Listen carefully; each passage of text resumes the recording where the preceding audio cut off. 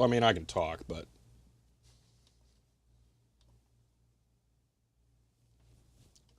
There we go. Okay. Hello, everyone here. Today we are going to be continuing the reassembly of the, if I turn on the camera, then you can actually see it here, the second Dasher CRT, and we're going to be replacing the capacitors. Well, actually, we've already replaced the capacitors in that. We're going to be reflowing PCBs today, because it's pretty terrible. Give me one moment. I'm being driven insane by my Microsoft Surface here, because I'm trying to set it up so that I can look at my old photos of the other Dasher's CRT to remember what the polarity is supposed to be for all of the capacitors, because I'm not 100% sure in what I did yesterday being correct, so I'd like to just confirm them all. So, just rain smells gorgeous now? You just gotta rub it in, don't you? Like, just knife twisting. Okay. Just give me 1 second here. Hope you guys' days are going well here. I spent the morning cleaning, only to not find the stupid power supply for the scanner anywhere. It's like, that's black screen. It's nowhere. I have no idea where it is. So I'm very annoyed about that. Don't know how it has disappeared, but it very evidently has. So trying to find that is going to be fun. So I only say the power supply because it's a weird size barrel jack. The USB cable is just mini USB, so that's not a problem. But yeah. Only was it raining, it's 5C out. I mean, that's not my favorite, but I don't mind it. I mind that over it being, I'm just going to throw out a random number, 50C out. I don't know your weirdo foreign temperature systems, but I'm going to imagine that we probably get to that here. Hold on, 50C. 2F.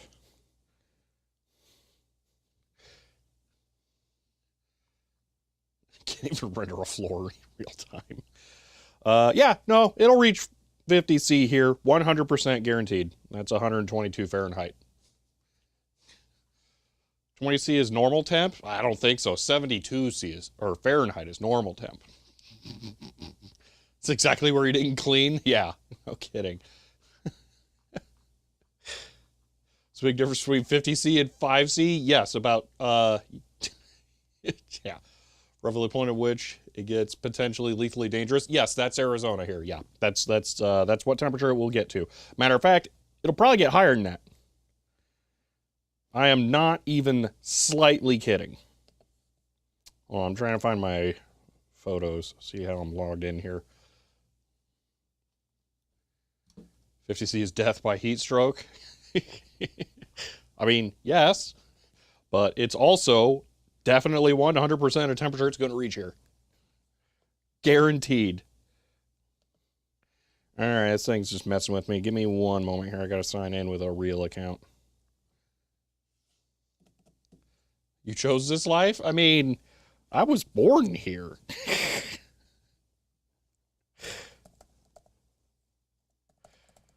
There's all sorts of implications of associating someone with the location they were just born in.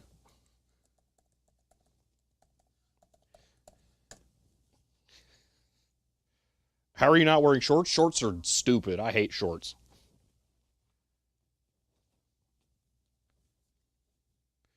And it's not that temperature right now. I mean, it will be in like 2 months, but it's not going to be that temperature inside.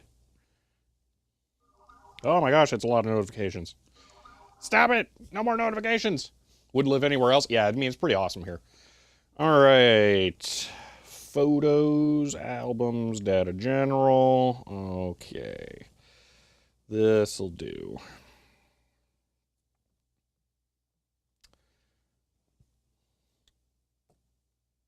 F11. All right, now I got my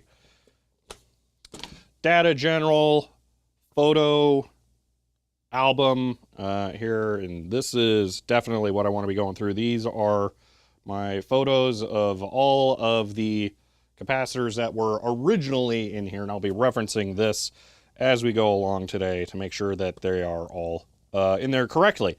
Because when I did the first one, I was really obsessive about this. And this time I was not. So I would like to re-obsess about this to make sure that I got it all correct here. Okay. I watched the Linux 4004 video. I did not.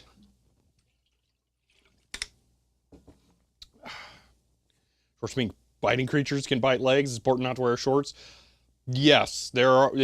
Here, it's less about bitey things and more about stabby things that you got to worry about. So, all right. I guess we get started here. Let's go on and see where we're at. Okay, so we have two main goals. So one of them is, as I mentioned, to check the polarity of all of the capacitors on here, just to make sure that I have them correct. The other one is we're going to reflow pretty much every solder joint on these circuit boards, probably every single one of them. And it's amazing how many comments I'm getting on the video that I just released about repairing the floppy drive in the 6039, where people are saying, oh, you should just start reflowing every single solder joint on every circuit board when you start using it, without realizing that that's like thousands of pins, and that introduces so many points of risk. Like, there's a reason that this took me 3 hours the first time. It's because I was going slow and making sure I didn't short anything. So, yeah.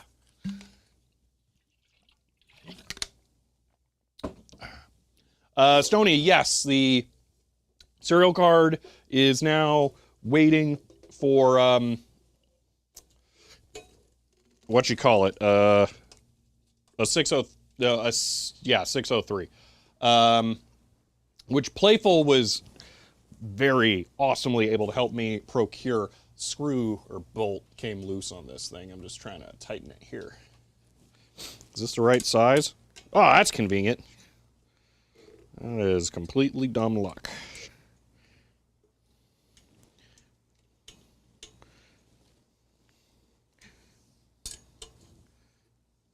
So everything's referred. Sounds a bit like living in London. I'm not touching that. DG boards seem to be that bad. They can be that bad, but that doesn't mean that I still think that's a good idea. So, for one, let's think about this, okay? I start working on the Nova 4X, all right, okay? I think that thing has, and I'm not really exaggerating here, I think it might have about 30 square feet of PCB. So that's a lot of soldering to do and a lot of like bridges to check for and making sure I don't introduce bad solder joints. It's a lot of work to reflow a board. It's not, you don't just wave the heat gun over it and it's job done. So it's definitely not how I would approach that kind of thing. The circuitry in the 603, man, people really want that. I'm gonna decap all the things that no, the IC has not been decapped because there's like 20 of them known to be in existence.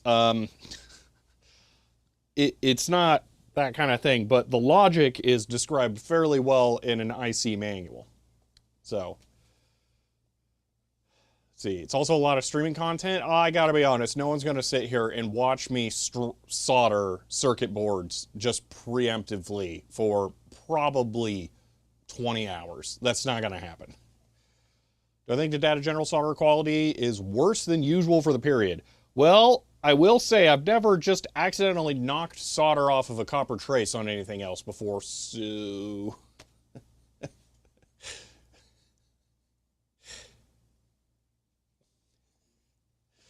But still, I don't think that that's a good, like, solution for trying to do that kind of thing. All right, I'm gonna work left to right, top to bottom on this to validate everything here. So let me go back and find C13 here. All right. So one of the things I've been doing as I've been going along with this is I've been curating, that's a better word, an album of photos of just Data General stuff. Okay, so positive to here. That's correct. Okay. Then we got C14. Let me verify that one. Not this, right? That's C59. We'll get to that one in a little bit. They switch on smooth, hasn't started the soldering yet.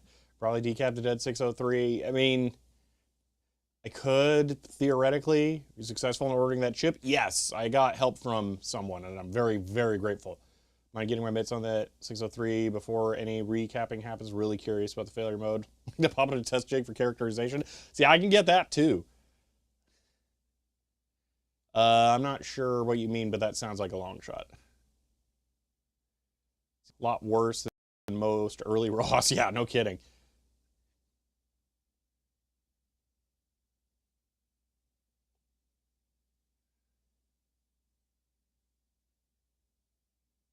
Scrapbook your memories made with a Micronova? I mean, in a way, yes.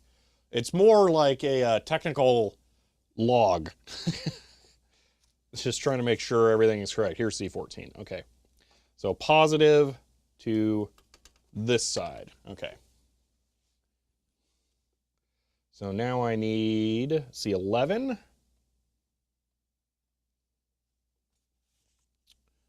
Is that this? It is. Okay.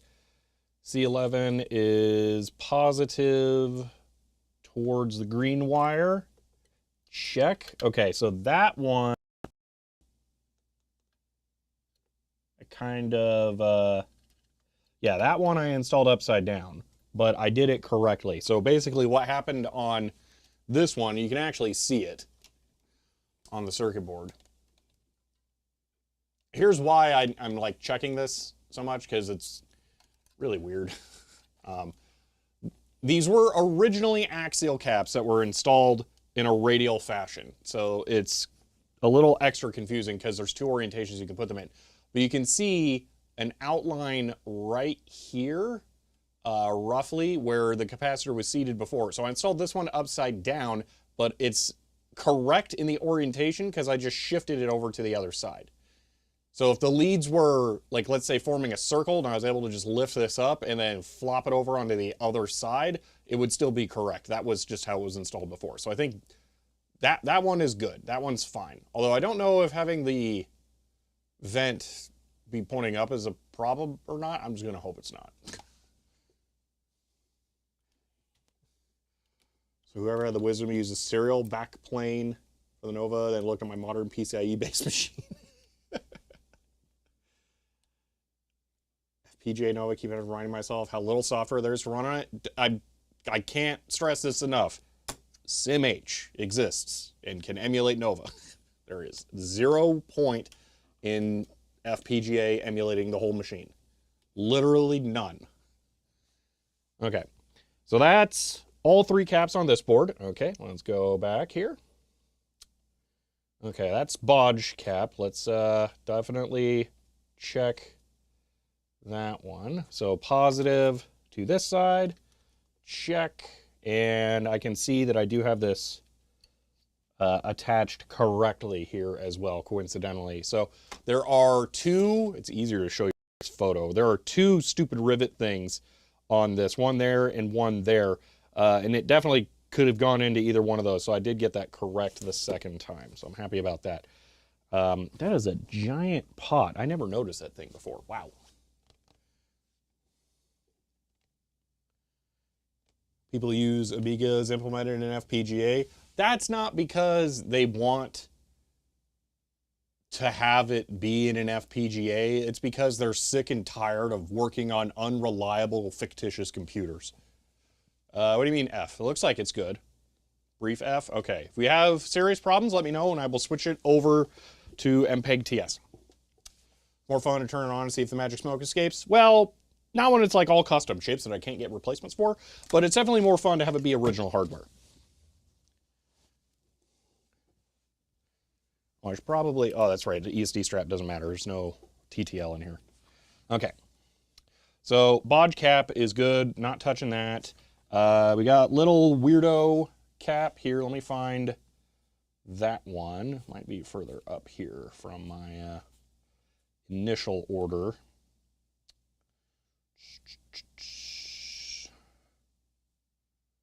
Come on.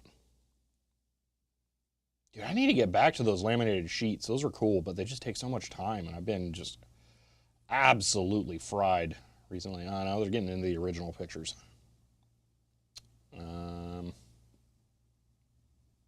Come on, where are they? Okay. Give me, nope, that's not the Sanyo. That's a replacement. So I did it correctly on the other dasher for that orientation. Okay, where's the Sanyo? Well, there's a little worth I installed in place of the Sanyo, so that'll work. Okay. Negative polarity to the left. Okay.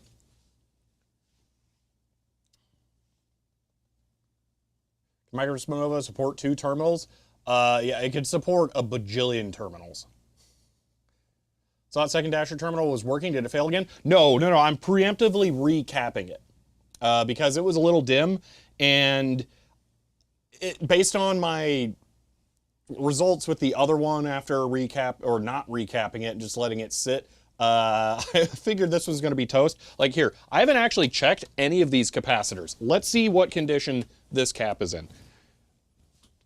ESD, or not ESD, LCR meter, because I don't know if you were, that was a lot of noise and falling.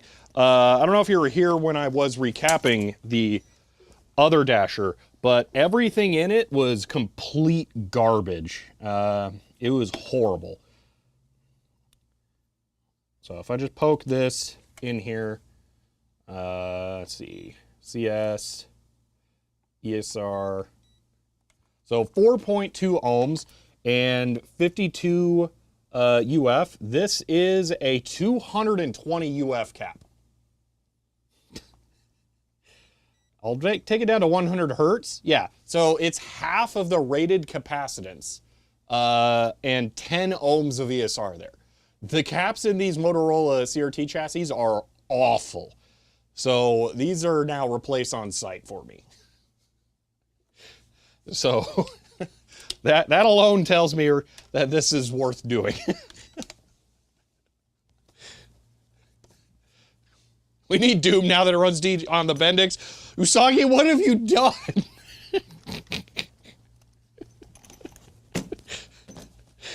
Nah, see, I'll just skip Doom. Get right to what we all want. I'll port Crysis to it. Kudos for the CRT working with Legion and half-functioning caps. Yeah, no kidding.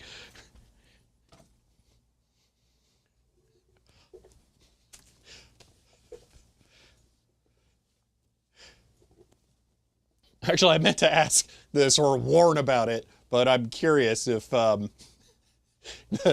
videos, it's just full of comments asking, can it run Crysis? Because that's the original meme, is can it run Crysis? It just kind of became, can it run Doom for old computers? And because of Foon, but...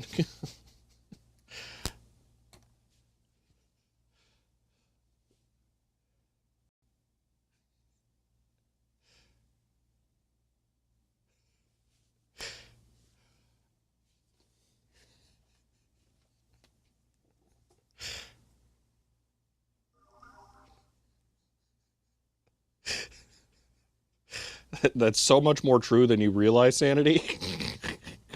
Here, let me see. Top content for the last 28 days. #1 video.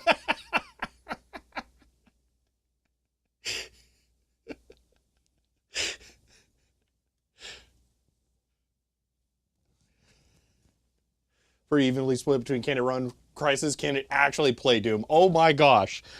Okay, so I get that can it run Crysis. Like, fine, you gotta get the joke out, but can it actually play Doom? That's just missing the whole point of the intro. That's just whoosh.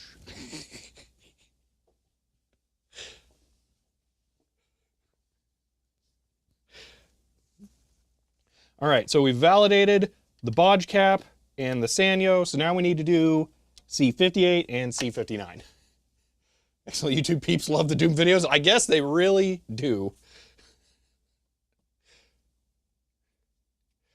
All right, here we can see C59 and 58 in one go, I think.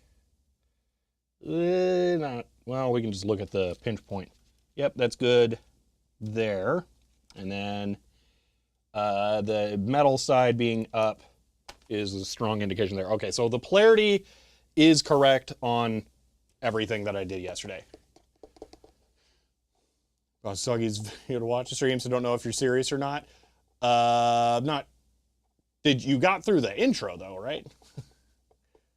Does it help that the Doom, the way it was meant to be played, auto-plays a lot after watching one of your vids? I mean, I don't control that.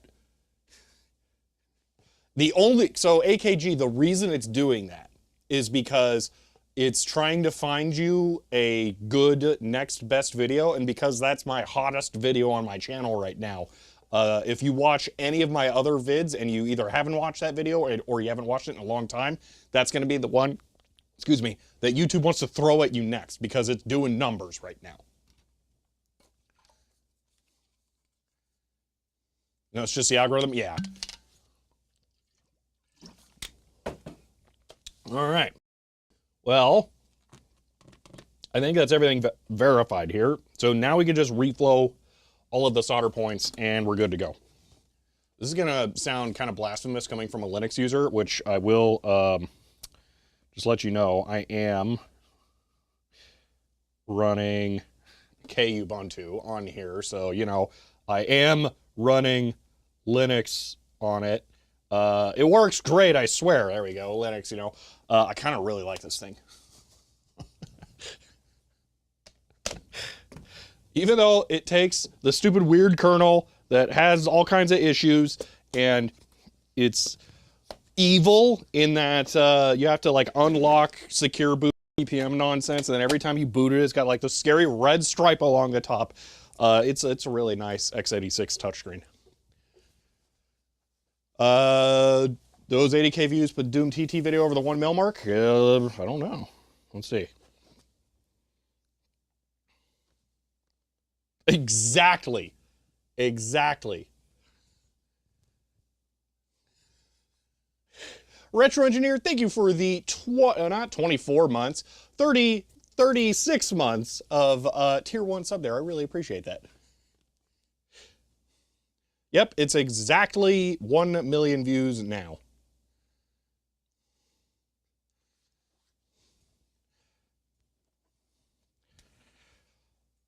That video hit the break-even point the instant I hit publish as well, so that was nice.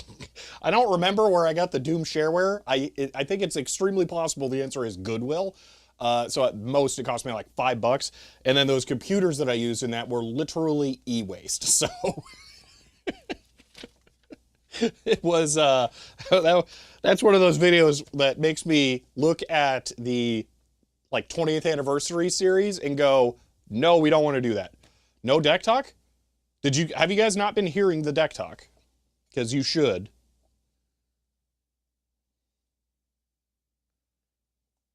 Congrats on another video hitting 1 mil. Color me jealous. Hit that someday. Definitely. You got some great videos.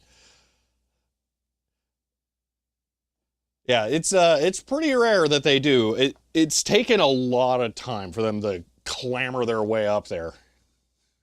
I think this year I'm gonna have like 2 or 3 hit it. That just like kind of all happened at once. I don't know if I can actually sort by most viewed. Okay. Yeah, I think the plastic, the Doom, the new 98 machine video all hit it this year. Maybe the Digital Decay video will hit. It might especially hit after the EU thing goes nowhere, unfortunately, it seems like.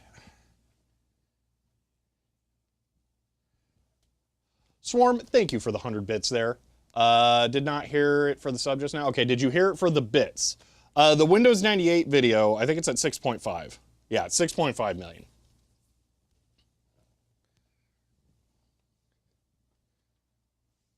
So did you guys hear the deck talk, or do I have to try and figure that out? Oh, I know what the problem is. Click, click. Okay, now you can hear the deck talk.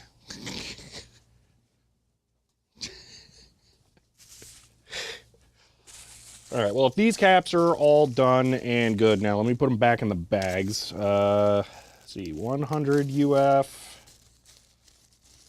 It goes in this one.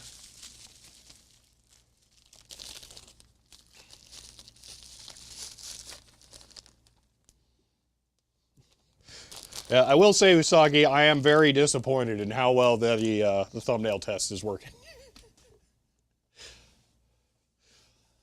Usagi, it is actually wild how long, or what that one did. Let me bring up the analytics for that one. That one's a little weird. Okay, hold on. Views, lifetime.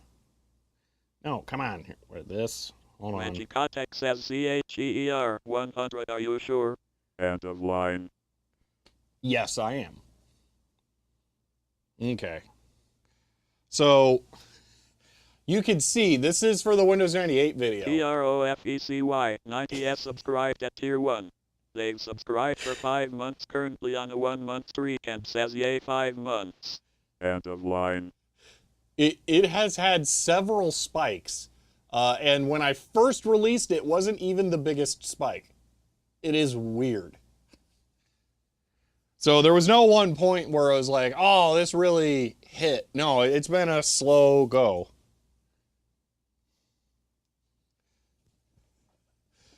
Majeko, thank you for the 100 bits. And Prophecy, thank you for the tier 1 sub and for 5 months. Holy random spike, Batman? Yeah, I don't get it.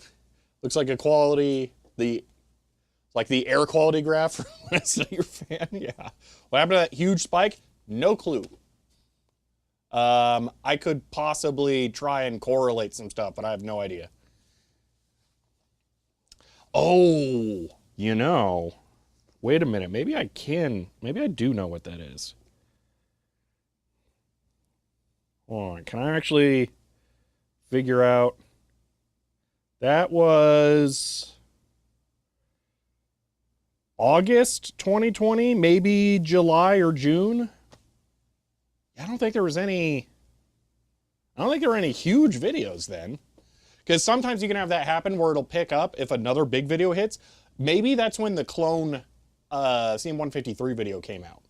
I don't know. But that can happen when you have another video hit and then YouTube does what it's doing to people with the Doom video and it recommends them the next most popular one. PROFECY 90 is gifting 5 tier 1 subs to Pt28's community. They've gifted a total of 11 in the channel. End of line. PROFECY 90 gifted a tier 1 sub to Animix. End of line. PROFECY 90 gifted a tier 1 sub Twitch, to why does your API have to be such garbage? PROFECY 90 gifted a tier 1 sub to Kerjo. End of line. PROFECY 90 gifted a tier 1 sub to Twitch. End of line. PROFECY 90 gifted a tier 1 sub to Dion Starfire. End of line. Prophecy, thank you for the 5 gifted subs. I really appreciate that. PC Magus, if that is a bad hand sign in Greek, that's really weird because that's like one of the most basic possible hand signs you can make. So I'm not going to remember to not do that, and I don't think I'm going to try it with my mostly English-speaking audience. Which's API is garbage. Seems on brand with everything else. End of line. Chloe, thank you for the 100 bits.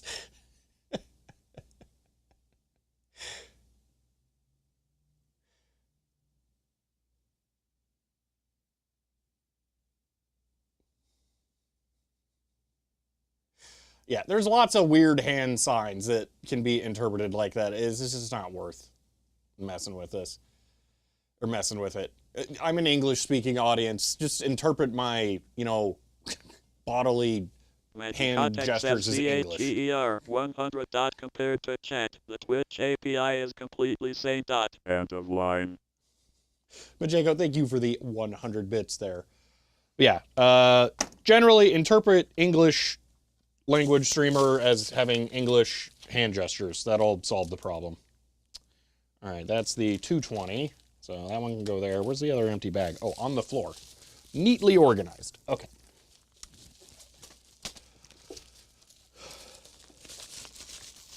All right. So we validated all the caps. Now we just reflow, which, doesn't take any time at all. Totally isn't a huge pain in the butt while these are attached. You know what? Let me try grabbing these with the grappaminator here, and we'll see. I swear I'm an English streamer. And maybe that'll help keep these from being such a pain in the butt with the loose cables.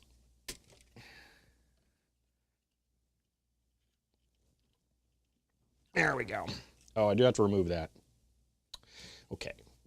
Good test run there. Well, it's a good thing I'm an American English streamer. I'm not gonna try and bend over backwards for this stuff.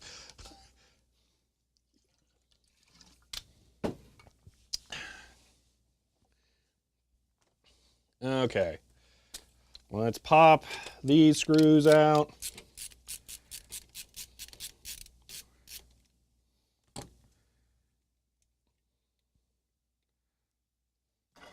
Oh, what is that? Chip Quick Flux. Okay, I guess, whatever.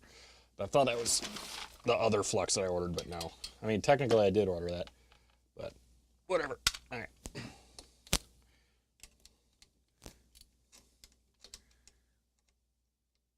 So I imaged them before. Wait, what now? I need to dig out my grease weasel. Since found my missing CBM graphics floppy. Ooh. Underneath a laptop with a magnetic catch on the lid. Oh my gosh, dude, I can't complain enough how many magnets there are in everything now. It's so frustrating dealing with vintage computers and literally everything everywhere is like trying to murder all the floppies. It's so frustrating.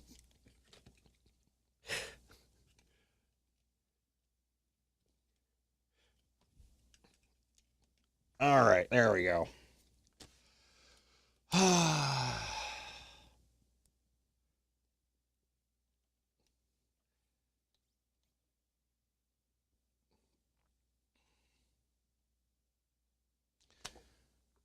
There's just straight up no way I can use the fume extractor with this because it can't go up here because the CRT's there. Can't go over here because my hand's going to go there as I'm holding the soldering iron. It can't go here because the camera, and it can't go here because of me. So no fume extractor. Just, you know, nobody breathe this in.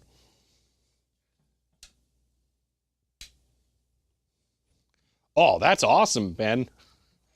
At least that's a good reason for it to not work. Definitely image that first. You have no idea how mad I am that my AutoCAD R11 has been registered.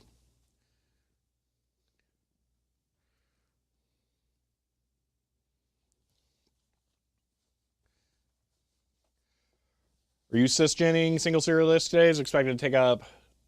this could probably take up all of the stream time, but we'll see how it goes.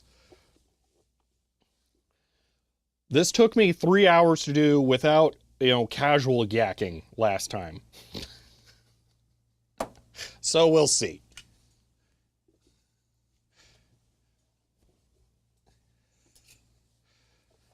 I'm going to use the fat tip here in hopes that this goes faster, and also because I'm not trusting my narrow tip. Also, these are giant, chunky pads, so it's probably for the better. Now, I bet this won't take 3 hours this time. I swear it did take 3 hours last time. Maybe I'm wrong.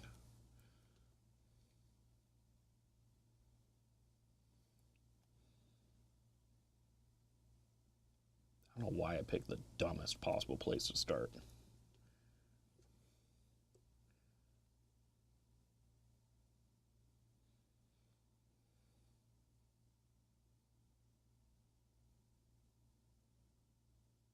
Oh my gosh, this is going to be impossible to see chat with. I think I'm gonna go grab the Surface again. I'm gonna put chat right here so I can just glance over to the right. there ain't no way I can look over. Well, the rule of pi, however long you think it'll take, how much you think it'll cost, multiply it by pi, that's close to reality. Ah, yes, the rule of Scotty.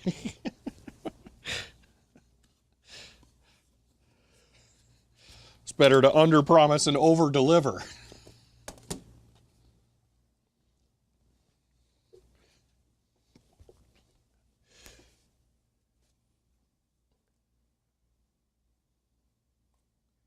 I want this turn on. I think it went into standby, and now it's sad.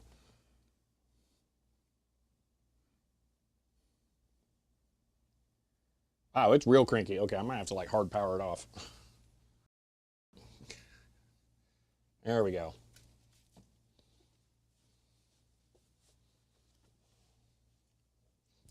There's the scary, oh, I missed it. The scary red bar. Oh, this has the BIOS level keyboard you can enable. Oh, yeah. So this happens if you power it off wrong, which is cool. All I have to do is just turn it off and turn it back on, and then it'll work. I don't understand what's going on.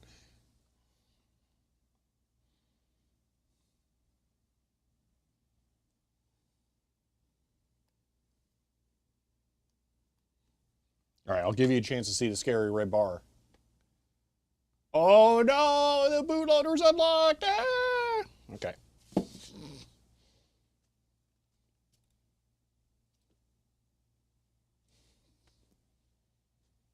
There's the hardware level keyboard, by the way. Fast boot? No. I had to unlock the bootloader to be able to install Ubuntu on there. Hide that away from the Microsoft people? Yeah. Got past 10 minutes. All right. And I don't want to scratch it all up, bouncing it off of the chassis. Okay. Well, while that's booting, let me do some work here. I'm going to want my tip cleaner more accessible, but not on the side with the LCD.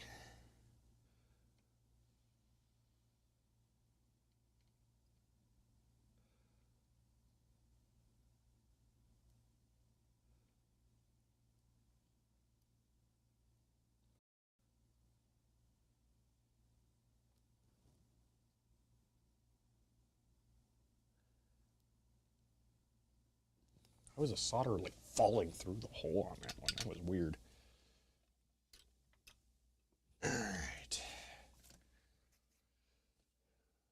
box.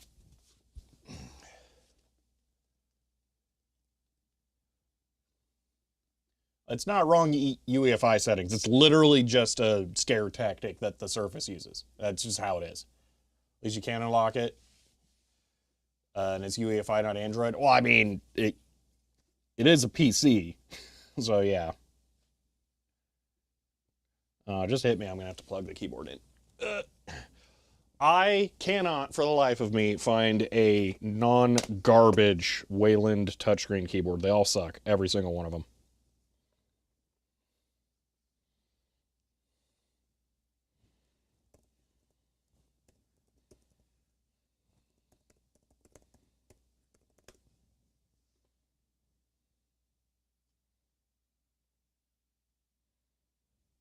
There we go. Wayland sucks. It kind of does. Wayland has one major benefit over everything else.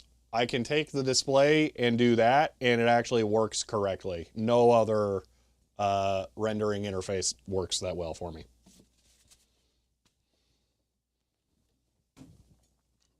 Probably sensible to have that for what the Surface is intended for. The touchscreen keyboard, yeah, that would be nice. And a broken Linux on your Surface? Okay, did you install the Surface kernel? Because I found that to be critical. Like, it's absolutely not optional.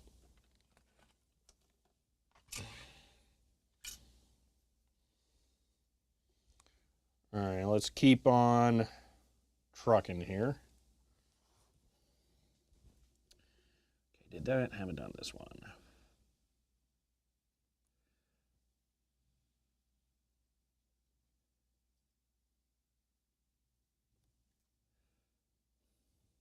One has benefit over X11, one benefit alone. Screen capture and OBS doesn't make everything run at 1 FPS. That sounds like your graphics card sucks. I've never had that problem.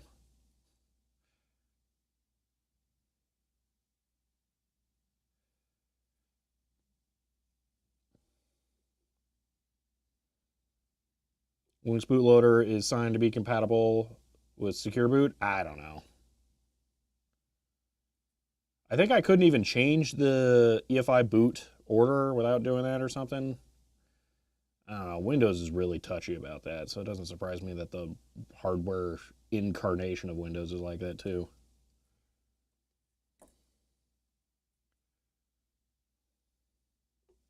Always been a problem with X window capture. Fine. Full screen goes slow. I have never experienced that, so I don't know. I have done a lot of X window capture, or full screen capture. Very, very little window capture, actually. Red bar is weird. This is just a PC2. This is not an RT. It's an i5. They just want to scare you.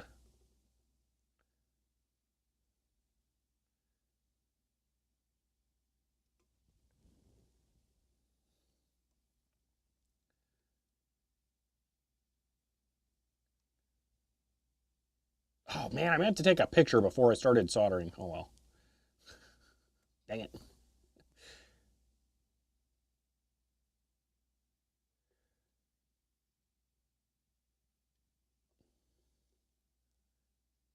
Why me to do that on the other one? I need to take a picture after this as well, in case I screw something up. Then I can just look at the photo.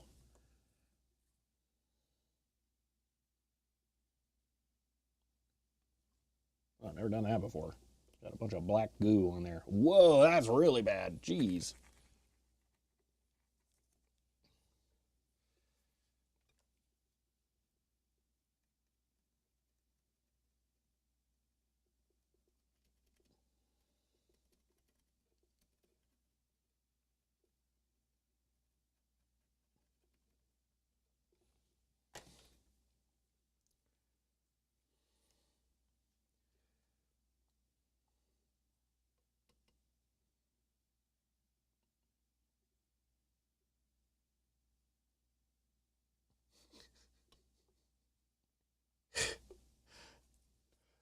I do have a tendency to have very strange tech problems, and it's one part self-inflicted i.e. running Linux. 1 part penny pinching, i.e. that's an old Surface tablet, and there's no way I would ever spend money to buy a new one. I will keep using that one pretty much forever until I get another computer for cheap or free that can do what it does. And 1 part because I like very particular things. That there are attributes of things that I like. This is kind of the self-inflicted. says CHER. 100 strange tech problems is just another name for chat. End of line. Is that strange problems tech has, or? Chloe, thank you for the 100 bits.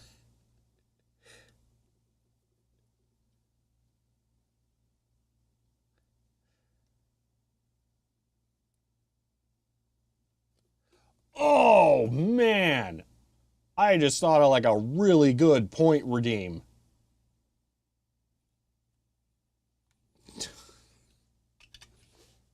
Oh, I gotta email myself this.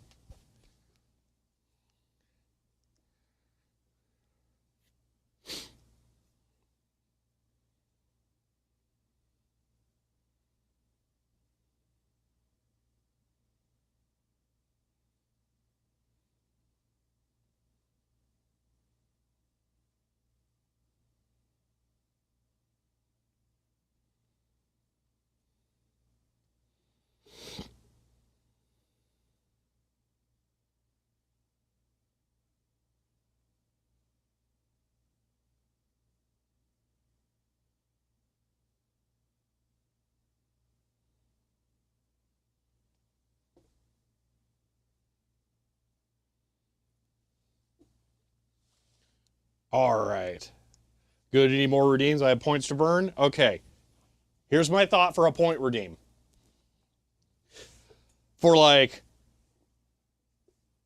100,000 points or something else really high, maybe 250,000 points, okay? A really high point number. You can have me automatically substitute your name with another like phoneme readout or other spelling so that the deck talk will pronounce it how you want.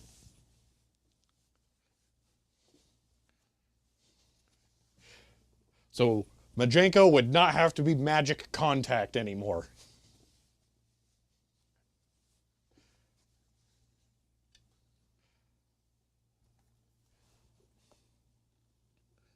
All right, let's continue.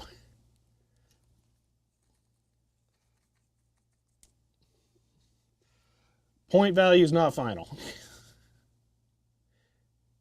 I do wish I could see a list of like how many points people are sitting on. They'll know how to price this kind of stuff.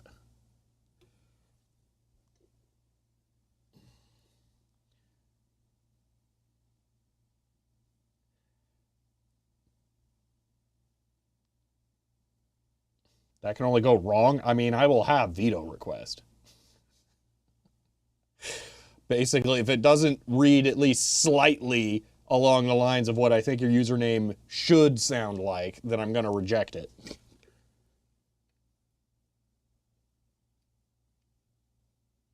And additionally, you'll still only hear it if they gift a sub or use bits, so there will be some limitations on it.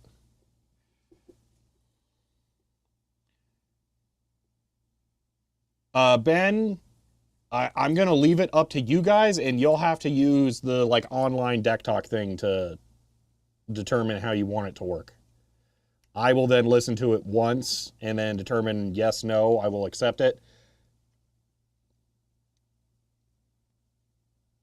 But I'm not going to craft it. That's going to be on you. Currently 208K. Okay. That's okay. So maybe 100K is a little more correct. I don't know. Never AI anything.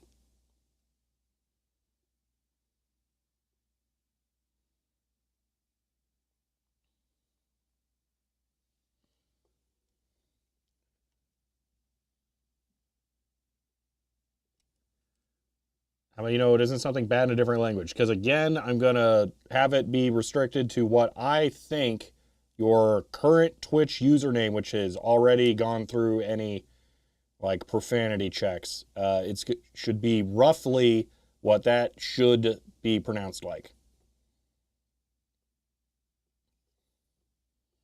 So RF Programmer, if you wanted to change your name to something and it didn't, like yours is pretty obvious what it should sound like. Yours would be R, like pirate R, and then F, E, F, or E, P, H maybe, and then just programmer. If it wasn't something like that, I would reject it. I wouldn't let you stray too far.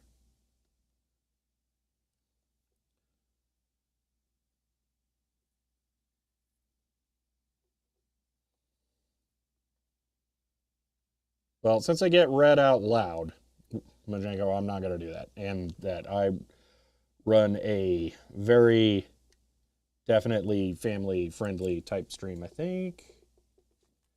Did something just fall loose there? Felt like the pin just disappeared.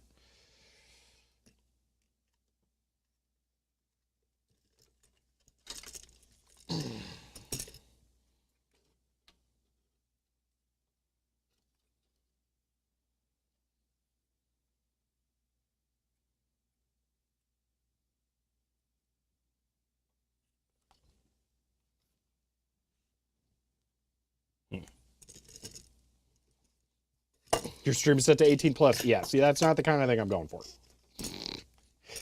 Quite literally the opposite.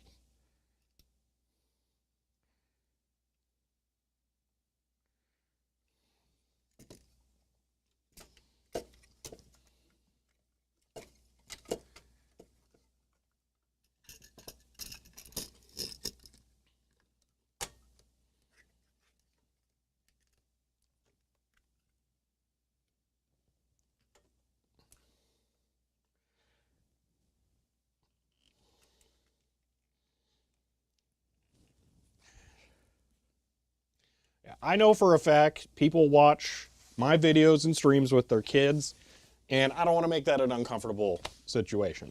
So I try to maintain an inclusive environment for everyone in every way.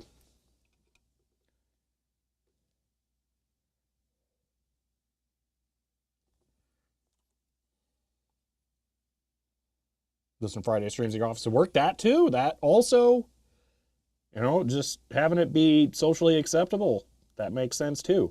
Now, I'll fully admit, I really enjoy some excessively profane or vulgar creators. I think it can be hilarious. I just don't think it has a place with what I'm doing.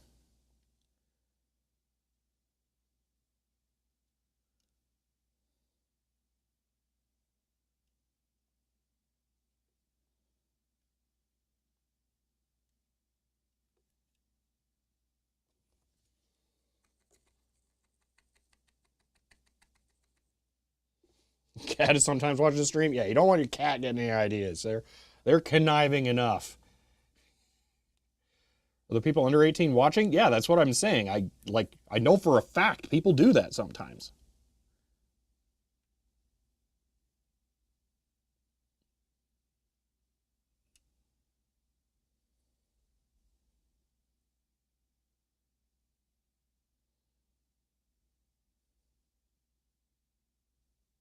Can we have a redeem that forces you not to center yourself for 10 minutes? No. Because again, for all the same reasons, I wouldn't want to violate that trust that the stream can be used in those situations without worrying.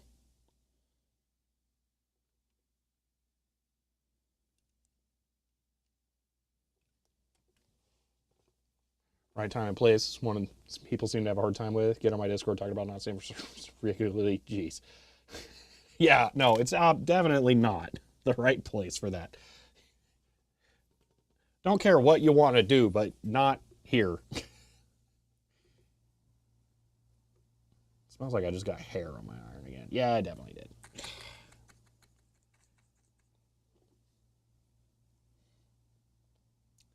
It is 13 or older to create an account. You don't have to be 13 or older to sit in the same room with someone else who is 13 or older and watching it on a television.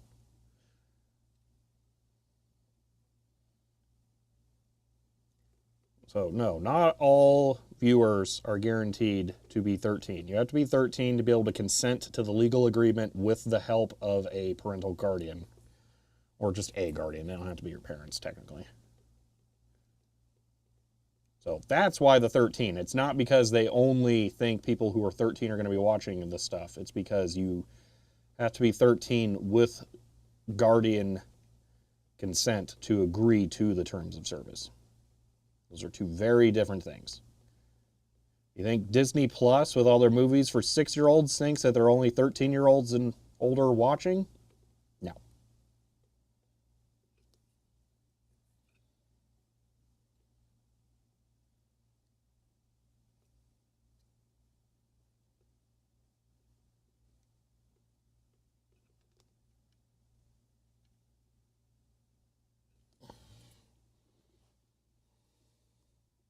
Don't need to log in to watch stream. That's true, too.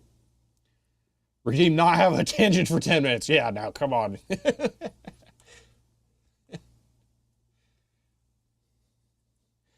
A cheaper pair of point redeems. Add 1 depth to the tangent counter. Subtract 1 depth to the tangent counter. Watch every video I make. My nephew's 9 years old. Try to be as PG as possible. Yes, exactly. Yeah. That is 100% it. In this case, I just know it's not even family members for me who are doing that.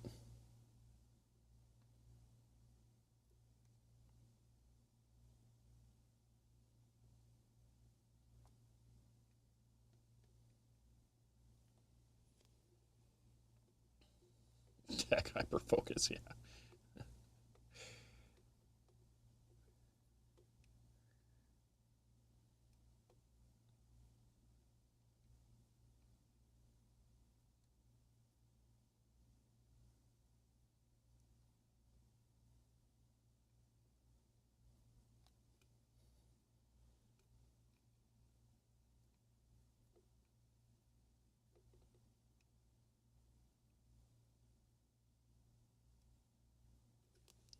Ooh. Wow. Chlorocoon says CHER 100. I am attempting to go from adolescence to senility, bypassing maturity. End of line. See, you can still make fun jokes like that without being crass.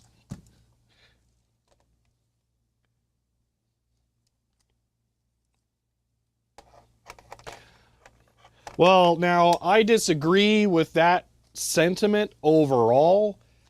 You can make jokes that are not crass, that are funny. That is 100% possible.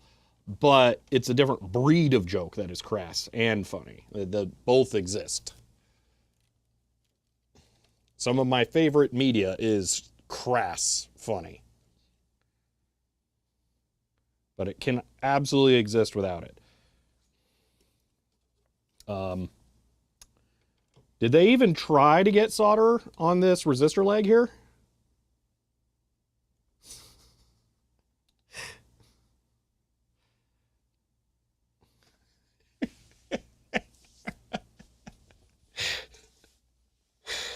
And Chloe, thank you for the Wonder Bits. I don't think I said that.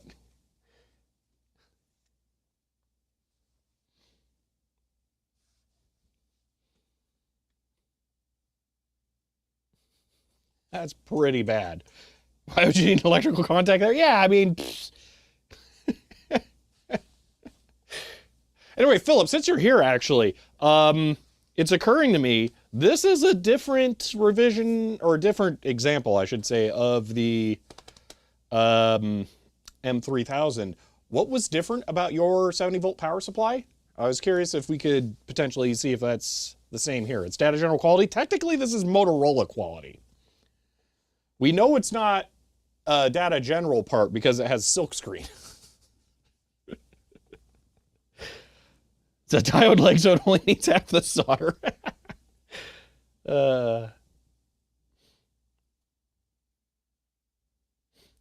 What's the deal with cold solder joints? That's not even a solder joint. It's just like they bent it over and then didn't even try. For you different value resistors in the feedback. Okay, so I can just point it over at that, and we can see if you can identify those, because yeah, I don't want to read resistor values. That sounds like work.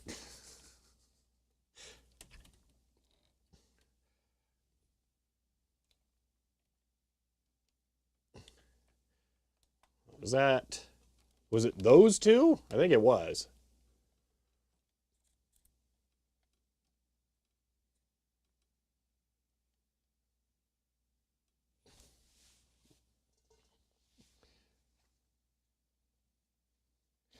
It's wave soldered. They waved the iron over and called it good. Yeah. We can get a top-down view. Oh, do you need more than that? I'm gonna have to change lenses back.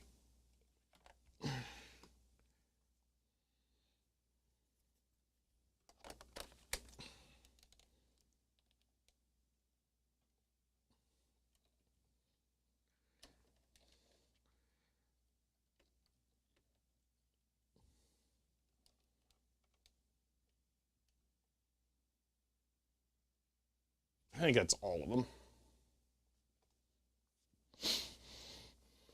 You only got to get the electrons close so you should be able to jump a little gap like that? Yeah. Yeah, the toasty is the thing that we're concerned about. So Philip has a word processor that has the exact same CRT module in it, but it is a different revision. So we go grab a screwdriver. Oh, I'm sorry you don't have a photo. Do you want to take a screenshot of this while it's up?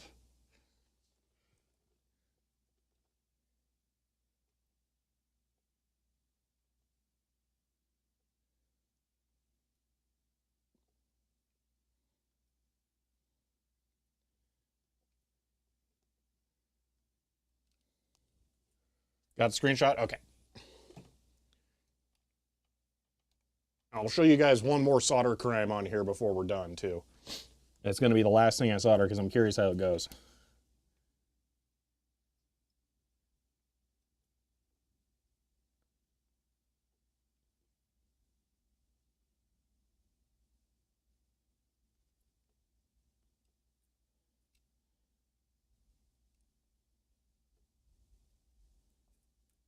Okay. Board's looking a little crispy. I mean, the other one, yes, not this one. This one's fine. Okay. So, I'm curious how this part here is going to go. Because that is silkscreen on the copper. Big carbon compositor's a half light, I think maybe. It's probably running a little toasty after 4 decades. Suspect the board to look discolored like that. Oh, yeah, for sure. So, Sagi, there's a couple of things going on with this. The power supply is rated to be set for 70 volts. That's what meant to go into the rest of the electronics for the CRT. The other dasher was set to 72 volts, so it was running a little hotter because it was generating more voltage. This one was set to 74 volts, so it was even more power than necessary. Both of them I have now tuned back down to only 70 volts and they're running just fine, so they're not wasting as much energy in heat. So that's one thing. The other thing is that I think we determined that the way the circuit is set up is it will just waste more heat with the particular values that it has. In that Philip had the other one, and it had different values that should not generate as much heat. I think he sent a photo of the PCB from his on Discord once, and it was not horrifically discolored, which was kind of weird. Compared to the two now that I've seen. So that's the backstory. So anyway, let's see if I can reflow this section here without destroying the silk screen.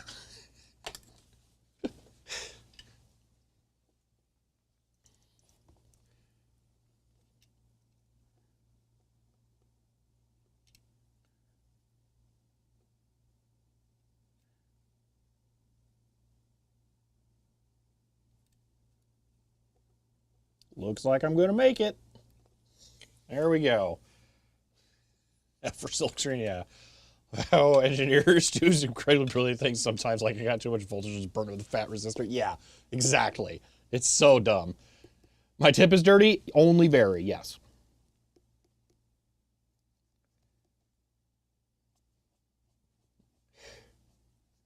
All right, well, that's everything on that one. I'm going to take my reference photo of this now. I'm not going to clean the flux off. You didn't hear that. We're done.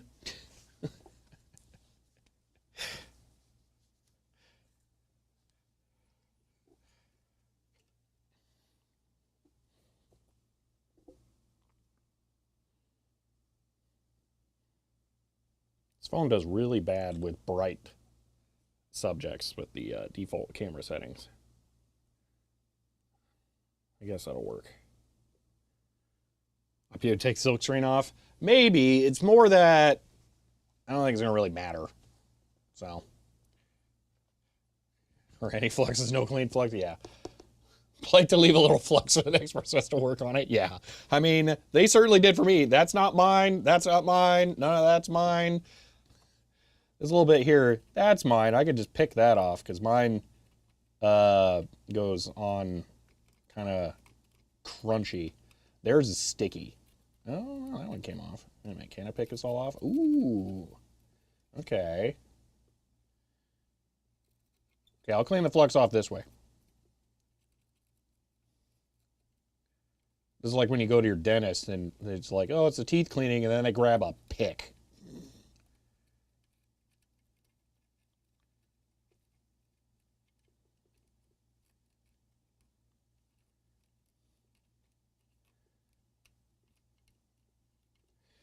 What are we doing today? Can't see full title on mobile. I'm reflowing the solder joints on the second Dasher CRT's analog boards so that we can just know that it's done. Please use ultrasonic cleaner. Definitely not. The only reason that this is in such a weird position for me to work on is because I don't want to disconnect all of the cables from it. It is super not needed, and there are some incredibly complicated components on here that I don't want to dunk in an ultrasonic cleaner. That is a variable inductor. That would be a terrible idea to put that in there. Giant transformer, huge cap, another inductor, like some kind of variable pot or something, another pot, wax sealed polymer caps. None of that should go in there. I'd have to remove half the board. That's a cardboard tube right there. I definitely don't want to put that on there. So yeah, none of this absolutely cannot go in the ultrasonic cleaner. Yeah, I don't not use the ultrasonic cleaner just because I'm lazy. I mean, that's part of it, but it's not just because of that. There's a lot of stuff I work on that is just not safe to go in there. I think R150, okay, R512, it's different, R50, okay. Screen capture missed those two. I can point it again here. I don't know where they are. Are they under something else?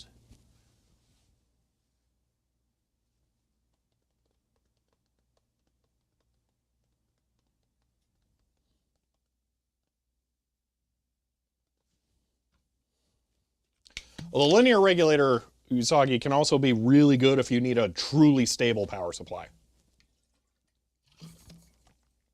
So for this thing, I would expect a linear regulator to be the best option because you got a whole bunch of high frequencies that you're generating from this, and the circuitry just wasn't as good. So a lot of values differ. Okay, so this one is definitely Data General toasty spec then.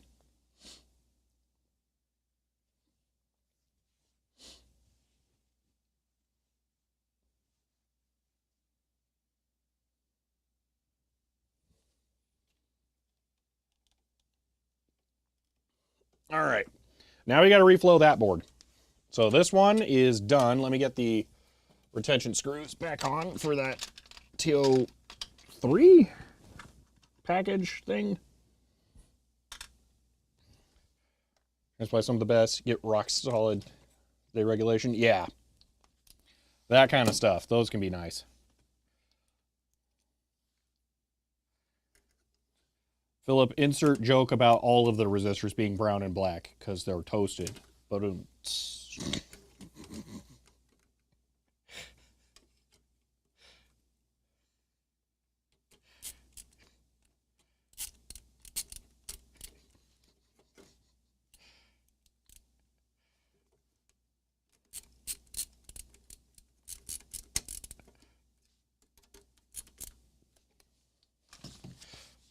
All right. Well, I'm just going to slide that one up in there. I'm not going to fully reconnect it.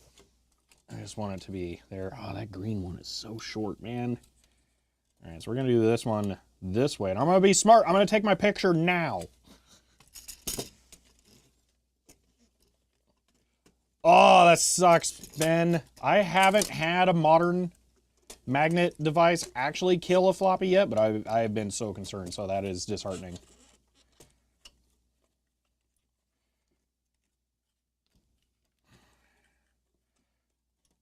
Half the disc? Wow. That sucks.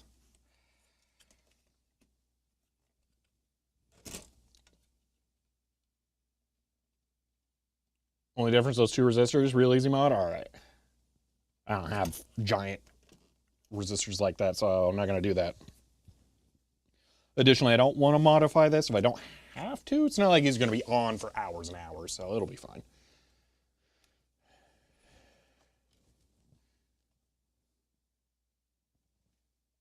Why are you not focusing, lens?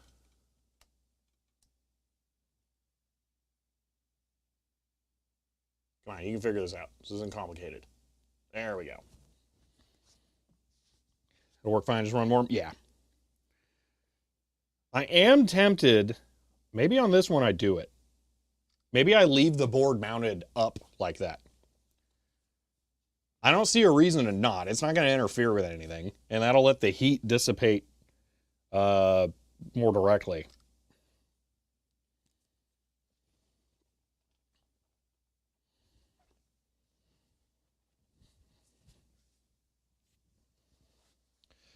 All right. Let's do this again.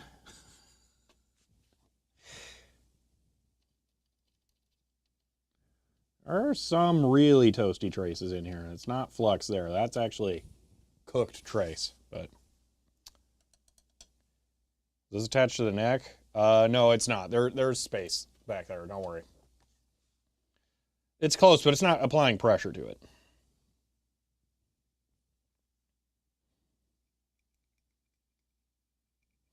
There's just a socket with cables coming out of it. It plugs into everything. It's another one of those instances, and one of the reasons why I'm not going to ultrasonic clean it with this. There's like 6 different reasons I'm not going to. But you see all of these things here? Those are individual posts that stick out, and then these cables have spade connectors like these do here. You can't see any of that. They just have, they're individual wires that go onto these posts that come from the neck. So if I start unplugging a bunch of stuff, I'm gonna have to really document the snot out of it. And it's gonna be a pain in the butt to try and keep straight, so. I don't wanna deal with that. All right, let's start some reflowing.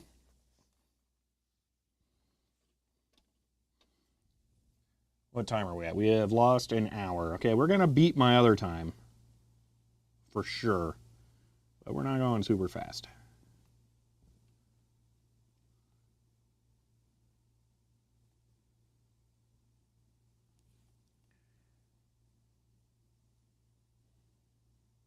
Bandage removed, new keyboard connector without destroying him. Yes, I did. So here, I can explain how this works because it's really weird. And what I think the problem is. So this is the connector side. So this is what you would actually see. The pins are here. You plug that into the back of the dasher. Inside, behind the plate, there are plastic snaps that go over this and then hook into here. That is inside the case. You're supposed to be able to pinch in like that to get it to release. But what I think has happened is that the old plastic on the original connector has shrunk and it's pressing inwards too much. And what happens is when you press this in, it doesn't stay far enough away and it stays hooked onto this, so you can't release it. So what I did is I got in there with the Pokerator, of course, the single greatest tool of all time, and I put this in between the 2 pieces of plastic and held it out, and then I was able to pull it out one side after another. So I might want to cut this off for my adapter so that it can be removed, because this kind of sucks.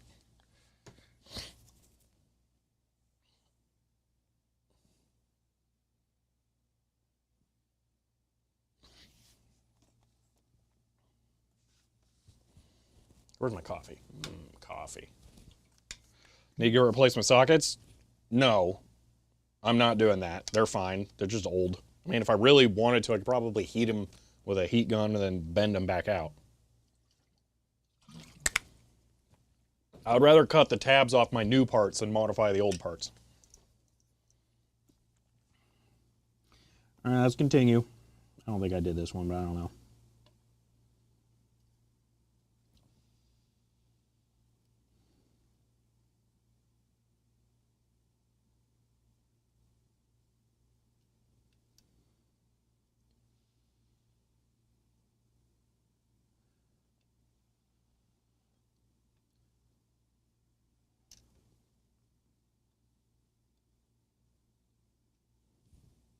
Oh, so like, why does the iron seem like it's garbage? Because it auto-offed.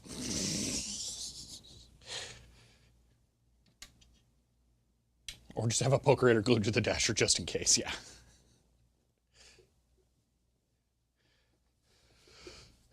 Mm.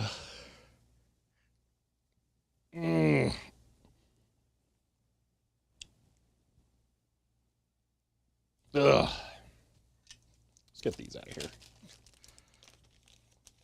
I really thought we were going to get to the keyboard adapter this weekend. Ha ha ha ha ha ha ha. Oh, yeah, that's better. When there's some foo behind it, it works, you know, actually. Okay.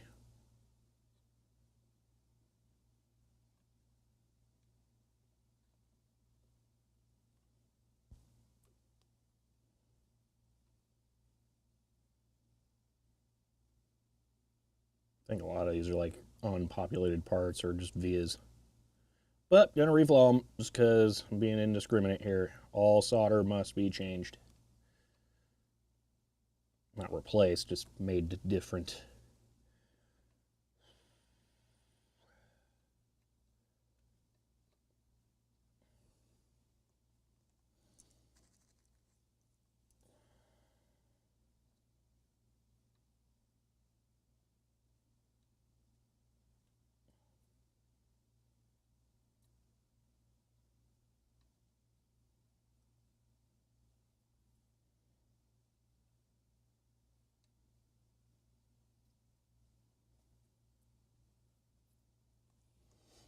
Difference VDU, there's a spring C-clips support dual element cap because it's so tall. Interesting.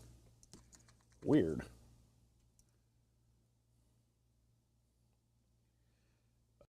Keyboard, you have bought more than one pin.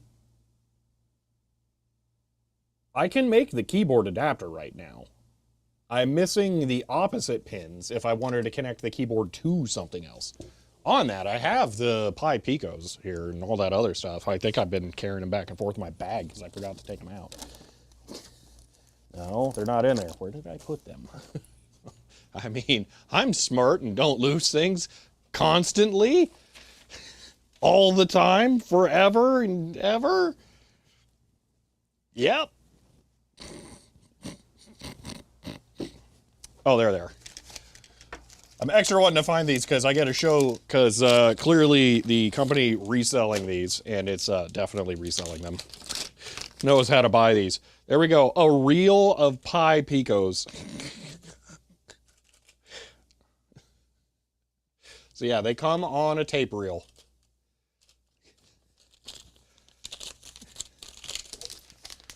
There's the female USB connectors as well.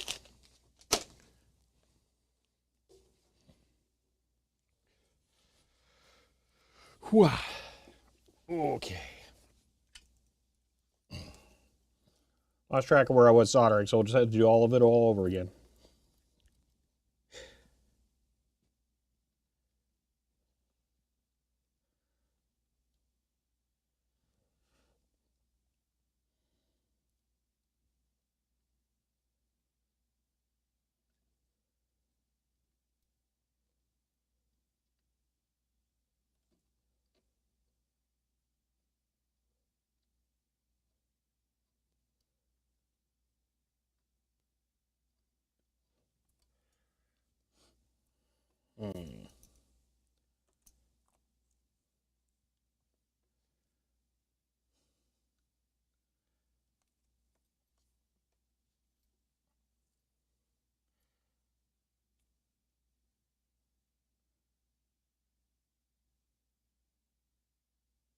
I have no idea what you guys are talking about now. Bit more deal coming on the VDU also. Not sure it's duplicate in the manual you already have for the Motorola VDU. We have visitors. Oh yeah, I did see that message. I noticed it right before stream because it turned out the sponge Wi-Fi died in the office and I didn't notice, so I thought it was just a real peaceful morning. But no, I was busy cleaning and using offline media.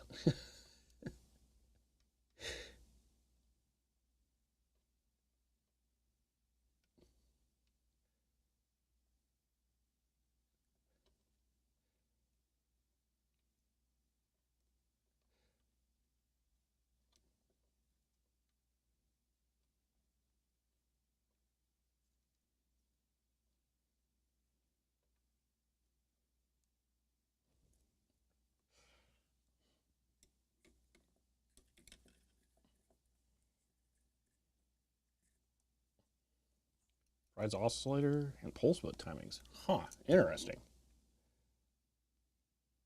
So it's more than just the one that Novazar Forever had then, potentially. Your local infrastructure one would definitely need to rely on local media. You stimulate the economy and like it. Let's go up, yeah.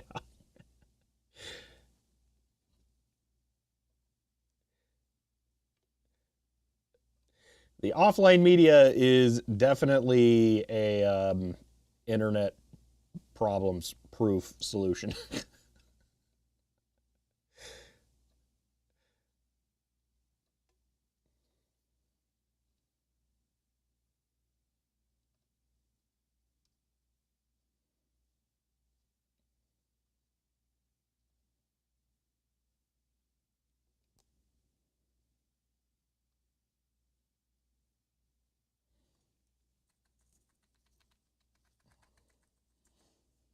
And if anybody has Dasher with fully burnt boards but good CRT needs implant heart transplant, yeah.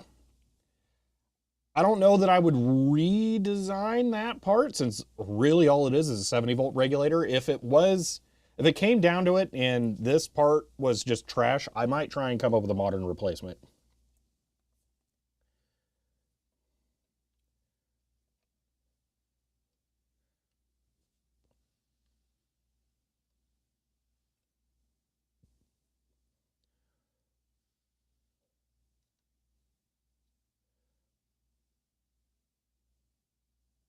Does Meanwell make a 70-volt power supply?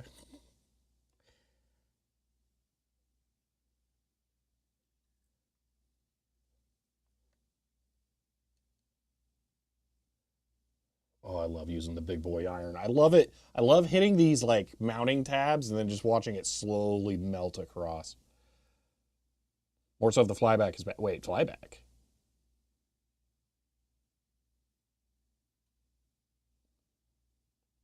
Uh, oh, you're saying it fully documents how the CRT itself needs to be operated. That would be handy. I don't know how difficult that would be to do. Re-implementing a flyback sounds like kind of a nightmare.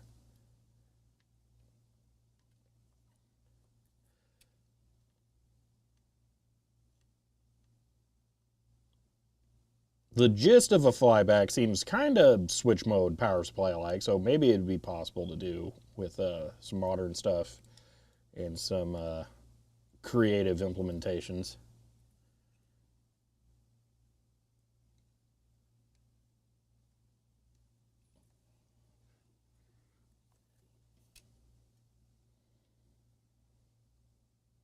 Yeah, getting actual CRT documentation, that's crazy. I'm not even sure I've ever seen that before.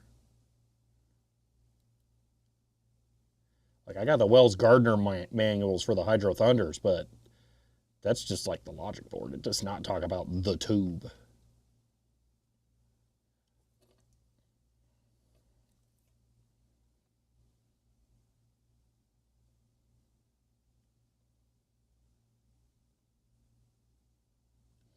Oh my gosh, there's so much soldering. Ugh. Oh, that's... Ooh.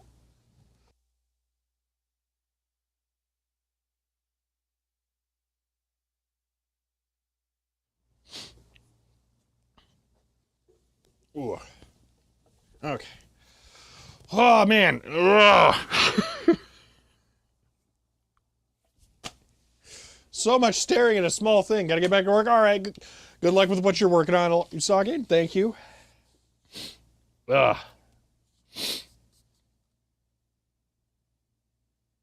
Mandate will just become available recently for the DG. Do you mean Novas are forever? Not something else, is there? I'm not aware of anything else.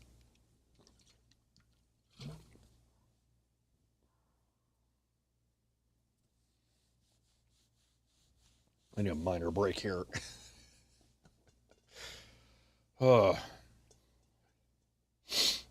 In general, for various sources. Okay, yeah.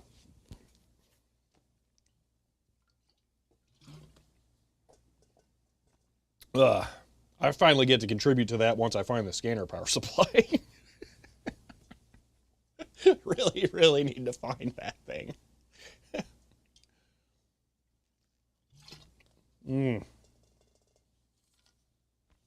Ugh.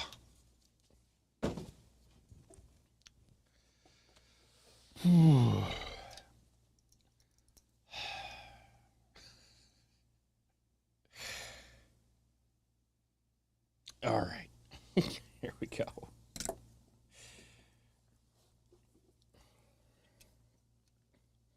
"30-second break over."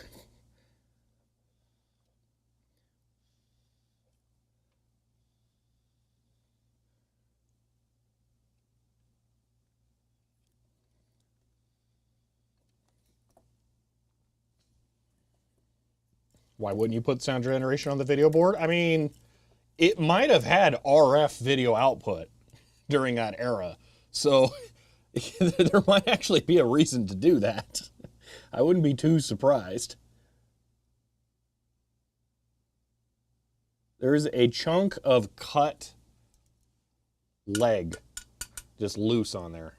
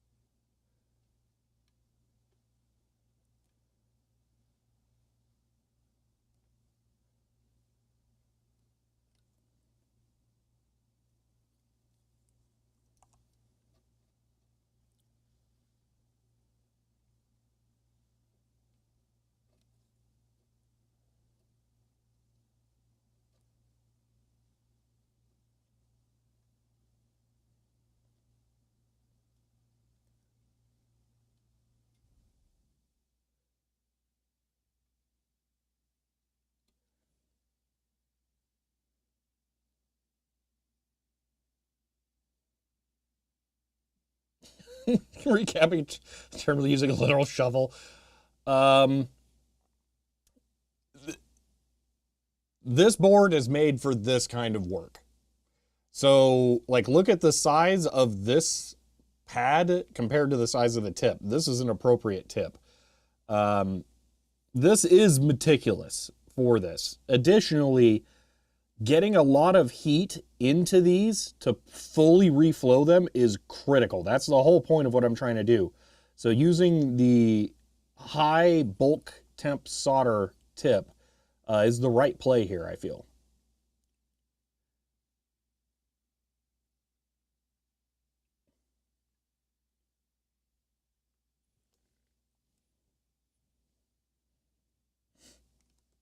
Also, there are a lot of ground planes on here that have literally no, okay, not a lot, but there's some like this that have zero sprocketing. So you need a good thermal conduction to that to make them work.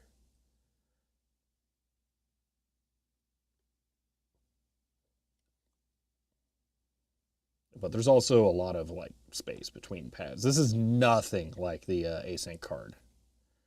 This is I would call this a good design, but it's just an old style design. A lot more angry pixies going through that board. Makes sense? Yeah. Literally, it wouldn't surprise me if there was rework done on these with a solder gun. Like, I joked about using this thing a whole bunch for doing reflow work yesterday, but that's not too dissimilar from an actual tool that I misplaced because I don't actually want to use it. I don't know where I put it. I've shown it on stream before, but I have there it is.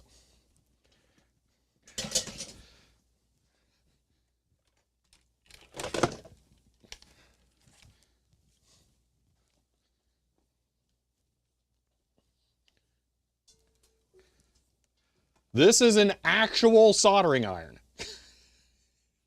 I would not be surprised if something like this was used on a board like this at some point. So just to give you an idea of how not actually that bad using this is.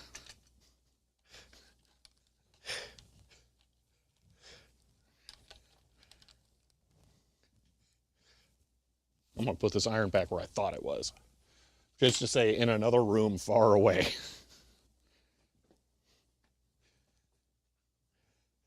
normally called a soldering gun. Well, that's what I called it.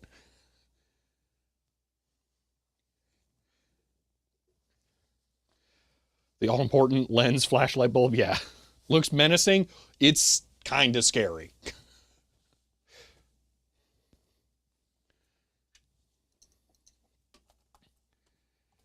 All right. I said iron. I said soldering gun before I got up. I guarantee it.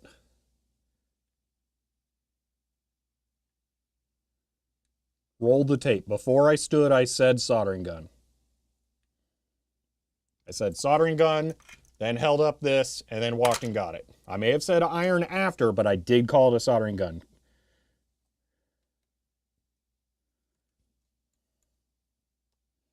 It's for when you run out of wire nuts, yeah. Can't say going on social media.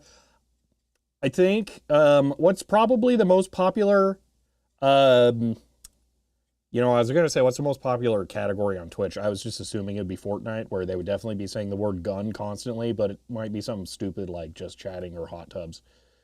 So I don't know.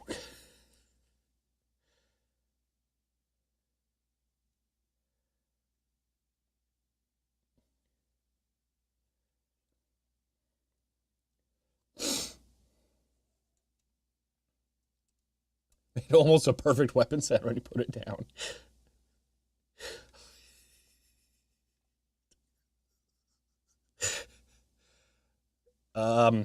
I'm trying to think about the best way to say this without it being weird. I wear a fabric belt. I like how that works. It just makes sense to me. When I take the fabric belt off, the sound that it makes, I swear to you, is identical to the cape sound from Super Mario World.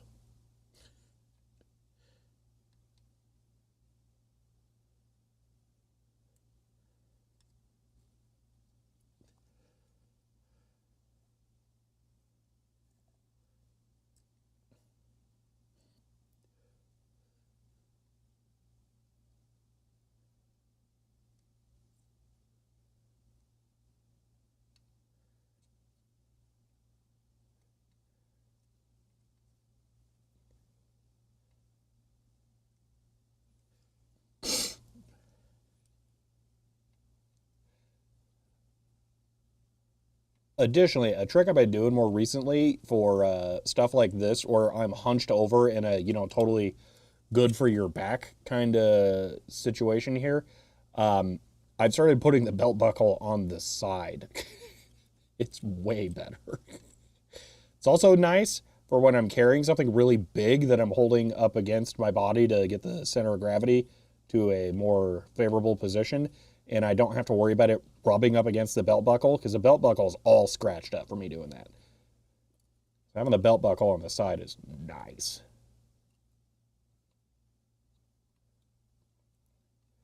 Welcome to Shelby's belt tips, by the way, I guess.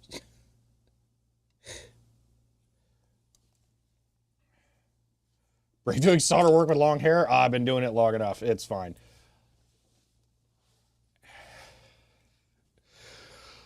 I think we're done. Yay. Ah.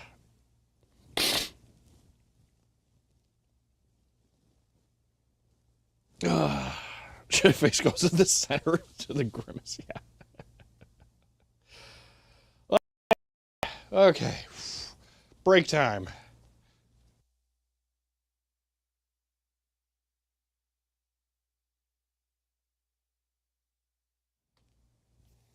Ugh. I've had long hair all my life. Yep, just straight out of the womb, just whoosh, long. Say this. I've had hair. My hair be long. Well, not maybe. It's at the point where I might have had my hair be long for longer than I have not. I'll say that. Sorry, just it's full of dog hair. Oh, man. Pizza break. No. So long hair when I'm old and gray? Yeah. No, I think that looks really good.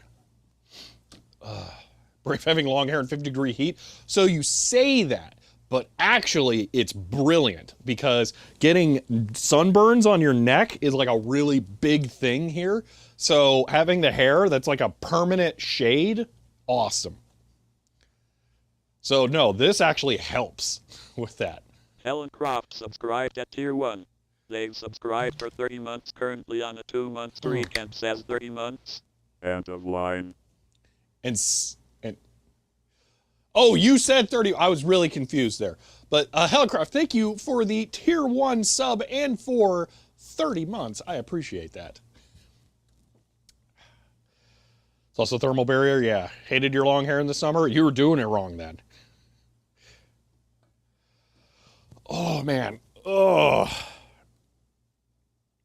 Take care of reflecting sunshine off the top of my head causes issues playing earth-facing salads. Oh, man.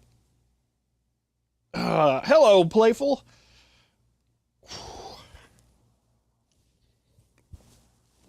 That was a lot of sitting and staring with a bad angle. Ooh, that felt good. Okay. I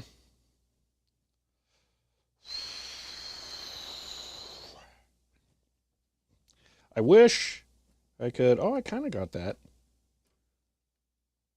I kind of got the bad standoff to hold in place now. Okay. Just kind of really actually wanting a reprieve from sitting and leaning over on that thing. Oh, man. Let's see. I have to blow my nose again. Oh, my gosh.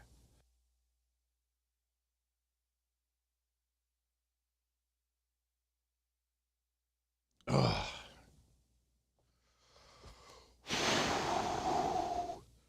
You want those massage tables with a hole in your face? You work lying down? That would actually be kind of nice some days. How did it go with the soldering? Seems like it went well. I should take a picture of this. We could sit down at a computer and look at all the solder and see if that if it looks good on there. I need to move the light. It's not reflecting directly into the camera.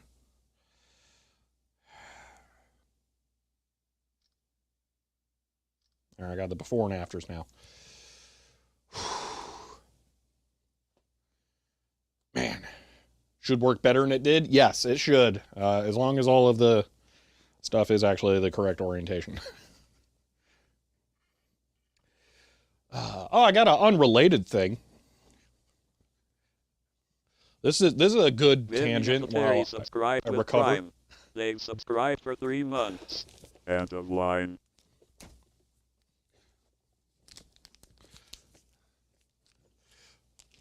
Booyah, number 4 for the Prime sub and for 3 months there.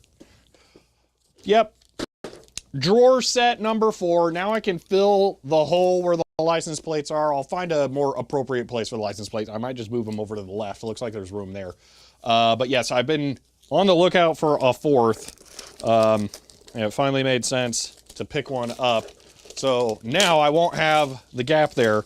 And with the influx of Data General dasher caps that I'm going to be putting in there, I'm going to be definitely wanting more spaces for stuff. I don't know if I'm going to put the axials with the rest of these because they're kind of different. So this one's all electrolytics. I might want to put them somewhere else, maybe up there or something. But the film caps are definitely going to have to go somewhere, probably over here. But yeah, so the whiteboard's over there. So we can use the whiteboard. I have used whiteboard on stream. It's just over there now. So this camera can look at the whiteboard. So yeah, you need some of these. Hobby Lobby, it was 25 bucks, which feels like a steal. I think they were 20 last time, so they might have got tariffed. But yeah, they're still a way better deal than anything you can find online. So didn't know there were other exposed walls. Yeah. You didn't 3D print those shelves? No, because I value my time. I don't want 3D printed stuff like that. That's not an effective use of a 3D printer.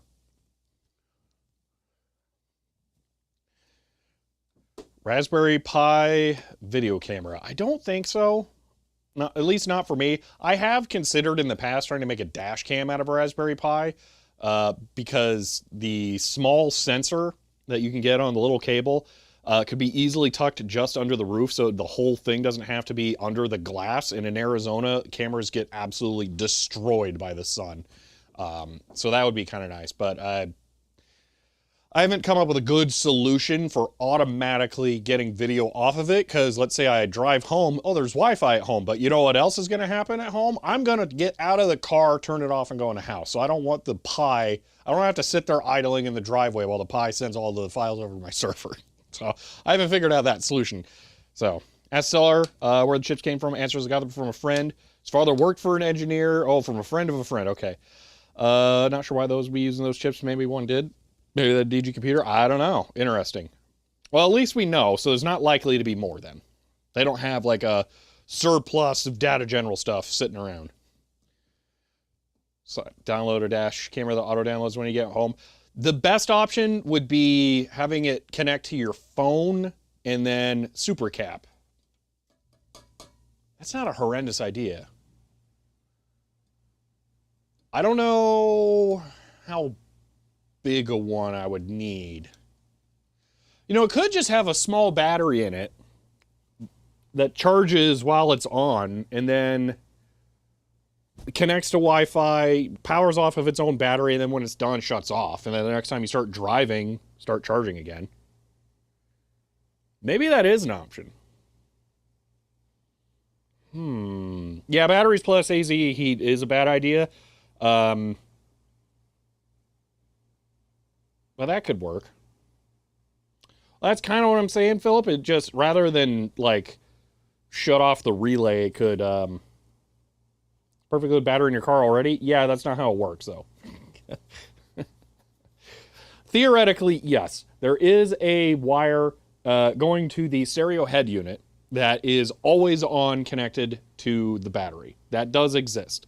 Your cigarette lighters, where I would be plugging the Raspberry Pi into, though, get turned off when the car is shut off. At least the ones in my car do. Not all of them do, I think, but mine does.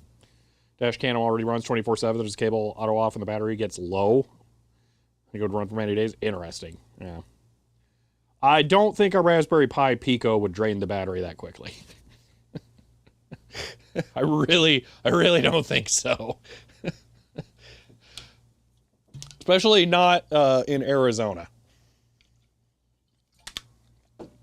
Have you guys ever, who live in probably only America, you have warranties on your car batteries, right? And if something goes bad in, like, 5 years or something, you can exchange your battery for a new one, right? Well, over the years, that warranty's been getting shorter and shorter, to the point where in a lot of places it's now like 2 years. You could probably directly blame Arizona for that, because we have to change our batteries every year here. The sun murders them dead. So, Yeah, the heat and the sun. It's a bad time for batteries here. So every time you buy a battery in Arizona, it's basically buy one get one free because you know you're exchanging that sucker at least once. Car battery warranties are baloney. I would strongly disagree with that statement because I have traded in so many batteries.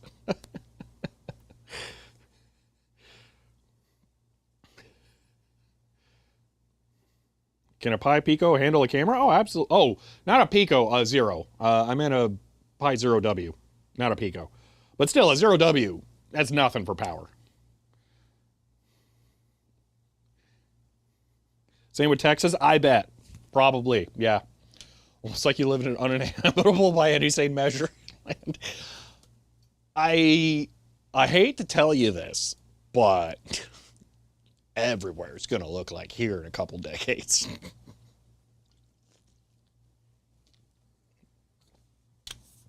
Also, I think through some cruel twist of fate, air conditioning is actually more efficient than heating. So actually, it is more sane to live in a desert than somewhere cold.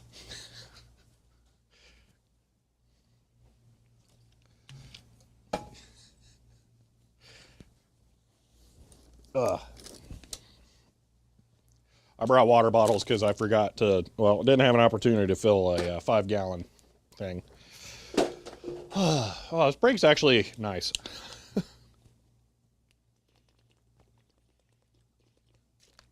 Oh, man. 3 years per car battery here on average? That's really good. Ugh. At least you don't have to worry about rust. Yeah, that does not happen here. Not so much. Literally not at all. I have never seen a rusty car here. At least not in like your classical salted roads rust. That does not happen here.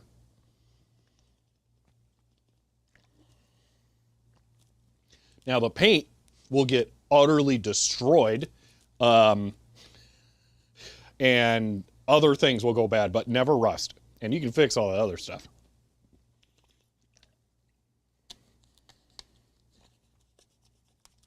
Only out-of-state cars with the rusty ones? Correct, yes. Yeah.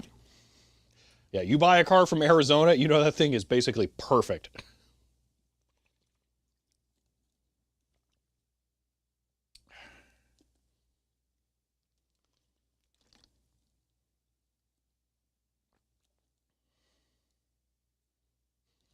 We win rusty salted cars. I mean, enjoy. Ubers will be tested when the water wars begin, yeah.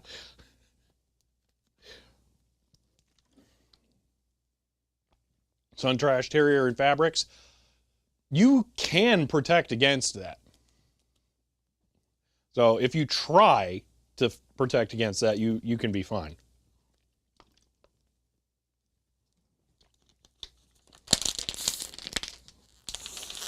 All right. I think it's time we reassemble this sucker. So you guys tint your windows. We don't have to tint our windows because literally every single car dealership automatically tints the windows because they don't want the interiors getting trashed while the car sits in their parking lot. I don't know if it's even possible to buy a new car here without pre-tinted windows. Like you could get the cheapest possible car here, guarantee it's going to come with pre-tinted windows. No, you can't tint the front glass anywhere. That's not acceptable. But yeah, all the other ones that are legal too. Yep.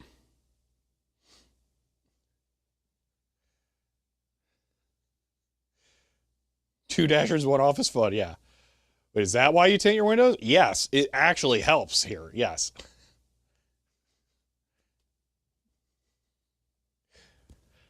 Yeah, Jeremy, leather seats, awful. No leather seats ever. Yeah, y'all weirdos with your premium leather seats, you can keep them. That computer is an AT&T 6300. It needs a little bit of work, but it's actually an Olivetti M83? M43? I don't remember what it is. You can look on Caps Wiki. I have the alternative name. There's something wonky with that one. M24? Okay. That's like, it's too many Messier numbers. It doesn't work. I don't remember what's wrong. I think there was a single video chip that's bad that I need to...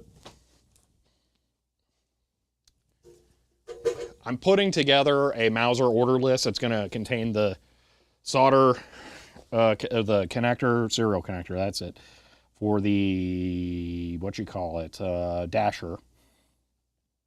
Let me throw the chip in there for the video thing. Parts order, add, task, ATT chip. Pretty sure that was commented on Caps Wiki for what I need to get. So I can just get that.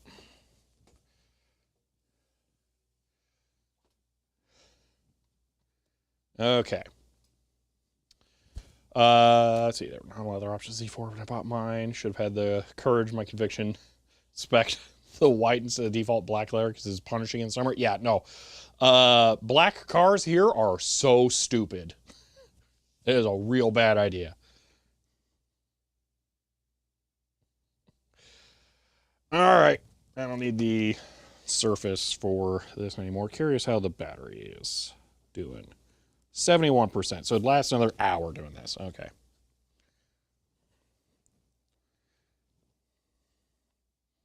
I'm going to shut this off so I can put it away.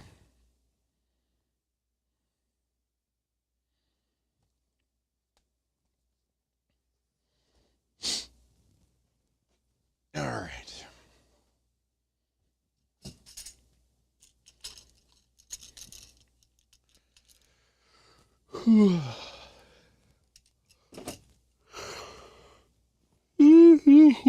I guess I don't need the soldering iron on anymore.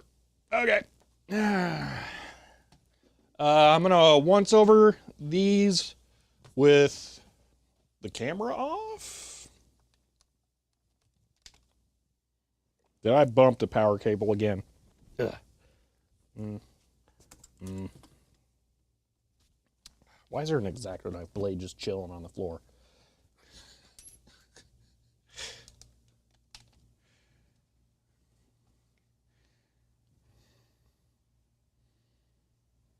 It has wall power, right? Yes. Weird. I don't know why I turned off. Anyway, I'm going to once over this visually, just make sure nothing looks like it's shorted.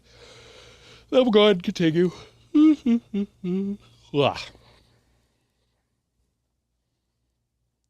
Chloroku says CHER 100 dot because it's your floor dot who knows what else is down there. End of line. Well, I see a vise, water bottle, zip tie, a receipt, some safety goggles. No scanner power supplies, though. No, that would make too much sense. Thank you for the 100 bits, Chloe. All right.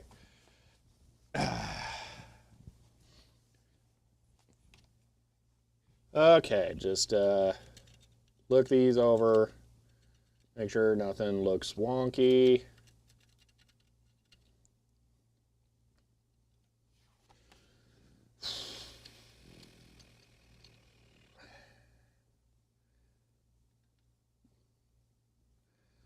I kind of really want some like easy win projects. Man, way too much like hard, complicated stuff recently. What do you say we do something really challenging, like, you know, boot DOS off of a floppy on an IBM 5150?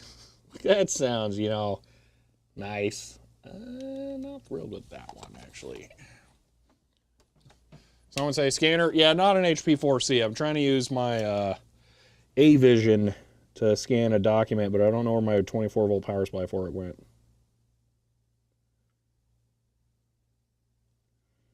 That'll work.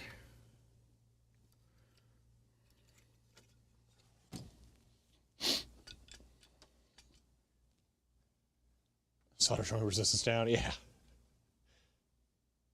Too much using brain lately? Yeah, no kidding. It's been way too much.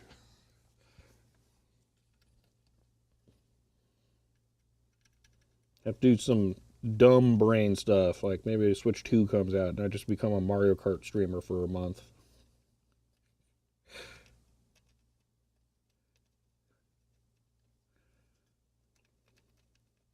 Dude, I am hoping so much that Mario Kart World is just the Nintendo version of Burnout Paradise. You have no idea. It could be so good. I don't know. I actively dislike Mario Kart 8, so I got high hopes for Mario Kart World.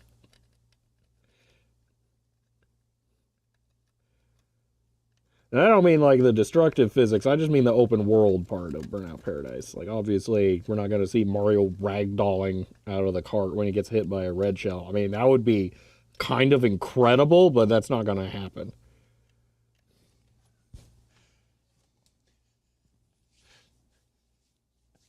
Burnout Paradise is your jam? Dude, it's so good. Did I like Mario Kart 7? I don't think I ever played that. Plus one friend.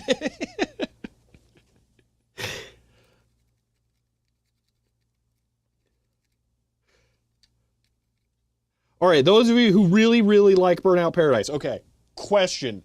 Have you ever actually beat it?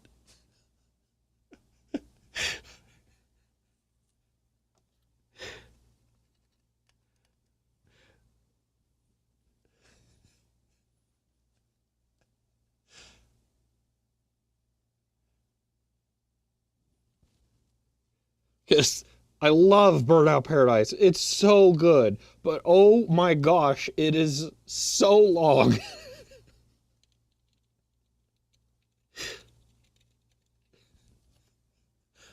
No, never.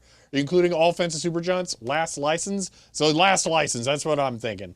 Yeah. Yes, no, never. Okay. So two of you, I would say, do it. So I never got the last license. I think I got to the black one, and then it was like, okay, now go do every single event at every single intersection. And it's like, dude, I've basically done that already. Like, racing games are repetitive. I get it. That's the nature of the beast. But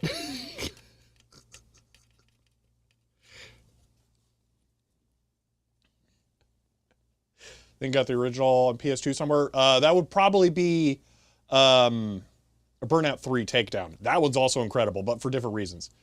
100% Hyrule Warriors Definitive Edition, then talk about long. Look, one of the reasons why I'm getting a Switch 2, okay, and have no problem. They did remaster Burnout Paradise. They didn't really remaster it, but they did a remaster version. One of the reasons I'm getting a Switch 2 and have no problem paying $80 for Mario Kart World. Well, for one, with the inflation stuff, it's actually still a good deal. I own a lot of Switch games. I think it's like over 30 Switch games. There is only one game that I actually enjoyed that I own that I did not complete, and it was Hyrule Warriors Definitive Edition. So, for me, buying a Switch 2 makes sense because I actually really like that stuff. Now, I hate that the company, that part kind of sucks, but dang it, if Nintendo doesn't just make the games that are actually fun, it is so frustrating. Why are we procrastinating? We're not. What I'm doing is I'm making sure there's no shorts on any of the soldering, and I'm kind of picking out some of the flux in between solder joints just to make sure that they're all good. Yeah, but you didn't even finish the campaign, which isn't that long. You were correct. I didn't finish the campaign, but not for... The reason I didn't finish the campaign is because I got to the point where it split to Skyward Sword, Twilight Princess, and Wind Waker, and I wasn't ready to do that because at the point I was playing that game, I hadn't actually finished those games, so I wanted to go back and finish those games. I did that, and then something else came out after the fact that it was more pressing to play through, so I did that first, and then kind of forgot. In the Hyrule Warrior games, you really kind of have to play them all in not one sitting, but you can't like take breaks and come back to it because remembering the moves and stuff are just brutal. Like, I would really like to replay Age of Calamity, and I probably will before the Age of Imprisonment comes out. But because I wanted to do the DLC, but the DLC came out so much later after the base game that I'd completely forgotten how to play, and it was not fun.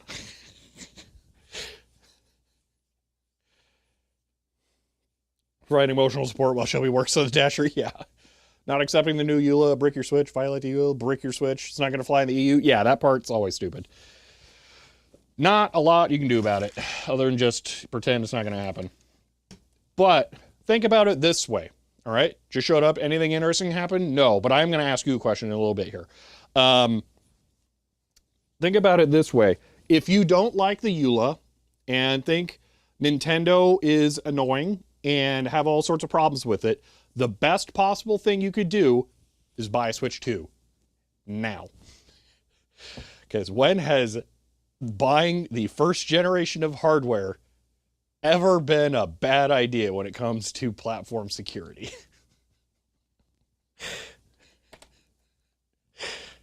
Anyway, Poot, I'm curious how Brothership went for you after you got past the bomb part.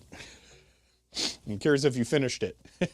Wink, wink. I won't even wink, wink. I want to emulate Switch 2. I want to buy Switch 2. I want to buy my games. I want to rip them and I want to emulate them. No wink, wink. I will be transparent. All right, let me look over this one now.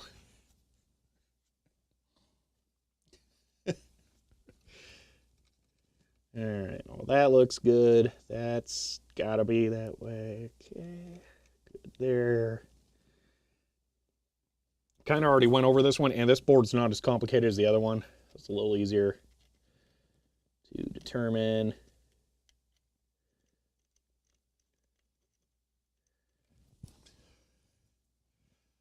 See, Nintendo updated their terms of service?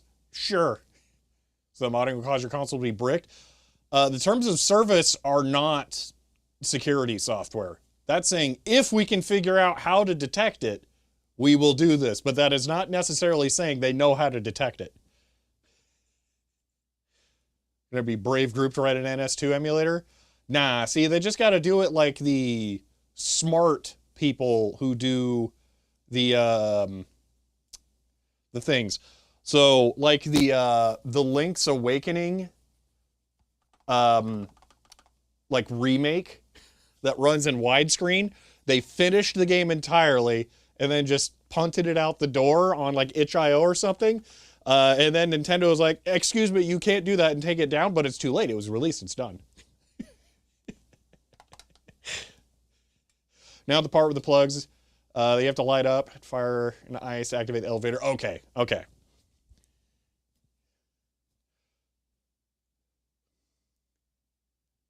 Deep, please. Counted breakfast burrito. So you won't be joining tomorrow's stream then. Yeah.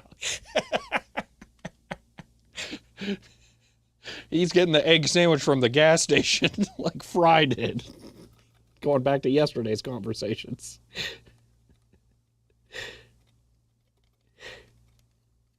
All right, everything looks pretty good. I say we reassemble it and see what happens. I don't have any reservations. NS2 is going to be a moving target. Can't write it. Oh yeah, of course, I know. What I'm saying does not completely apply with it there, but there's not going to be an emulator day one. There's going to be a good number of stuff out before any of that happens. Okay. Built fuses that blow if you try tinkering with the device. E-fuses exist, and that is a thing. There are ways around it. That's part of what mod chips will do, that kind of thing. There's a long, long history of stuff figuring out ways around stuff like that. So like, let's say Xbox 360, I'm pretty sure classic mod chips for that would go in between the disk drive and the system itself. And what they did is they emulated the part of the disk drive that says, hey, this is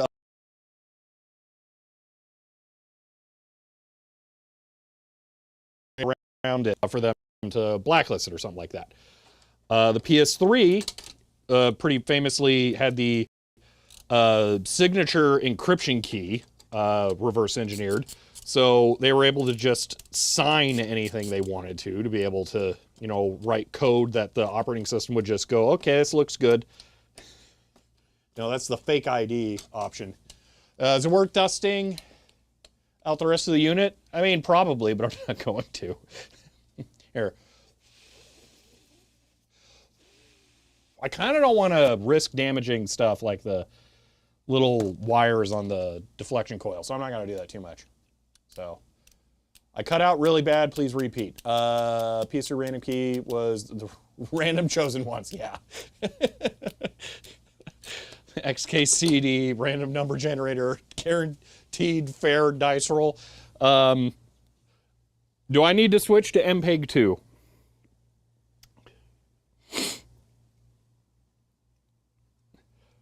No more new CRT 2025. Yeah.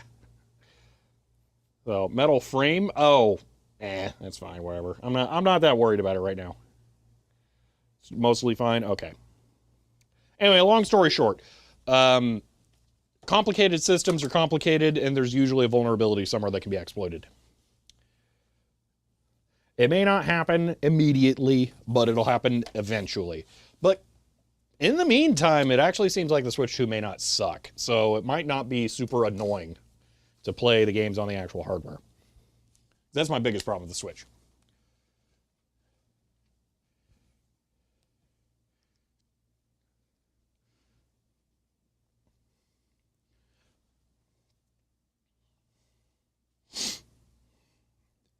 I gotta blow my nose again. Oh my gosh.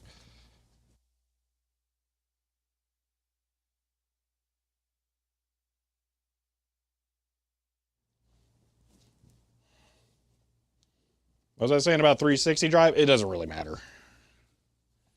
Okay.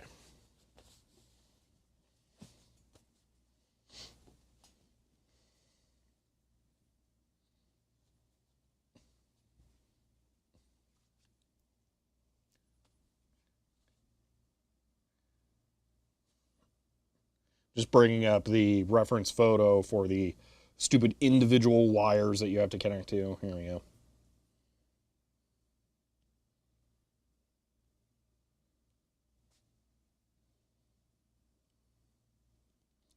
Well, Hellcroft, the PS3 was hacked 6 ways to Sunday, so there's a lot that went into that.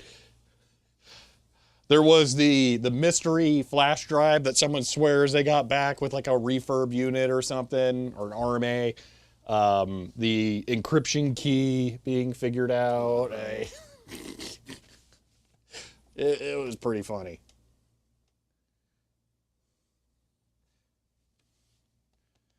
Group of 1950s and all the wires have turned brown. That would be awful. Okay, that's good. Okay, so let me get this in here, reconnect these wires in the proper order. So I'm referencing a photo for how these go together. Let me grab this for plugging these in. PS3 USB thingy, flash a random USB dev board. TI-84s work pretty well too. Didn't know those could do USB host mode. I was surprised by that.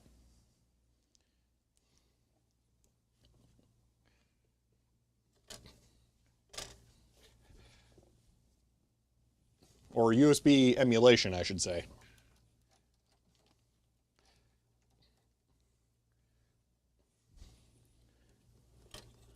Okay, so stripy wire goes to the left.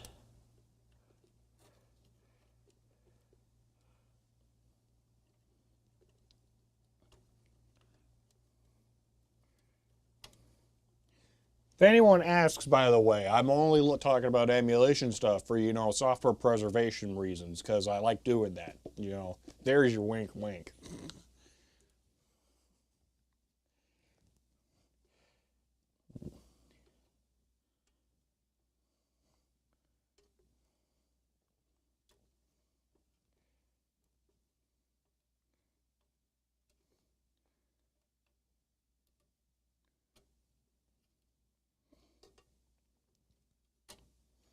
on that, I'm super ticked that the Switch 2 version of Breath of the Wild doesn't come with DLC. Really, on the cartridge, I'm real mad about that.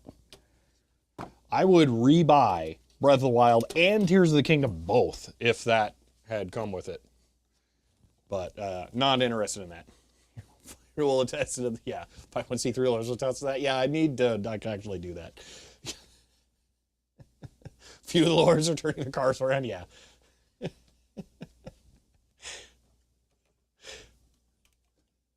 I thought it was the Nintendo ninjas, not lawyers.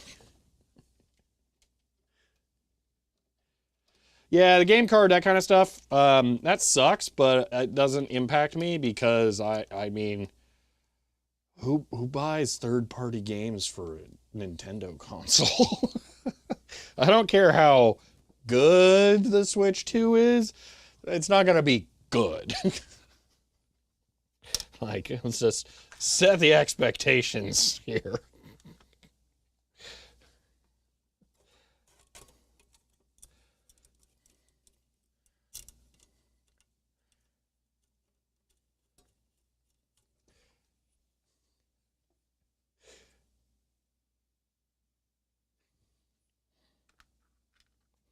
Whoop.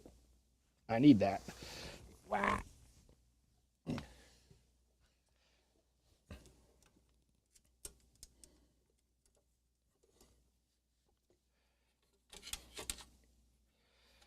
Okay.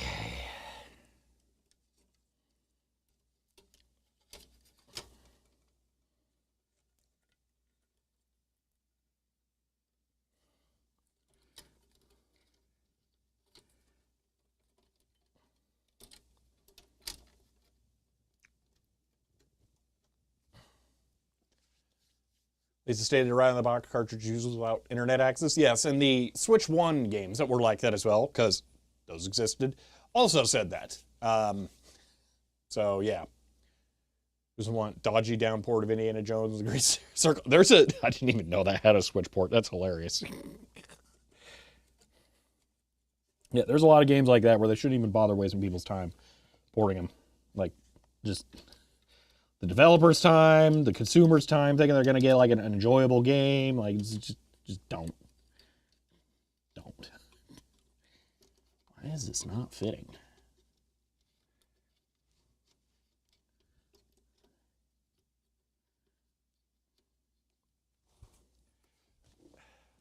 I don't know why. I swear it's like the AC is not running today.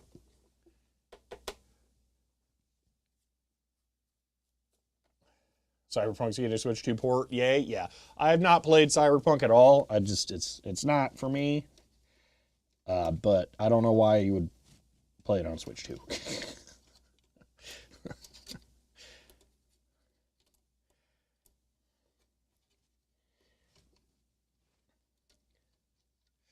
Although I have fessed up in the past.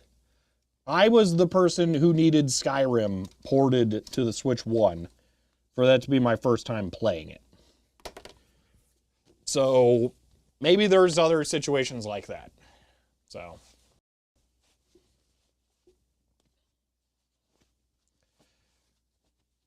Half-Life 3 will be out for GTA 6. Yeah. I'm kind of over Rockstar. They have overplayed their hand too much for their disdain for PC. And how much they want to try and milk PC users dry. So I'm kind of done.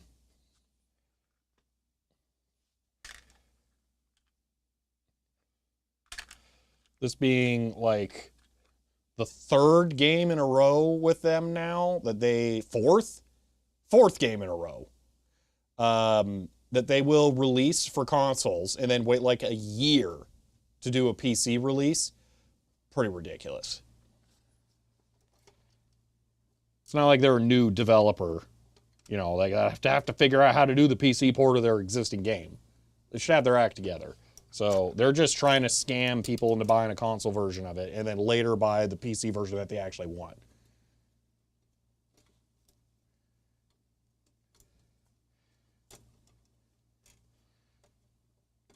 No one would release a game without doing any advertising first or anything like that. That would be ridiculous.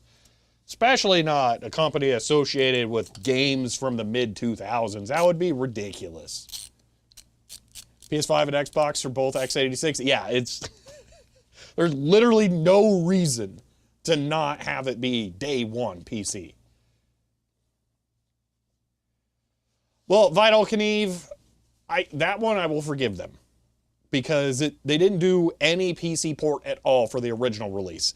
They waited until they did the remaster for RDR1. But the remaster should have been day one. I think it was like a year later or something after the console version of the remaster that they released it. So the 14 years is a little disingenuous, but they still legitimately did screw over people.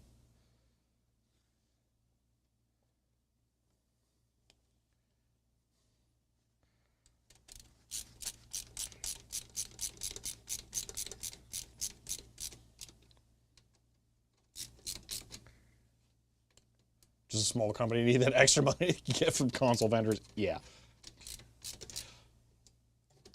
Oh, it's not the console. It's nothing to do with that. It's just straight up screwing people by trying to get them to buy the game twice. It's 100% it. It's pretty transparent at this point.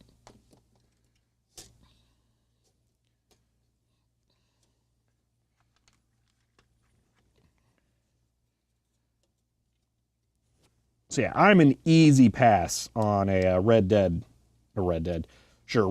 Cars, Red Dead in Miami. Probably won't even get it when it comes out on PC. I don't really care anymore. My gaming tastes are going backwards.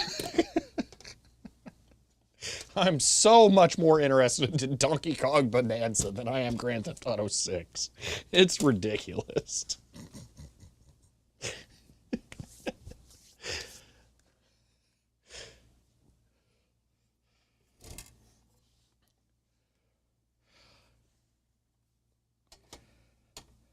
I thought it was some bad third-party dev that killed Kerbal Space Program. I don't know. I never played it.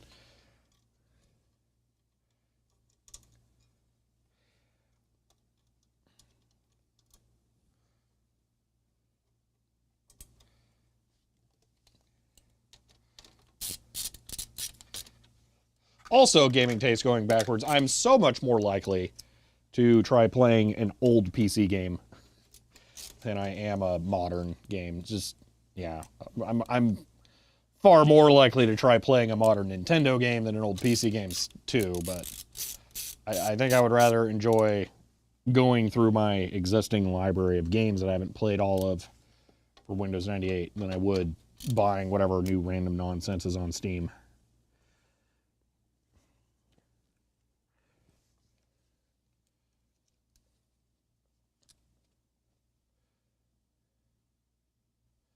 So I have the game to watch, be entertained for hours.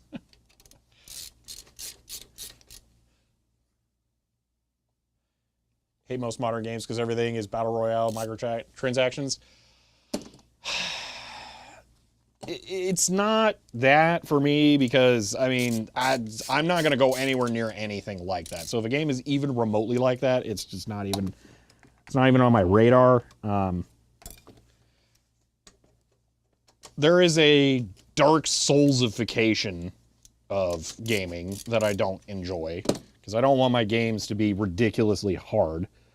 So to that effect, I have, in addition to the frustration of it not just being a Quake game, I have no interest in playing Doom Dark Ages just because I know it's going to be ridiculously, overly difficult like Doom Eternal was for no reason at all.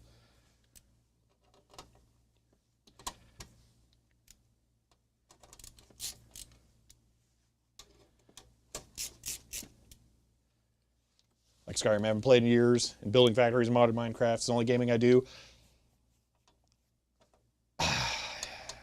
I don't think Elder Scrolls 6 is going to be able to capture Skyrim, and it's not because I think Bethesda can't do it. I think that Bethesda was an old school developer still making old school style games when Skyrim came out. And Skyrim was dated, but it worked in that they clearly aren't designing games like that anymore now. And it's not gonna work the same. So I get Skyrim like that. It's just, yeah, games have to be fun. Exactly. That's what I want out of games. I want games to be fun or an expression of creativity or a puzzle, kind of. I guess that's what Factorio is. I don't know.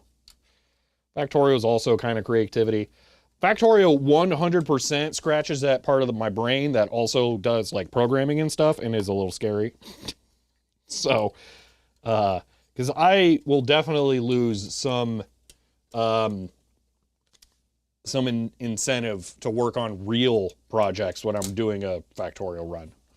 So I have to be careful about that.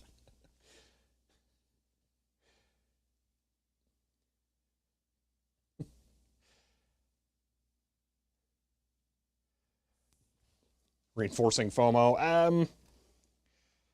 I don't know. That kind of thing, it just doesn't have any interest to me. I don't know.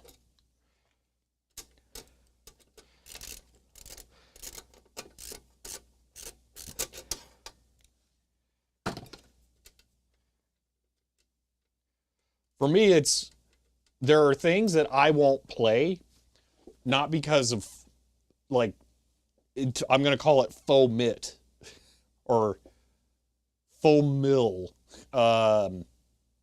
Fear of missing it later. I don't want to play something that I cannot control the future of. So that helps point the direction of my game purchases and the materials that I invest my time into. Finally finished Far Cry 4 today. I should really go back and finish Far Cry 3 now. Honestly, if you finished 4, you're good enough. You don't have to play 3. 4 is just better 3. What you should do is go play Blood Dragon.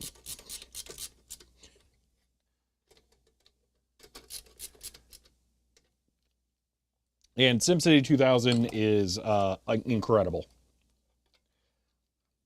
SimCity 2000 is perfect. I refuse to play SimCity 3000 because I don't want to find out that it's better.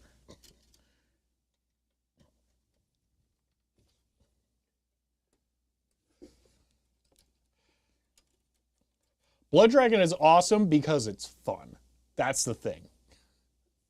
Blood Dragon is not hard. It has humor, and it's just fun.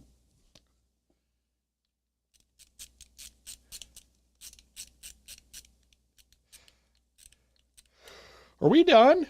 I think I put all the random bits on here and then try turning it on. This is the scary part now.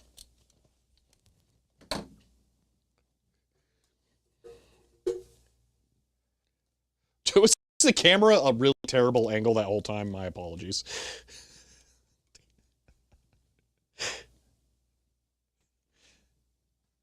CRAZYBOY 2025 SIZHEER 100-YO. You should try Hydro Thunder Shelby - I have a feeling you might like that game. Imp SRC equals https://static-cdn. So that's an example of a game that's just fun. Like, it's an arcade game. It's hard, but it's hard when you tune it right with the settings. It is good and fun. End of line. Crazy Boy, thank you for the 100 bits.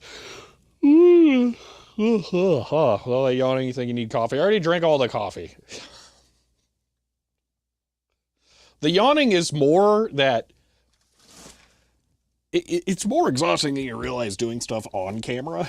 And doing it on camera with realistically no breaks, like taking 5 minutes and just stand and yak's not that much of a break. It becomes a lot. I'm going to not plug in the logic cards yet, just in case. Yeah, I read the URL of the emote, so. It wasn't URHK, yeah. All right. Pop out the power supply. Yoink. Oracoon says CHEER 100 warning. Streamer yawns are contagious the world around. End of line. Chloe, thank you for the 100 bits.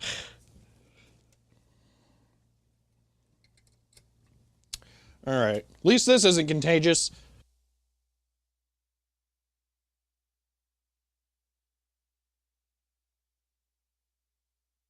Somehow I'm contagious to it in the office. I don't know, man. It's ridiculous. Stupid nose blowing thing. Okay. I don't know the pins go on this. Okay, go this way. Belgiumet says CHEER 100. Attention. 555555555.s.x. Attention. End of line. Alright, Ben, you trying to get banned? K77 gifted a tier 1 S sub to an enormous. They have given 3 gift subs in the channel. End of line.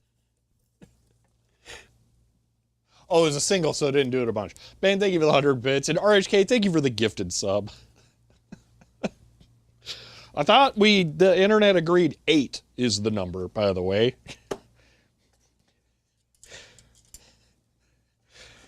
Okay, so... Is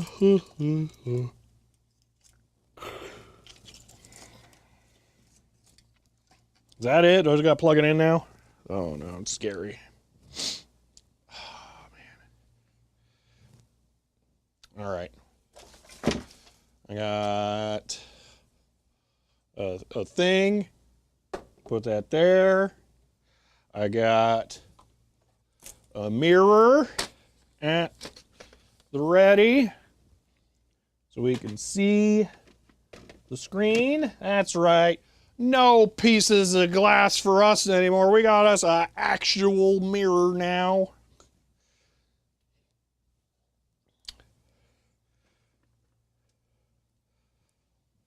So 8 is what number?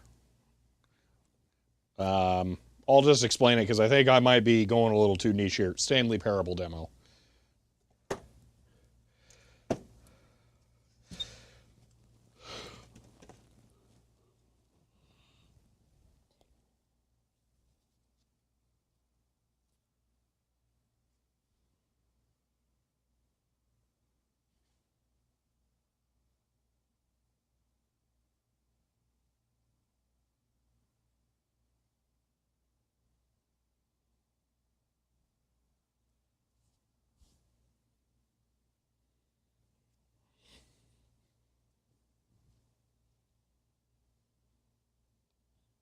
Okay. Almost gave myself a jaw cramp there. Okay. Screen explodes, destroys mirror, shards fly around the room, 7 years bad luck, cut feet. Oh my gosh. There's glass in front of the mirror. Nope, that's plastic. I think I want to buy a fancy frame. So that's just a picture frame that I stuck the glass into because it's like a 10-inch square glass tile. It's weird. So, thought you're just delaying the inevitable? No. I was trying to close my jaw and apply pressure to the muscle so it wouldn't tighten more. Goodwill's finest. You know it.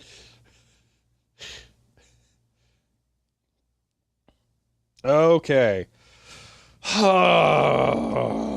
a lot of work to do on something and then not actually know. All right, let me grab a power cable. Oh, it's weird. I can walk around the office. I mean, the office is always clean.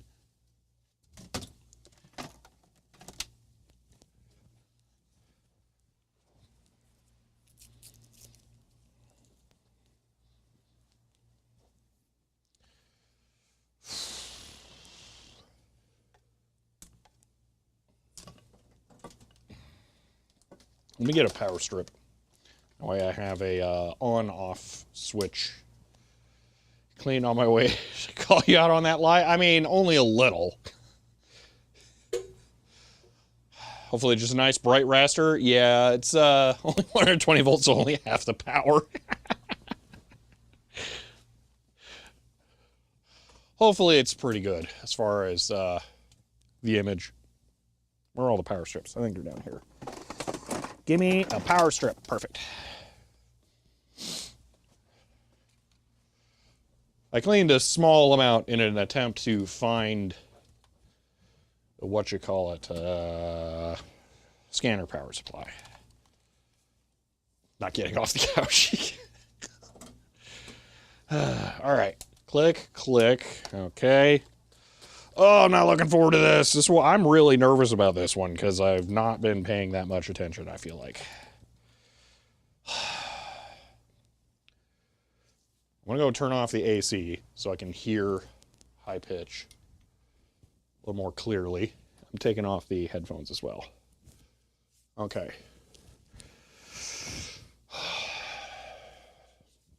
Here we go.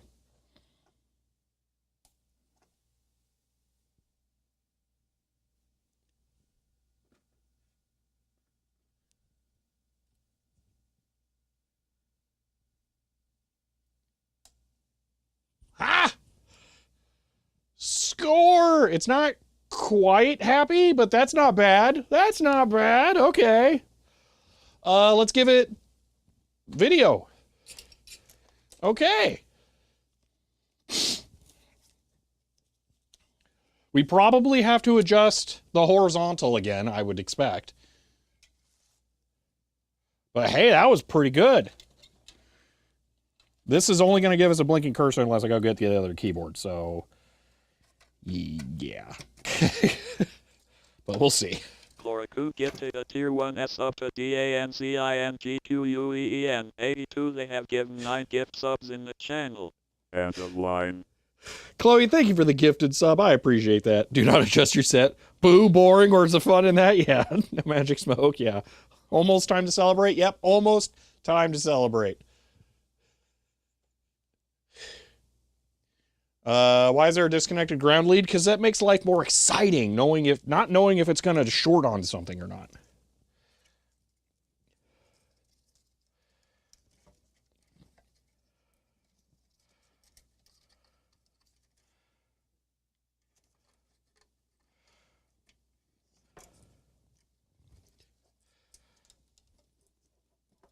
Okay.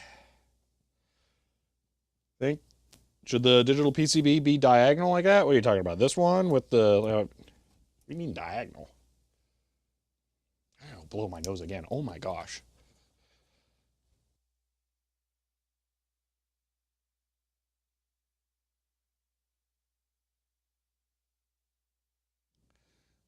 The Hydro Thunder's covered in things? No, they're actually uncovered because it's one of the places I thought that the stupid scanner power supply could actually be. So, never mind, just looks weird from this angle. Okay. Okay, that's plugged in, other plugged in. All right. I'll give it another shot. We should see a blinking cursor right here. So, they might get off the couch. Here we go. Blinky blink. Blink. Please blink. And it'll take a little bit of time to warm up still. And the brightness might be turned down. Come on, blink. Do the blink. What if I adjust brightness? Well, I don't like that. Why are we... Let's see backtrace. Ah, blink! We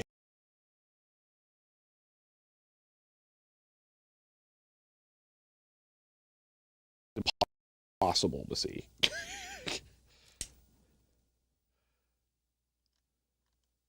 There you go. Boom, blink.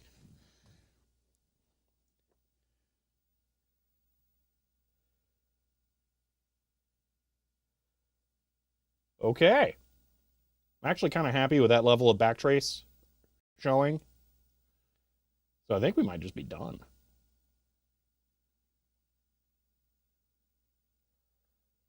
Oh, that's excellent. I'm super happy right now. Okay, we just throw it back together. We're good. That's it.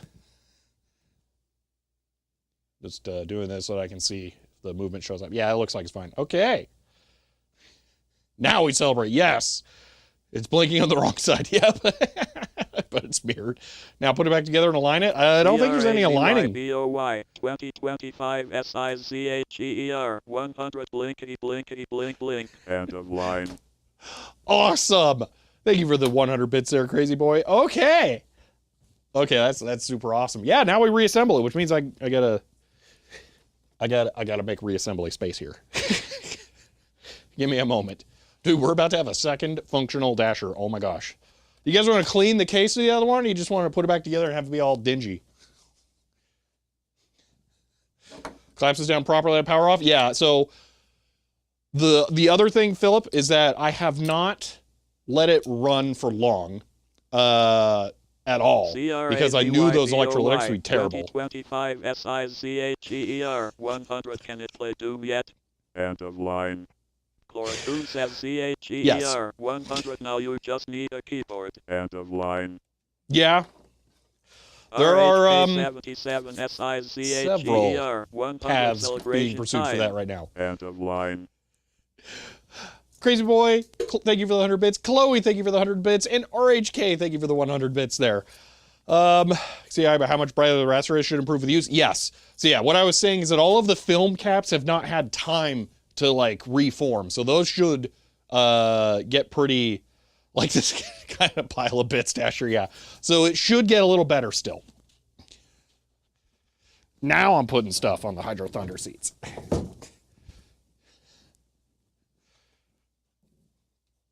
Oh, man. What happens if you feed it extra strong composite video in through the output jack? Maybe if it's Doom variety. No, we can just straight up play Doom on it. Like, it's easy. They're definitely not getting BRAZYBOY 2025 SIZHEER 100. Did you see Usage Electric managed to make the Bendix G15 play ASCII Doom and play Doom music today? End of line. It played Doom music. It did not play ASCII Doom. There is a big difference there. Film cap shouldn't need to reform. I don't know. It's probably, I assume it's going to get a little bit better as it just sits. I don't know what'll settle in, but I think it's going to get better. We replaced all the electrolytics, so that part should be fine. Sense another foam and foil refresh in your future. That will be annoying. I mean, maybe annoying.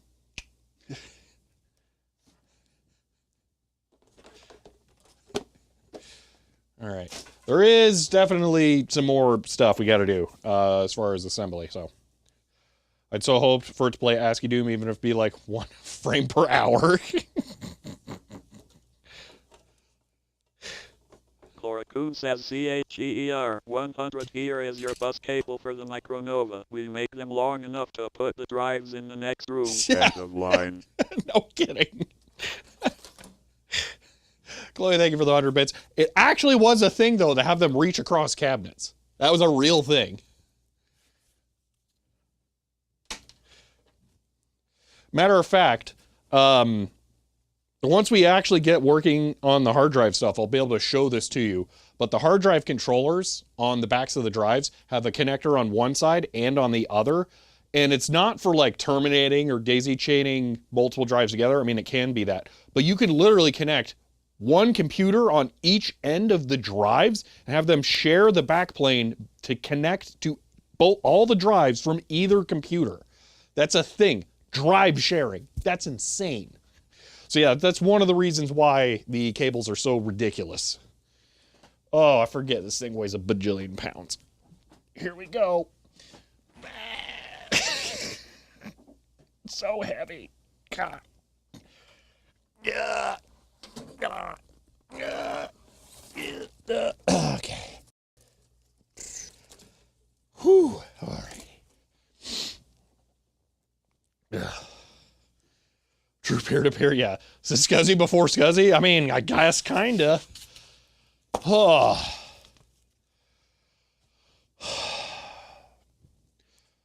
You gonna have 4 of those drives or not? I haven't heard from the other person. It doesn't matter because I'm not gonna have another enclosure. And there's no way on earth I'm gonna recreate that like 2 square foot PCB. That ain't happening.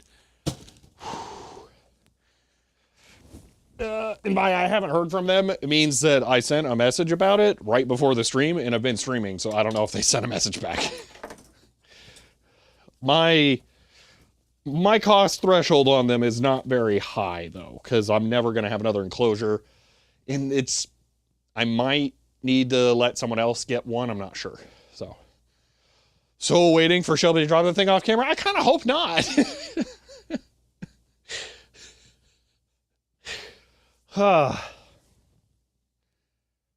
Okay, let me move this one. Now, actually, let me set this up here. Ugh, this sucks. Stuff's so heavy.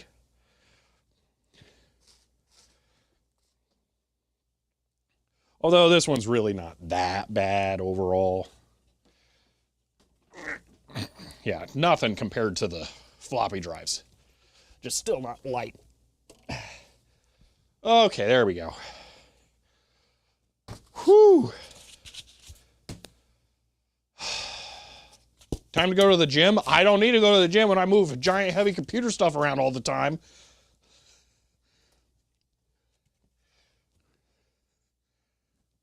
I am not kidding. I don't exercise and I don't feel like I need to because I really do move too much giant heavy stuff all the time.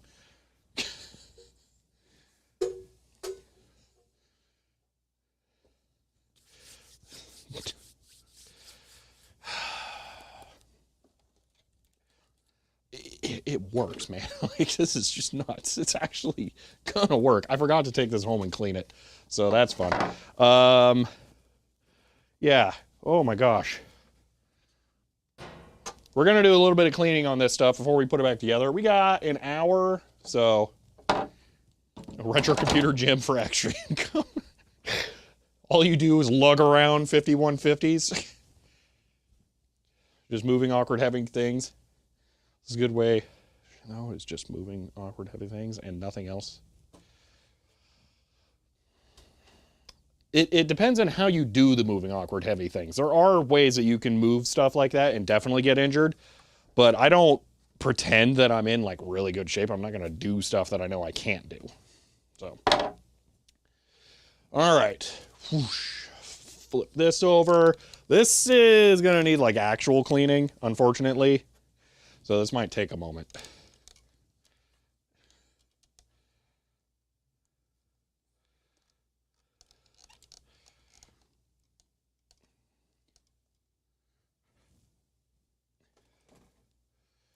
Move on to plasma TV set to lobby and back. Yeah. Plasma TV I did with help because I'm not insane. So this is the bottom of the case. All right. Right here is where this metal plate goes. And under it is where nothing has gotten to in 50 years. And you can see a very definite line of clean, not clean. So this is the benchmark for clean. And unfortunately, I can tell you, that's not coming off with a vacuum. So we're gonna slightly try to clean this, but we're not gonna go that hard on it. Because this has that texture like the case of a Tier 80 Model 4. It is a very rough paint. We're not gonna clean that off without sandpapering whatever we use to try and clean it. So it's not worth trying to go all out on it. Simple green bath time. You know what? Let's do a thing here. Real quick. I want that, and I want this. I want to increase the concentration of my simple green, because I think it could be stronger. No, we will never retrobrite anything on this channel.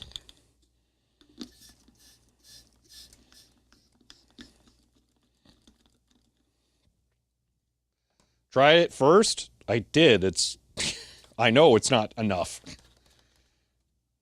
Does this specific data general have multiply and divide? Well, this is a terminal, so no. A swarm of dead insects, says simpler greener scooter CHER 100. End of line. Swarm, thank you for the 100 bits. Why is this not pulling it in? Come on. There we go. Prime. I don't want to risk pouring, so we're cheating. Would a funnel be too easy? A funnel would require having a funnel.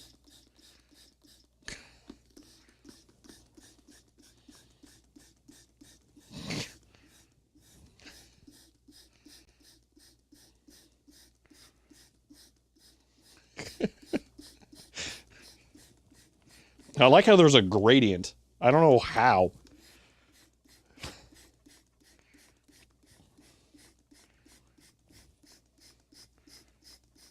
It's already visibly greener? Yeah, but only at the top.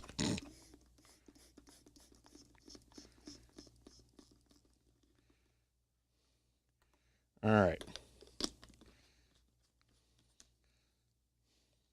This looks like some expensive cocktail, yeah. So now we actually mix it. And there we go. That's going to be a much better concentration, I think. Oh, I didn't have the cap on there. Dummy. Well, at least I held it upright, but my pants got it good. Though that's going to do interesting things when I throw it into the wash now. Uh-huh.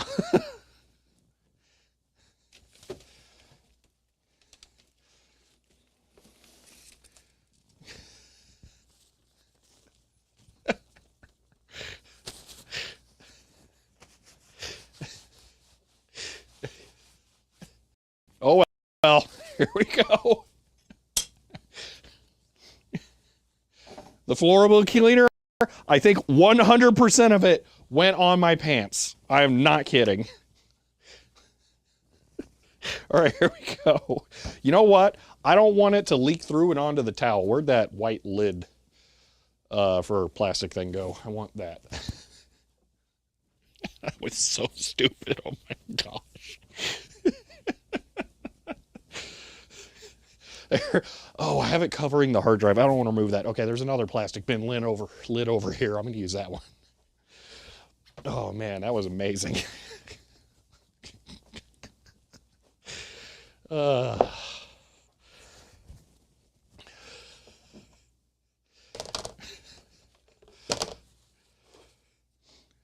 it likes to eat skin. Hopefully not. Is it reactive to UV light? I don't think I have a way of finding out. Not without hooking up a cold cathode kit.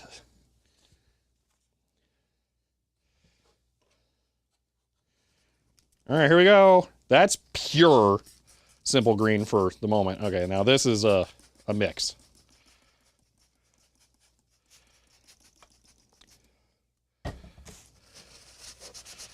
That's actually going to work.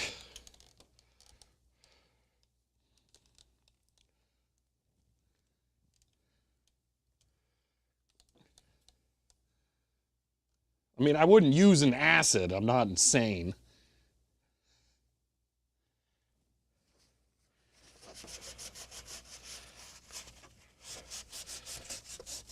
Wow, that's kind of massive. That's awesome. Okay, I'm going to grab a box that I can throw this stuff away into. So I don't have all the wet towels sitting around.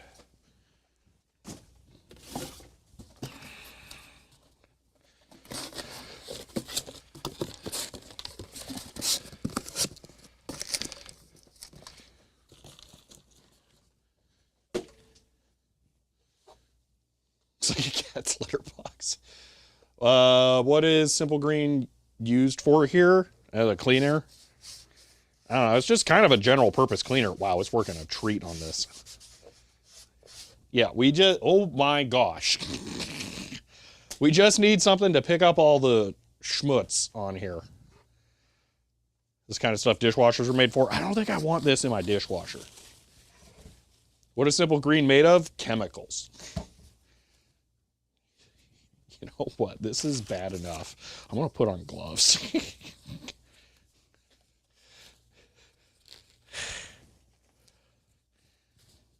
Where's the box? I should have more of these than just one. Well, I'm only going to use one hand for the paper towel, so this will be fine.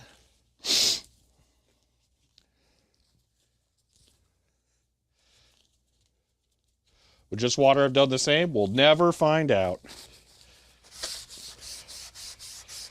I can tell you this is just destroying the paper towels, though,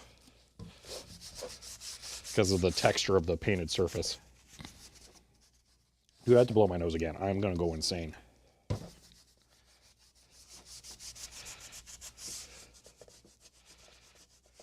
Yeah, this is not a melamine sponge job, as it leaves bits of paper towel all over.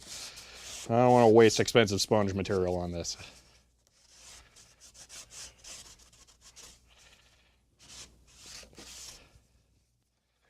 Gosh.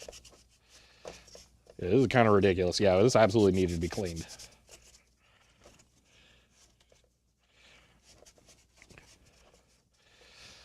Wow, I kind of wish I could go hose this out. There's zero way for me to do that. Doesn't fluoresce. Always use water first. I mean, I don't have that option here. Hold on, while I don't have...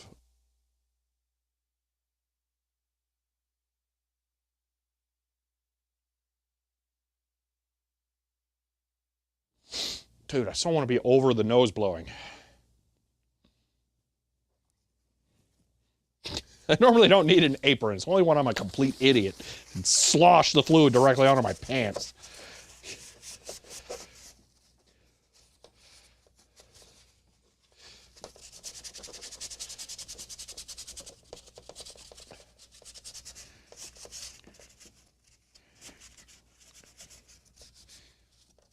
T-Tech to get me a sink? No. That requires water and a drain. There's more to a sink than just like the reservoir, the basin. And for this is garden hose outside, rinse it off, like that kind of thing. I don't know, I may have to do that, man. This is really, really bad. If I am going to do that, then we're done for today, because I'm going to have to take it home. Outdoor tap in the parking lot doesn't exist.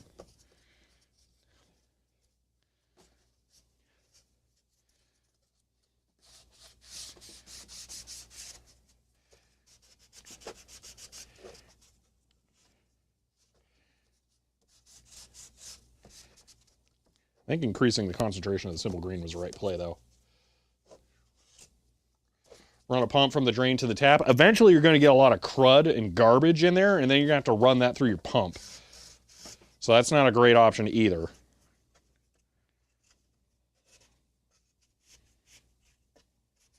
Like this. Imagine running this gook that's on this paper towel through a pump. Not going to be great.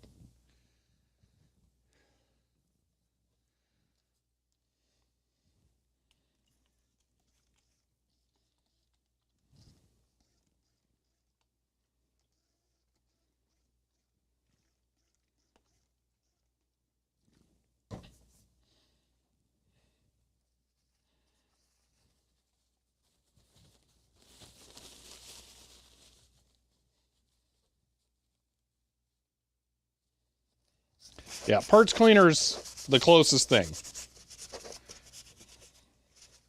Again, though, I'm not looking for a solution to this problem. We have this problem like 3 times a year, and now you're going to start keeping track of every single time I do this. Fun. I love that I said that out loud. But it's just not a problem that needs to be solved.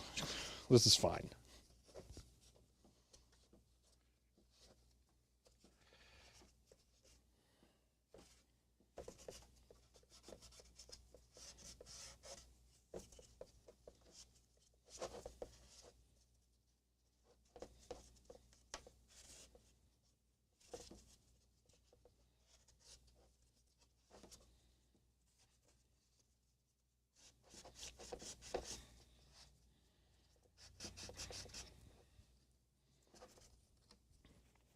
It kind of sucks.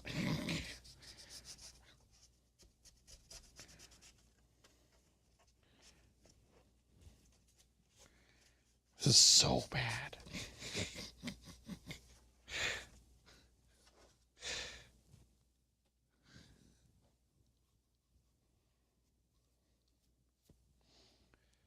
It'd be so cool. Might start keeping count of the number of times you say something and instantly regret it. Oh, yeah. Can now see the stamp marks on the plastic? Yeah, this is a massive improvement already. We might get this to be good enough. It's just going to take a little longer than I anticipated. Thankfully, this is the worst part by far because it's the bottom. This clearly got fluid or rain or something. Actually, I think we heard from Jout on stream when they remembered the origin of this that it absolutely got rained in. So that's why it's in this shape. So it makes sense all this collected in the bottom.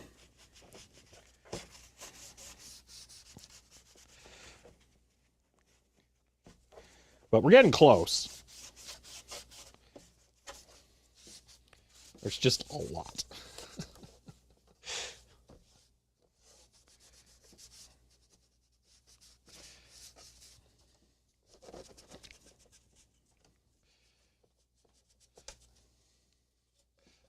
Considering it works at all is amazing. Yeah. Next question is Pico overkill for emulating dead chip on the serial card. Yes.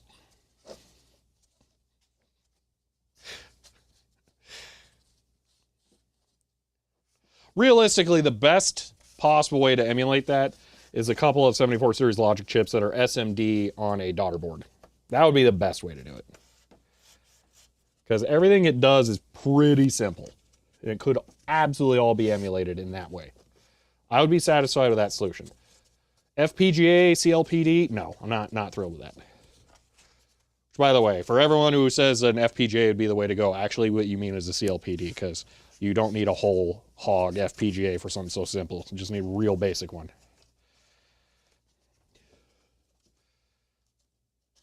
CLPD would be the best option. Yeah, see?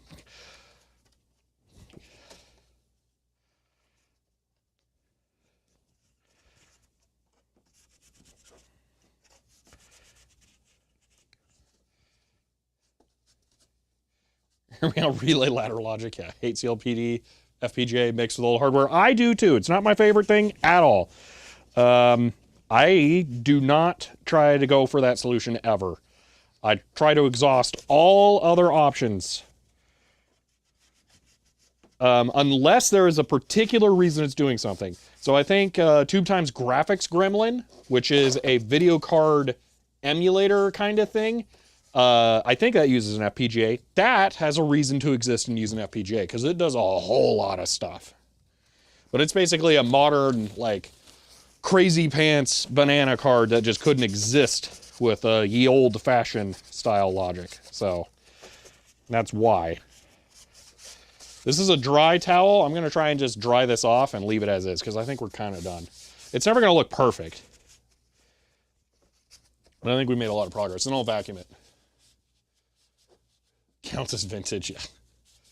Using stiff brushes would save the paper. I mean, that's how that would work, but we're not going to do that. Plus, then I'd have to wash the brushes. I just get to throw away the paper. Unfortunately, I have to come up with a consumables type solution for this.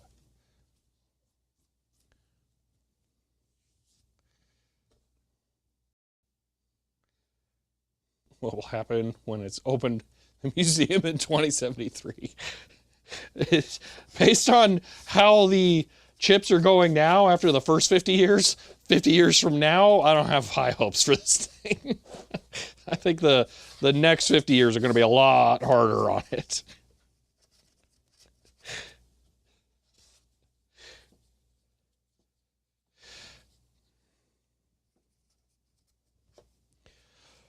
Well, yeah, being able to clean the brush and rinse it with a hose and all that stuff would be great, but I can't do that in an office. Definitely lesson learned. I should have had an industrial unit. That would have been the better option. But I did not have time to find a better option when I picked this place. And now I'm here, and it's actually pretty good for all other reasons, so I kind of like it. There would be better ways, things I could do different that would be preferable, but for right now, I'm mostly happy here.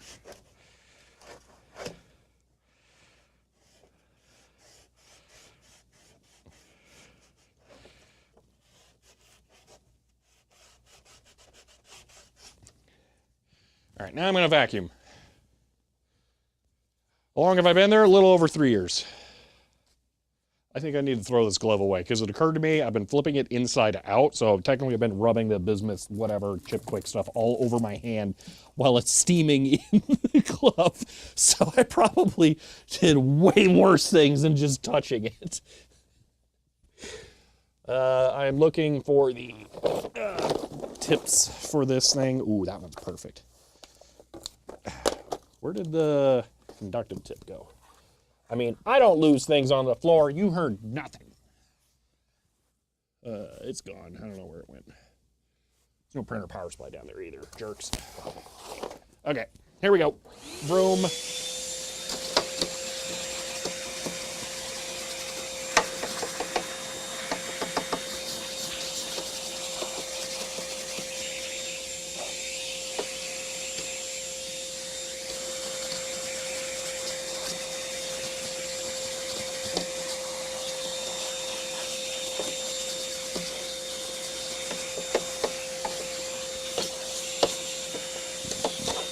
Okay.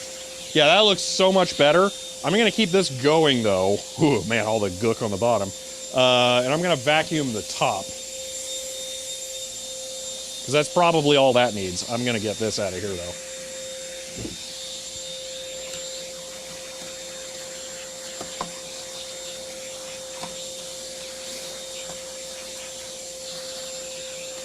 Yeah, that was like nothing.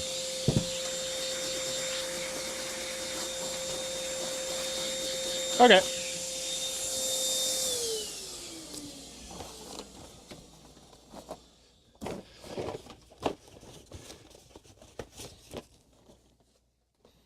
Oh, we need to clean the outside still.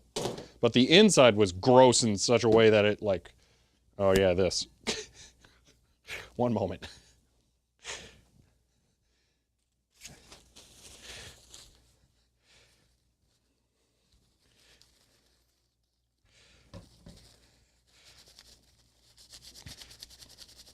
It's maybe slightly dirty.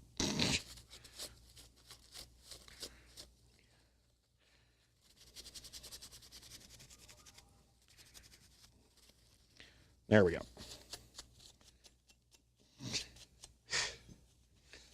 Need to know the smell and what it's like to use. All right. Oh, what's this notification? It's an email. Okay. And it's all fine. All right. We will be doing more with that in a moment. You know, I guess we should actually just clean the exteriors now before I put, you know, electronics and stuff in them. So let's work on that for a bit. Kind of want to take those off, but I'm not going to worry about it. Okay. This shouldn't be as bad. I'm not going to bother with a glove.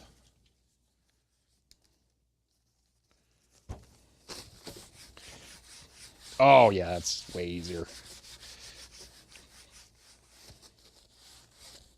This one's in considerably worse shape than my other one, so I'm not going to go as far because it's not, or I'm not going to go as deep into cleaning this because the final results aren't going to be perfect. Again, apparently, this one is a friggin' masterpiece time capsule. I did not realize.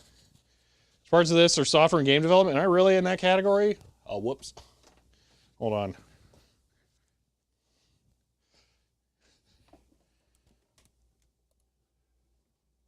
Huh. It doesn't really matter.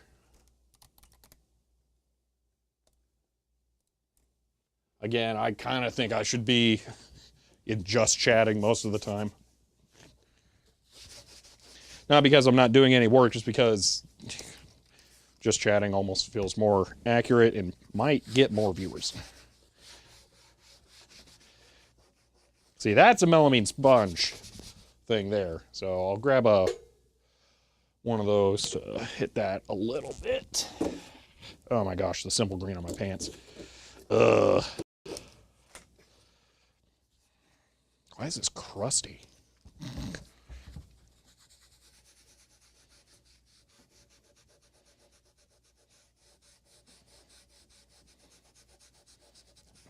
Oh yeah, that worked great. Whoa. Oh, that's a sticker. That's sticker residue. Well, let's not use a sponge for that yet. Develop a game for DG. Ah, it's not happening. Category for slow descent to madness, yeah.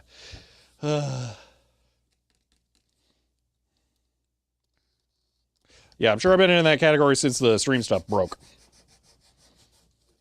When did we finish the GBA stuff? Never. It's still incomplete. Printing became an issue, and without the ability to publish the work, I didn't finish producing it. Oh, this one's really bad. So many scratches. I think I'm gonna just have to like melamine sponge the whole front lip.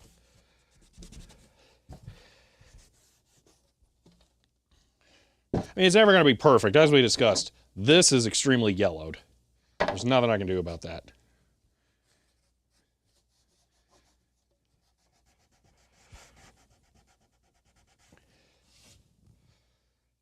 Running around your living room. I love that helicopter. That's awesome. Your contact for printing tech has been having a bad time of it. I don't know. I maybe have not been keeping up to date. Hopefully everything's going well for them. It's more that it's really difficult and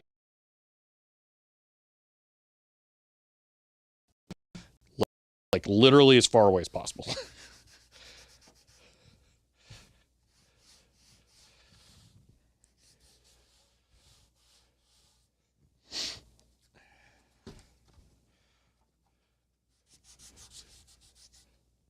It's one of those times where it's just difficult to film everything because I gotta be able to move the hardware around here.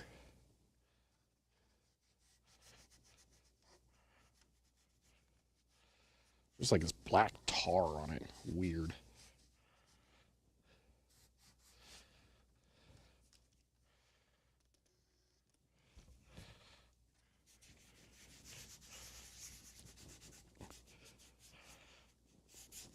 I'm not going to fight it too much, just shredding the sponge. Okay. I think I'm going to call that there for the bottom.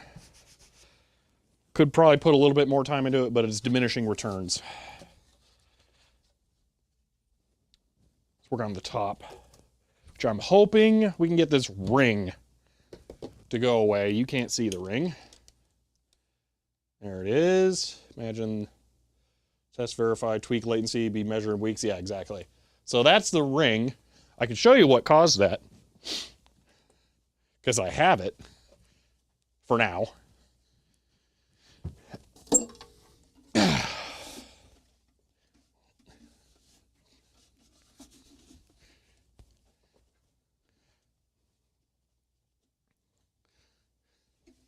That was caused by this, which belongs to this, which looks like this, but this is going away.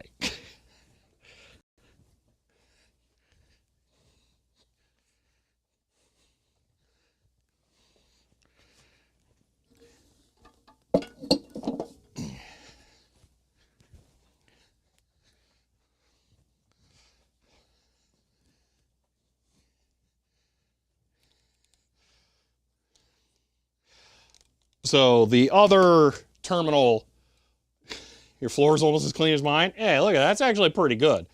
The actual clean, I mean, never mind that part. I mean, it's like those. Don't worry about this part over here looks, oh, now there's stuff. It's fine. Don't worry about it. Anyway. What's the name of this product? Got the case so clean. The Simple Green, that's all this is. Simple Green. It's not another Dash Street, disappoint me. So that is a Weiss WY100 that is going to Forgotten Machines. I picked it up. Wow, it just went away. That's awesome. Okay. Instantly gone. That was one of the things that I rescued for them that they are giving me the dasher for. Thanks, all scanner PDU. You lie.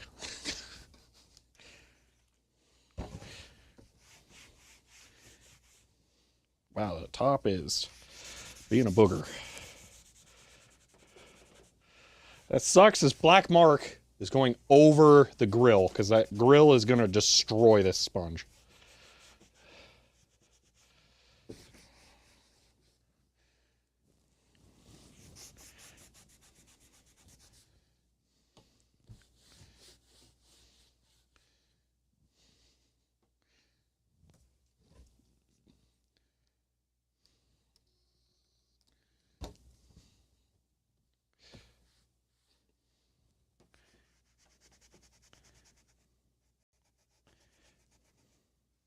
RHK77SIZHER 100 Shelby, can we get a room tour in your office sometime?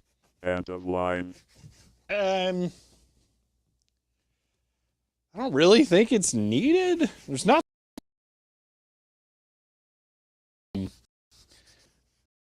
So, pretty much everything's been on videos. We did streams in the room over there where I assembled the shelves. I've done rooms in the front room with the Byte magazine and the IBM 5150s. I've done videos about installing the desk over there. I've done plenty of videos with talking heads in the corner. But thank you for the 100 bits, RHK. This is coming along. Taking some work, but it's coming along.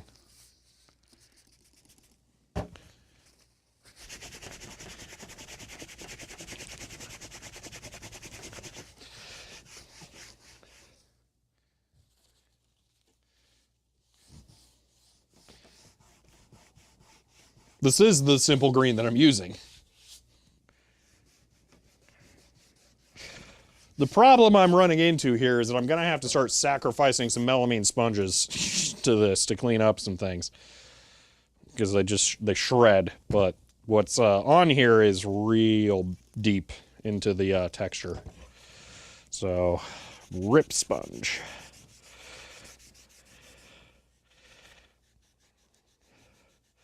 This one's last hurrah for sure.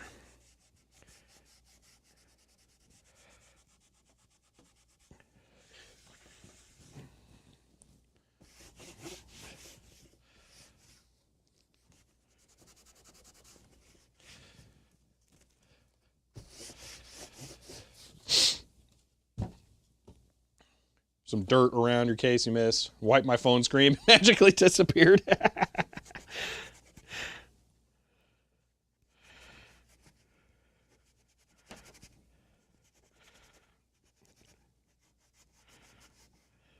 Oh, that one was really bad.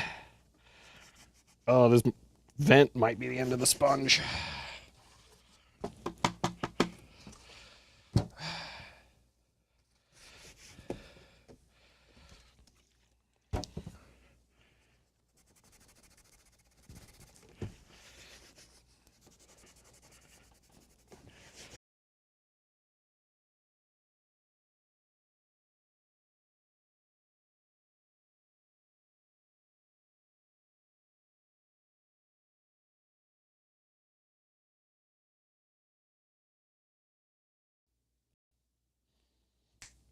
That was a home internet problem, which is a Cox internet problem, which is, again, one of the reasons why I'm not super keen on trying to get them for the office internet.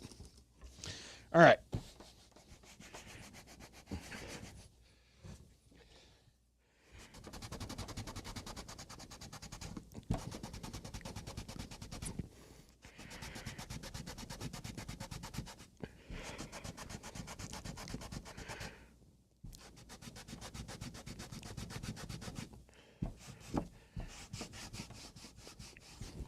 Oh my gosh, I'm going to have to get another melamine sponge involved.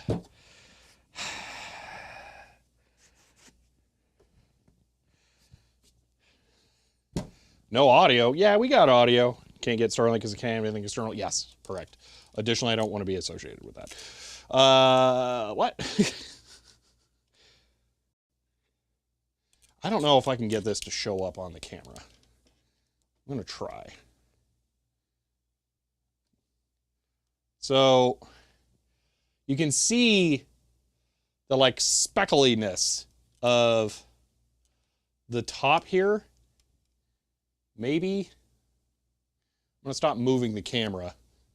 Let it settle in. But there is dark stuff under the top surface here. The paper towel cannot get this out. I can sit here wiping all day, ain't gonna happen. So what I'm gonna do is I'm gonna use a melamine sponge and it's gonna get it.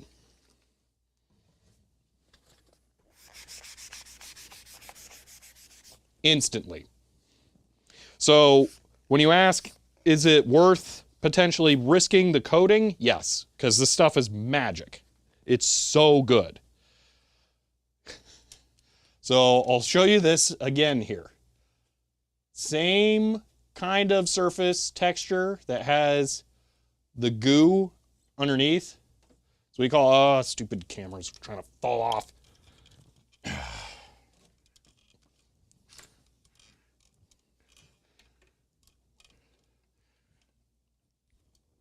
Baking soda and a toothbrush. I assume it's going to be similarly abrasive. That would probably work as well.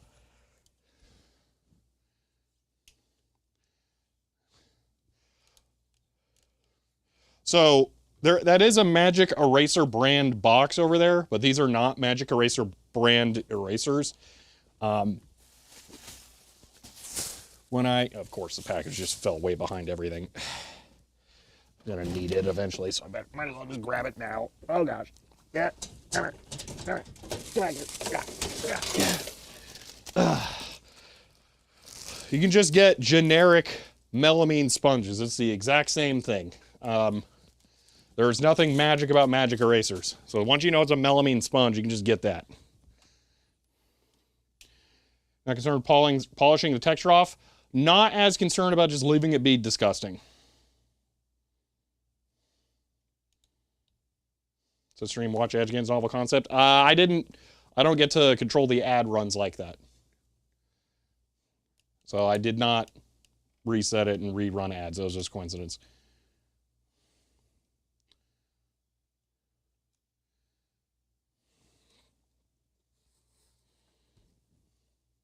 I mean, I guess I could actually control it like that. I don't. Okay, here we go. So more, man, it's like impossible to get to show. Okay. Dirty side here, clean side here. I can go to town on this all I want with the paper towel. It's not going to make a difference. Hit it once with the magic eraser. Boom, it's gone. I try to call it melamine sponge because that's a generic name. But yeah, it is really good.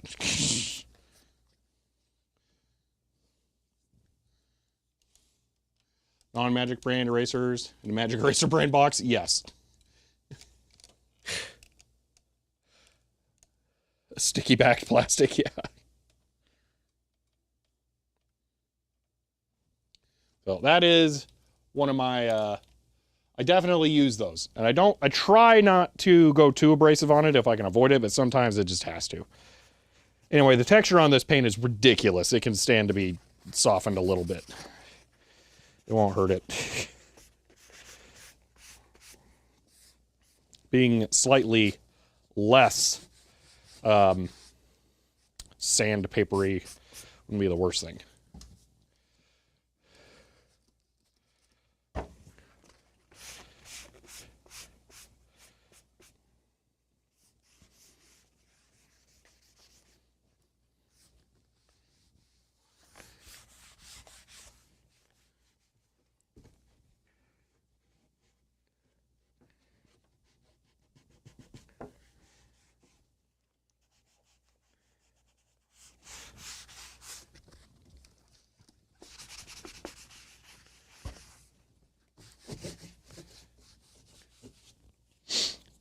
They're complete plans for the Dasher shell parts that someone could directly 3D print.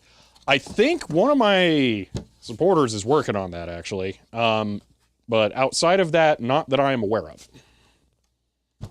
But you might find some severance macro data refinement nonsense that'll get you close. At least it's painted with splatter paint. This is painted. I'm not sure it means splatter paint. It's reasonable quality. So that's reasonable VDU power supply here. We have video again. That's good. Yeah.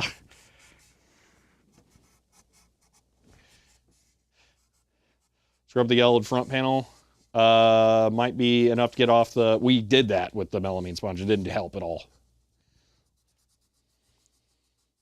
Corner middle.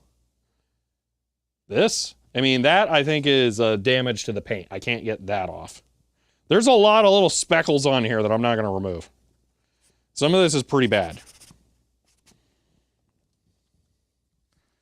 Like, I'm going to give up on this corner here in a moment on the front.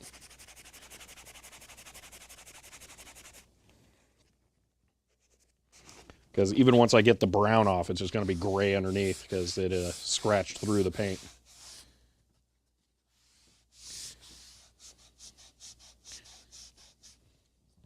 Almost like someone spilled coffee on this.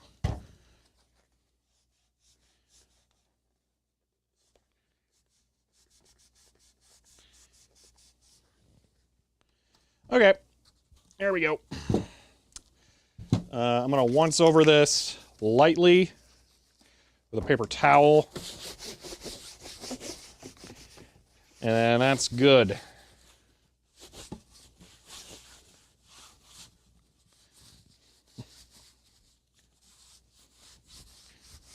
That side's actually kind of bad. Never mind. Not done yet.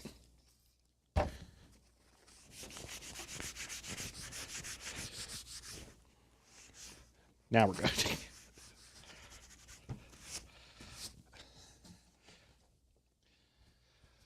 Since I got it out in here just to appease,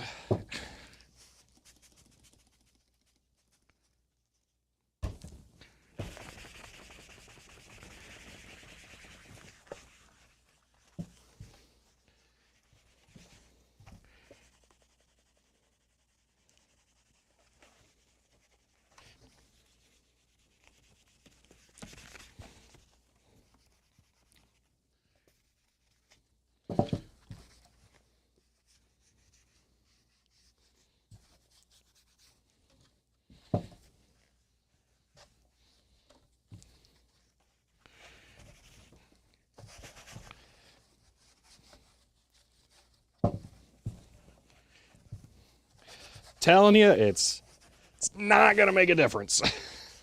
The plastic is yellowed. It's yellowed on the inside.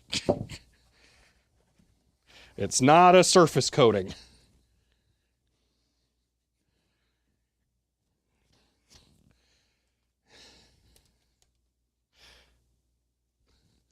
I guess all of that was out of frame. Yep. Well, look, I cleaned it. I did. I really did. It's no better. It's still way far off.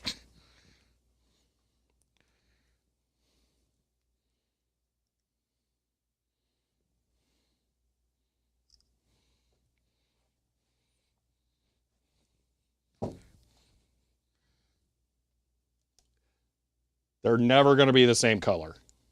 That looks too blue here. It looks really yellow in person.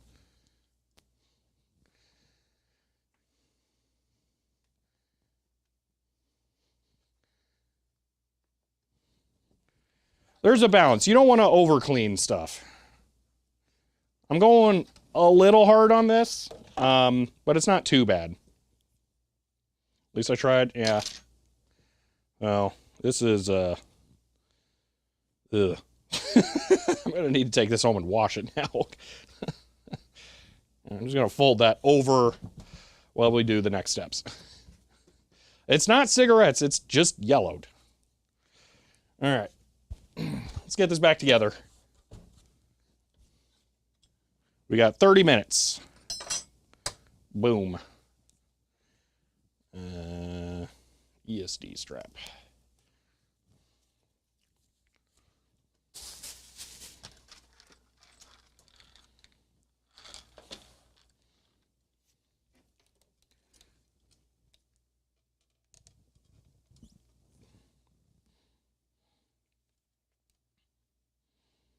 Speedrun assembly, kind of. Gonna want that.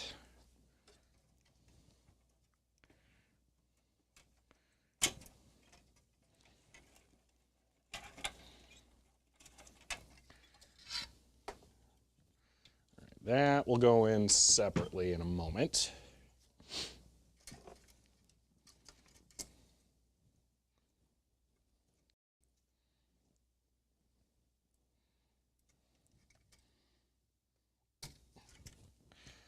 First, it'll be, ooh. I really don't want to unplug that. Hold on, I'm not doing sketchy stuff at all, don't worry. Yeah, totally not sketchy. Oh, it's so sticky and gross. Oh, I regret this immediately. Oh, why did I touch it?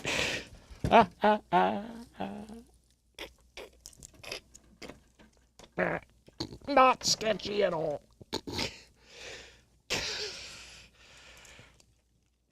Stupid ESD strap, get out of here. Ugh.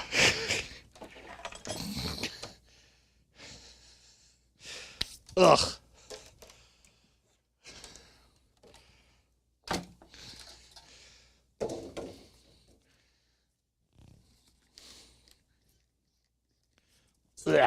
Blech. It's the dielectric grease or whatever on the bottom of the tube. I picked it up by grabbing the front and under, and it's just all over my fingers. Ugh.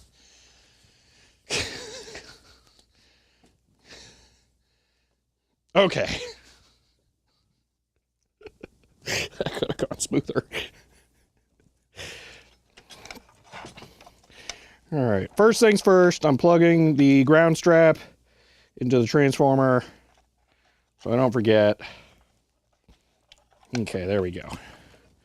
Everything else was pretty obvious, so I'm not concerned about all the other stuff. Okay.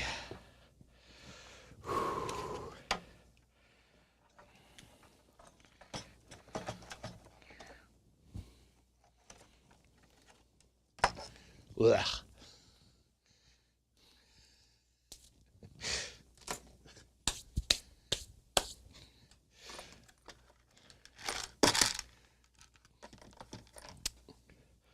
All right, the first thing I'm reattaching is the transformer.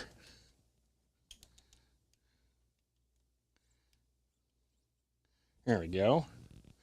We have a screwdriver for this. Where?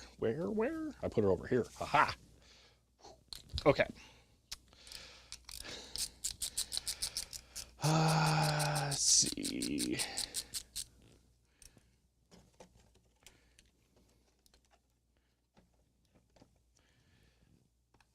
X-former screws. Okay. Lubricating yourself to make assembly faster. Oh, geez. Moist electronics as nature intended. Hey, man, I'm not the one who put the dielectric grease on there.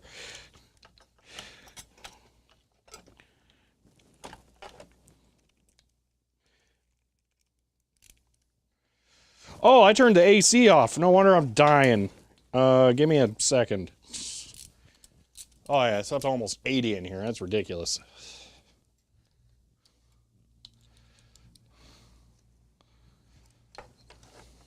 Nah, the metal fuse is working fine. I'm not going to open it. It's super easy to get to if it ever causes any issues, so I'm not worried about it.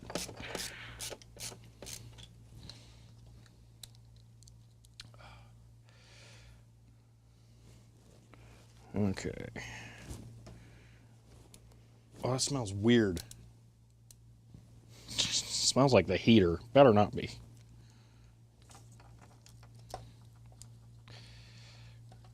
Oh, gosh. Yeah, transformer goes straight to the shell. Yeah. Quarter-inch thick plastic, so it's not as, delicate as you might think. It's not likely to have any problems.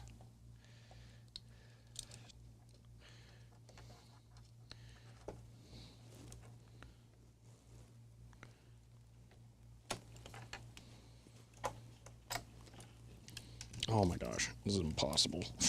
Stupid transformer.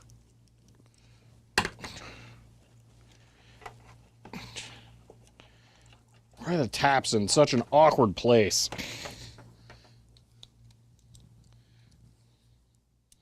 Hold on, we're gonna cheat.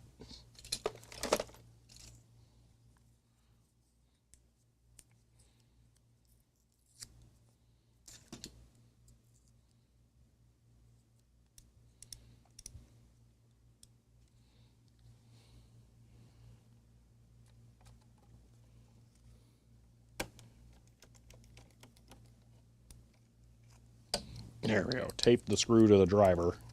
Now I just need it to not thread in. It is magnetic. The screw isn't, though, so I can't help that.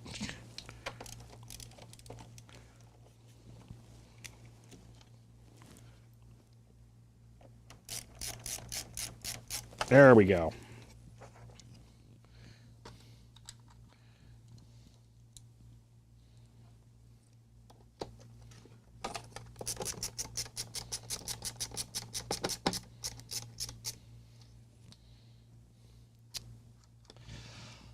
ESO, I'm not 100% sure what you're asking, but I am working on a Data General Dasher terminal from 1975, so it is a 50-year-old computer peripheral. The 50-year-old computer that I have that this goes to is currently in mostly working condition, just one part that is bonus that's not working. You have to run the screw backwards so you feel it jump. Well, I mean, this is not a metal inset, it's just plastic. So there is no nice snap. It's just, eventually it stops kind of moving, and you hope that it starts going in there.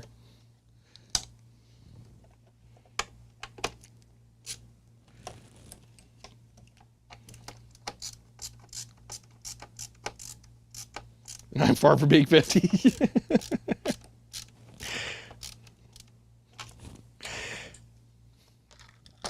Okay. Let's put the back plane in next. Which also means removing all of the cards, which means I want to clean off the spot back here. Which somebody put a thing of melamine sponges on. Who would do such a thing?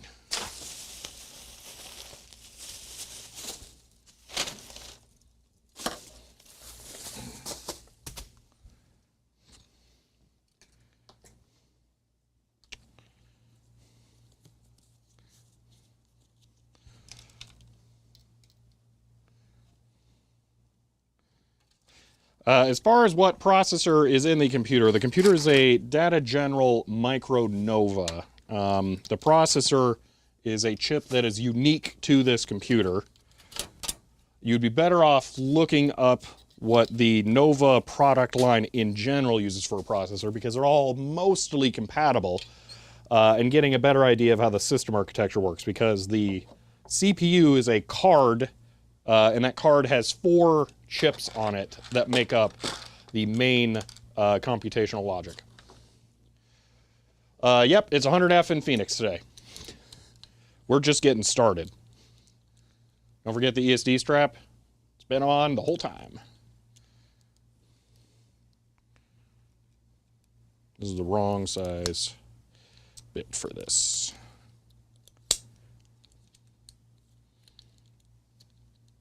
It is not Motorola or Intel. I mean, it's only completely irreplaceable, Poot. I don't know what you're talking about.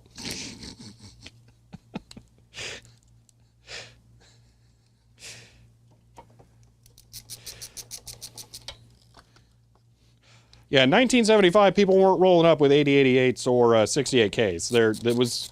It predates all of that.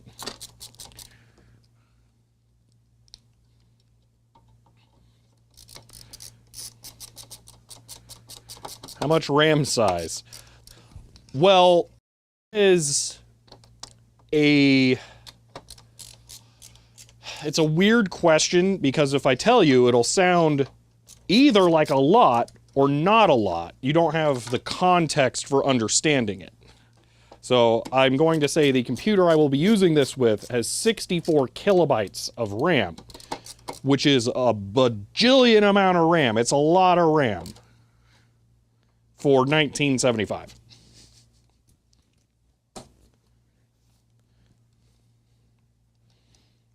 But the machine could be configured with down to 2 kilobytes of RAM, if I remember correctly. Or is it 2 kilowords, so it'd be 4 kilobytes. I don't know, it's stupid. Okay. Now we attach the logic board signal cable here, which goes to the composite output on the back, and then we connect the DC power connector for the logic board there. The AC power will come out there, and then video is there, and then, yeah, that's it. It's the most RAM it can handle, 64K. This one is maxed out. I'm going to leave the cards out, because it makes it easier to put the CRT in. 2 kilobyte of RAM is still more some days. 1975 Fisher-Price record player. That was the height of technology back then. My God, Data General were insane. Yeah. Ben is just providing this without context here. Okay, and I will accept it blindly. I'm looking through 603 docs again, see if I get a handle for how many CLP microcells it need. The F codes it sends out on a peripheral port don't map clean to the I/O peripheral codes it reads in. This is a good stream to have while you work on a background at work. Well, I'm glad. Unfortunately, we're only going to be here for 20 more minutes. You catch me kind of late into the stream. But I do stream 3 days a week on the weekends. But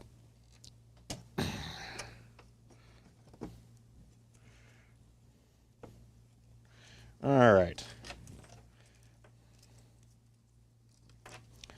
So I need this thing to wrap around that way.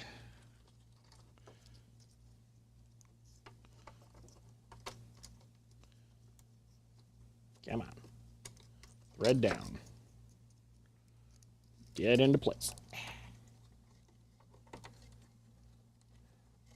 No, you want to. Just do it. Come on. Okay, we'll just leave that for now. We'll come back and have a discussion about that later. I want to put the ground strap back on there.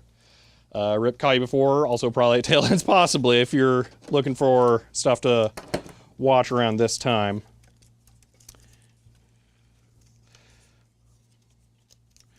Yeah, I want that under.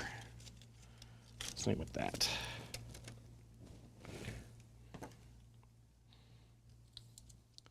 Is the switch keyed? Yes, to the front plate, which is annoying. So it'll go on either way up until you try and put on the front plate, then it matters. The hole for the front plate is offset in a way where it can only go into the mount up front in one direction. Oh yeah, there is a live channel where you can just run the VODs if you want to have the background noise, but can't catch it live.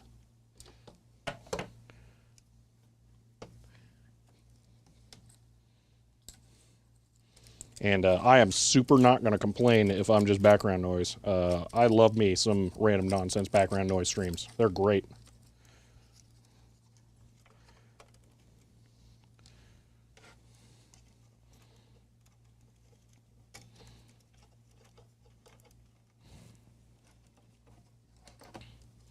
Why do I feel like this is all going in here way cramped?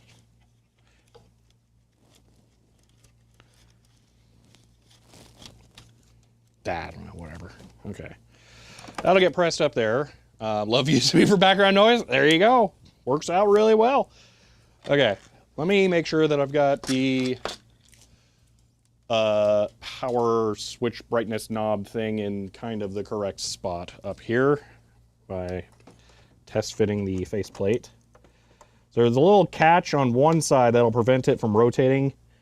It mounts onto this. It really doesn't feel like it's going correct. I think the cables go up. Maybe they go down. Maybe I'm wrong. Why does it feel like this is just not mounting at all?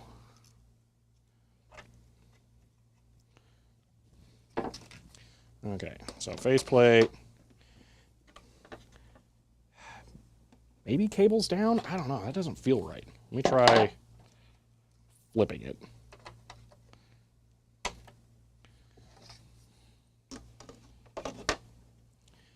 Oh yeah, all the way down, upside down. That's the way to go.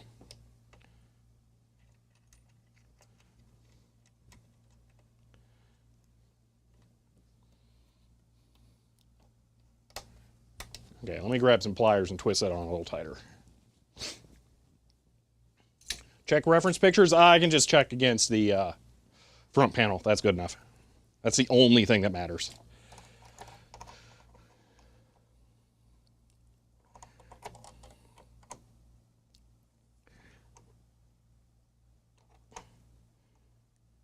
Okay, there we go. Switch sucks. Oh well.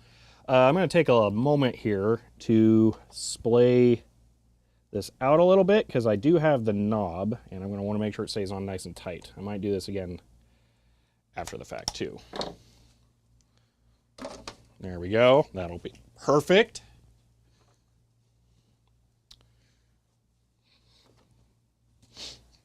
All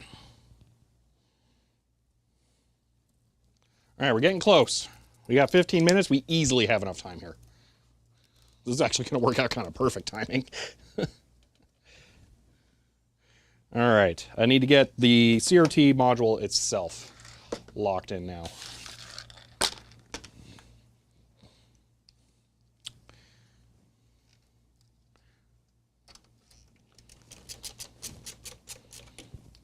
And I need my cheater tape back because I need to hold in one more screw. That's always a pain in the butt.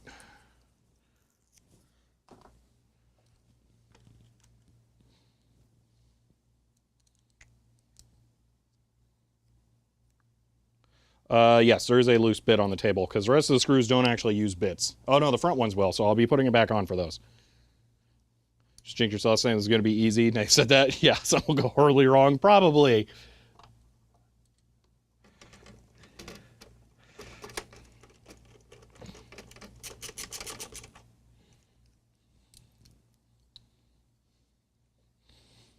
All right. 2 more screws for the chassis.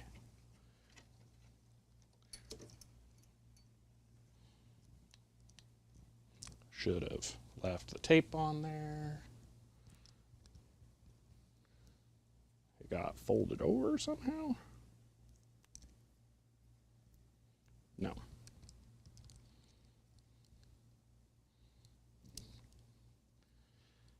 64K limitation of the architecture. It is a limitation of the architecture, yes. There were third-party modifications to the system that could allow it to expand beyond that, but then you're not really utilizing the original architecture.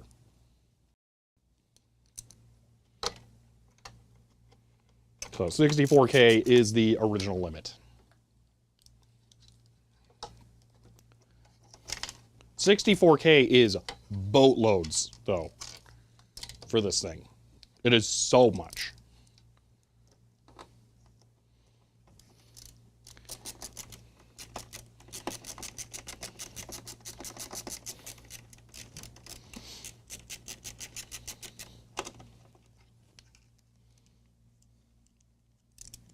Why is this not threading?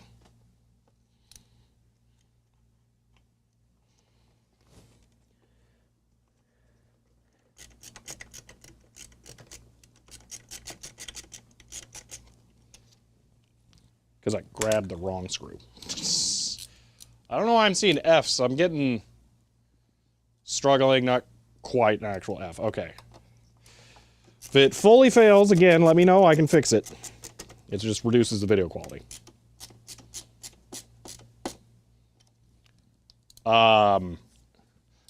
So RHK, you're thinking words. So it would be 32 kilowords, but it's 64 kilobytes.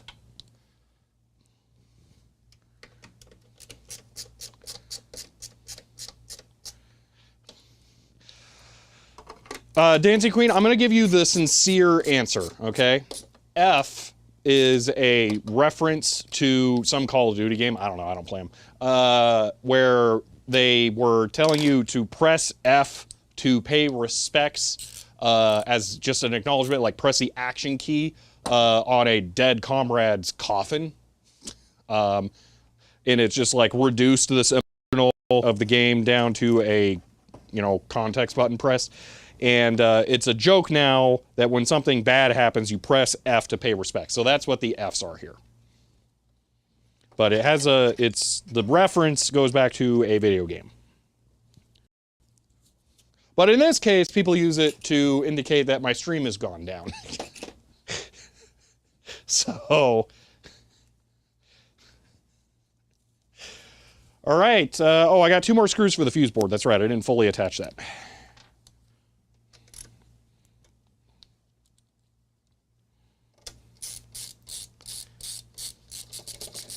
Write the explanation of F's and F's out.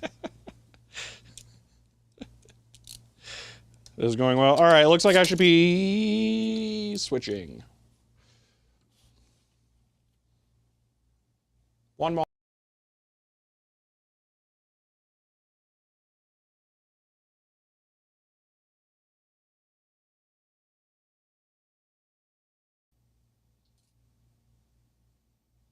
All right. This is the F-resilient streaming method. Slightly lower quality video, but worse. What do you mean more pixels? This should be worse. This should be fewer pixels. This should be 720p. Unless you're saying you would like more pixels, in which case, no. I went MPEG 2. That's what this is.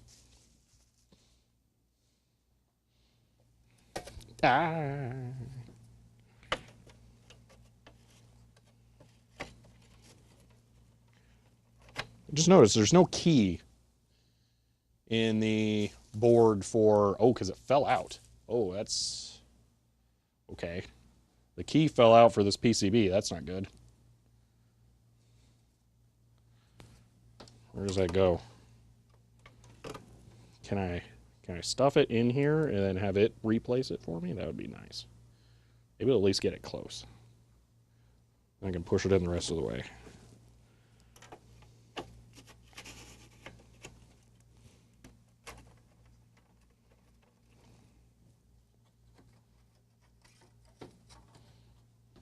Hold on, I'm cheating the system.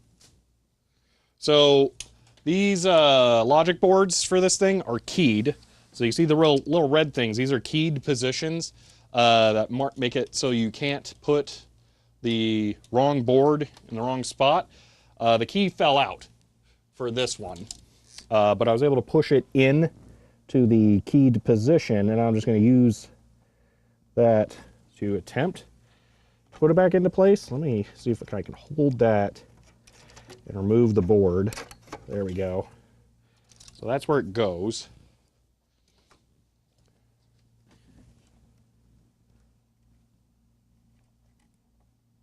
There.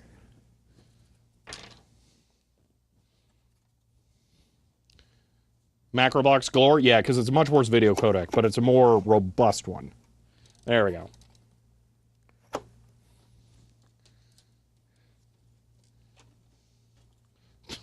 Going to Twitch, potato coming to our screens. Technically, it's 720p going to my server, 1080p going out to there. Massive delay. Go MPEG 2 before the restart. I don't know what to tell you.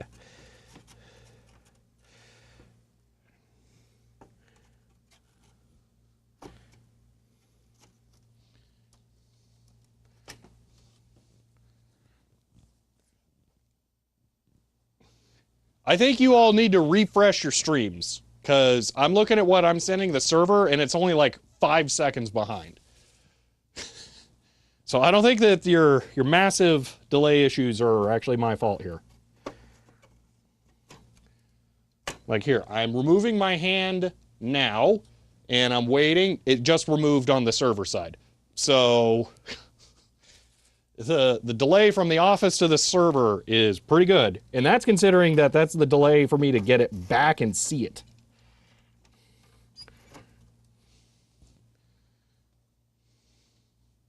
Twitch is massively behind, YouTube is not. Strange. Ha! YouTube viewers, take the W. For once, you're not behind.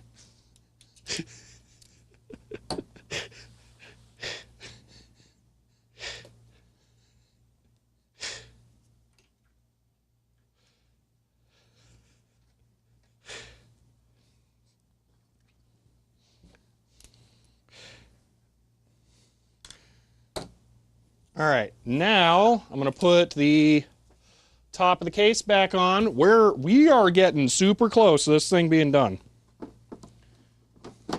I will not end stream till it's done and we've turned it on and seen it working. Oh my gosh, it's so awesome. I didn't clean the back, but the back's not that bad.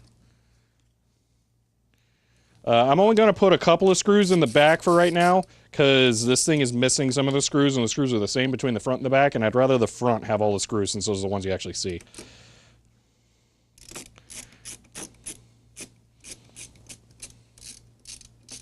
So I'm only going to put enough in the back to make it mechanically stable for the moment.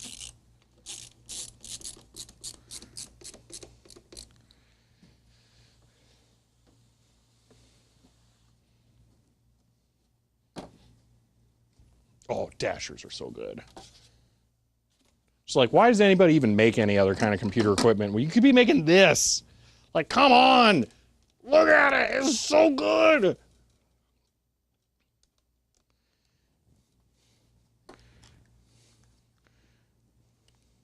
Like, it's yellowed, sure, but dude, look at it. Look at it.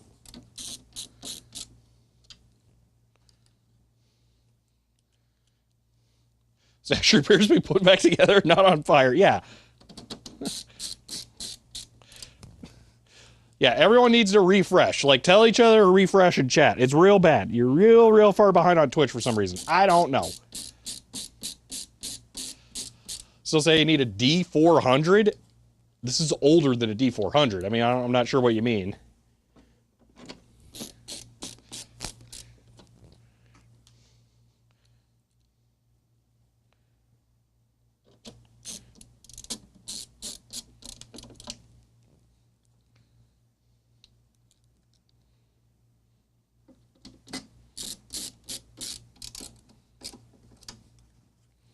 All right, that's all the screws for the front. So it looks like it might only be missing one.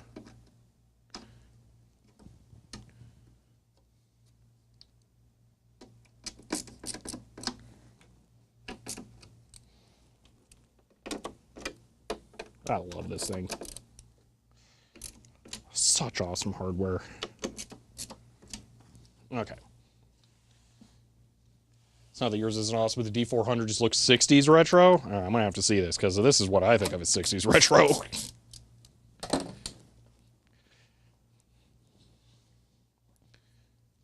D400 is overkill? Okay, come on.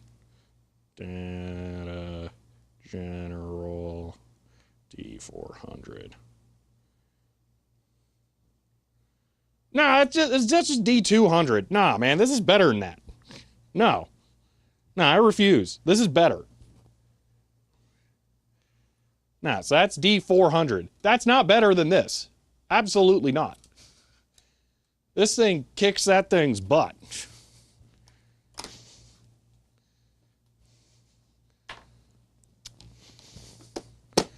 You could probably port SimH to a Pico. I wouldn't be surprised. All right. We have a minor amount of cleaning to do again. I'm not going to go to town on it, but we have the base.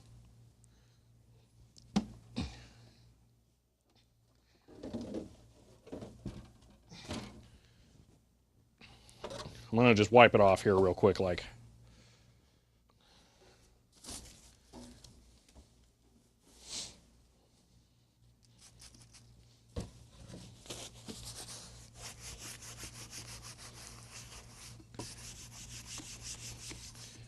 Ah, good. I'm just smearing the dirt around, so it's a nice even coating. You won't be able to tell that it's dirty, because it'll be so homogeneously dirty.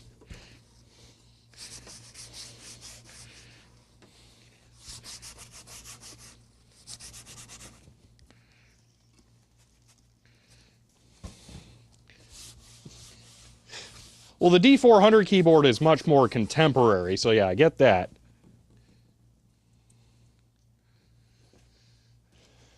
It's okay, it's lost in macro blocking anyway. I mean, yeah, it's perfectly clean. I'm doing such a good job. Oh, man. Like, insert cleaning celebrity here would think I'm doing an incredible job and they'd invite me on their television show. I assume there's cleaning celebrities. I don't know.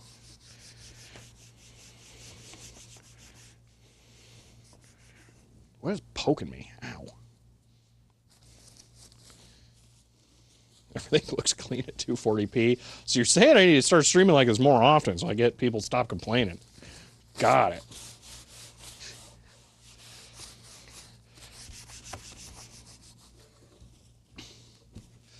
As now came too late. We know you've been watching cleaning shows every day, all day now. Yeah, definitely. You could just tell by how obsessed with cleaning I am.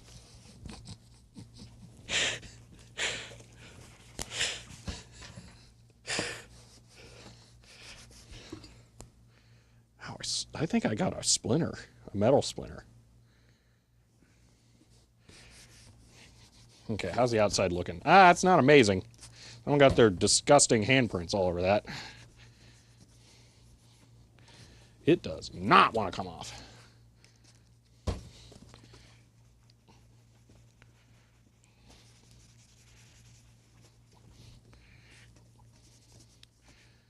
There we go. Close enough for now, at least. This is the, this is the just clean enough to sell it, not the ready for SEMA wash here. Okay. Boom. That is the front side there. We can tell because the keys go towards the rear. All right. Take the towel, blanket, that's what it is, a blanket, out of here. Get the base, which does not seem totally secure. I might want to check the screws. Both sides are in. And we almost are done. I want to Windex the front of the tube.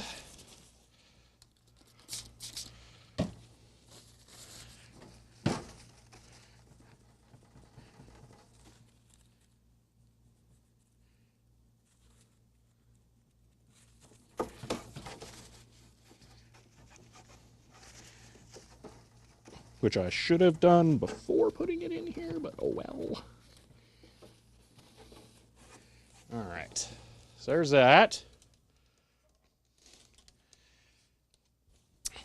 Then we can put the brightness knobs slash volume control slash power switch on there. I'm gonna widen it a little more.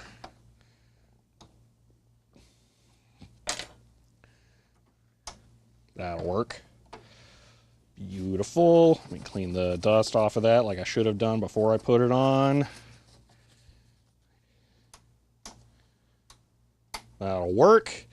And unfortunately, that's where we have to stop. I think I could tighten the screws on the back a little more, but we don't have completely intact knobs for this. So we cannot tighten it into position, unfortunately. No smoke test? Oh, we're going to power it on. Don't worry. But I'm saying we don't have knobs.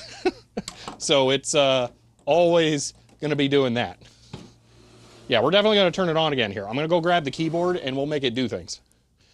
But what I'm saying is these are the knobs, and this is what happens when they get over tightened. This cracks and then it falls off. So I'm gonna have to mix up my epoxy and try to get these back together because they are completely trashed. And we'll see how that goes, but that's not a today stream because we're over time already. So I'll do that at some point here. So for now, it's just gonna flop back. Let me grab the keyboard though.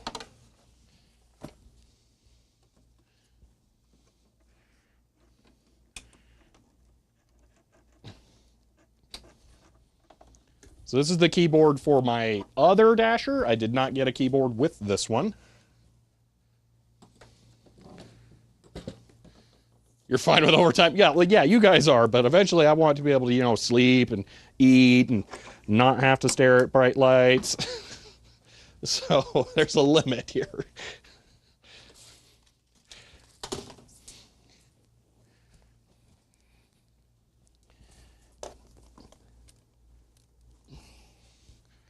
All right, that's pushed in, plugging it in. And here we go.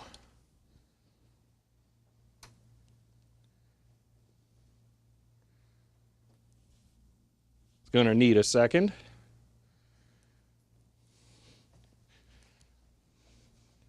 Make sure it's on local.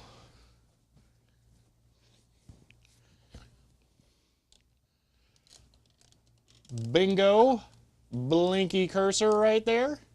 It's not even all the way up for brightness. Okay, that is all the way up for brightness.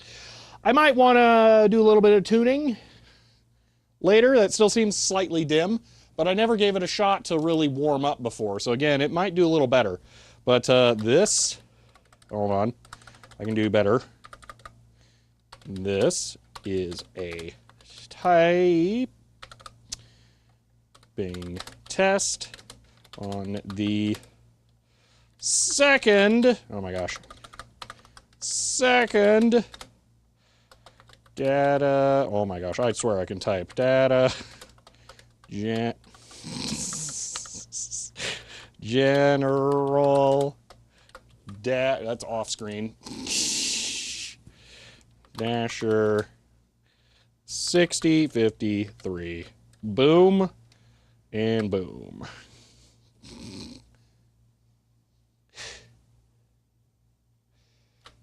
There we go.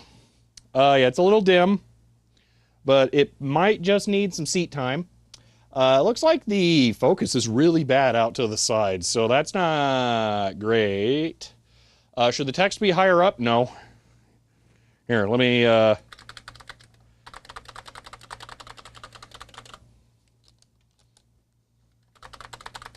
There we go. That's full screen. That's pretty good. If anything, I'd say it's over a little too much on that side.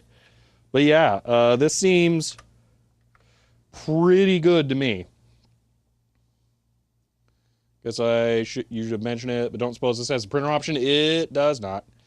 Has dynamic focus that can be adjusted. Yeah, so I might want to do that, but we don't have time for that today. We'll clearly be working on this thing a little bit more, so we can get to that stuff later.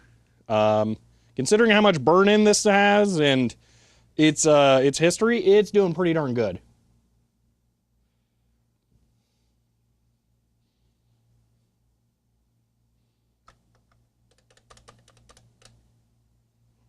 Hold on, I gotta be one character shy because it needs one space for the underscore. So there we go. Boom. It's brighter in the center because there's like a weird glue cataract going on. I'm not exactly sure. But yeah, that's it. Dasher 6053, number 2, fully functional. I mean, I haven't plugged serial into it yet, I guess. Technically, that could not work. But we are not set up to try that right now, so I'm not gonna mess with that. Or could I mess with that? Hold on.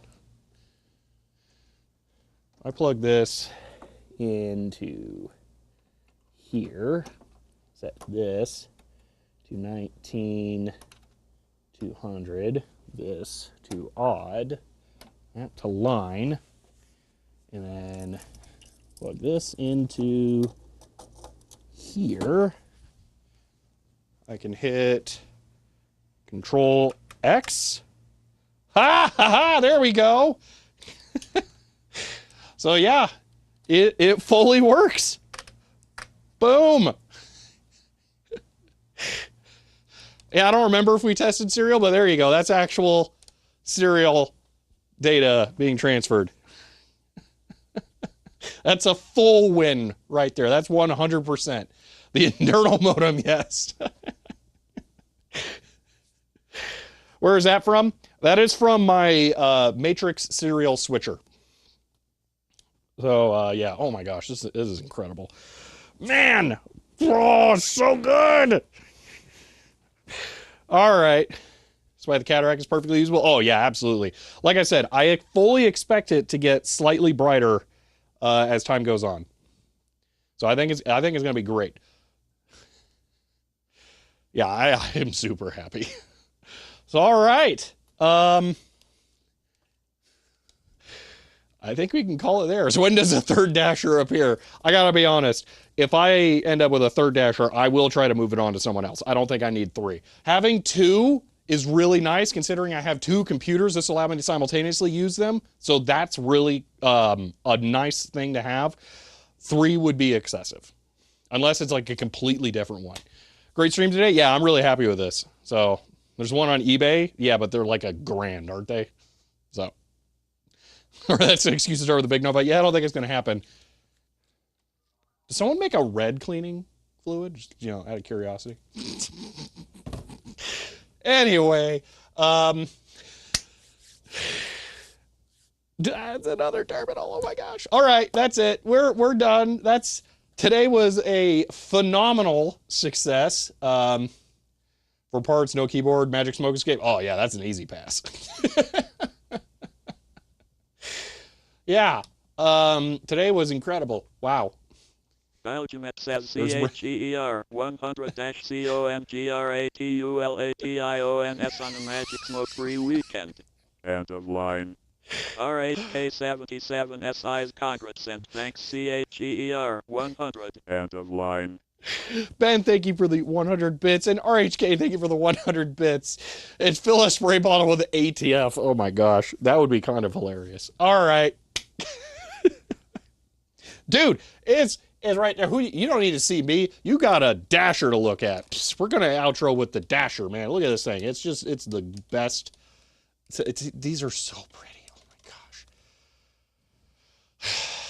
gosh. That's just nuts. All right. That is it for today. That's incredible. I'm so excited. I'm so happy. So, oh wait, I should hit the outro. Boop. There we go. What voice is the end of line? It's a custom voice parameter. So yeah, there we go. It's a functional dasher. Like what? Oh my gosh.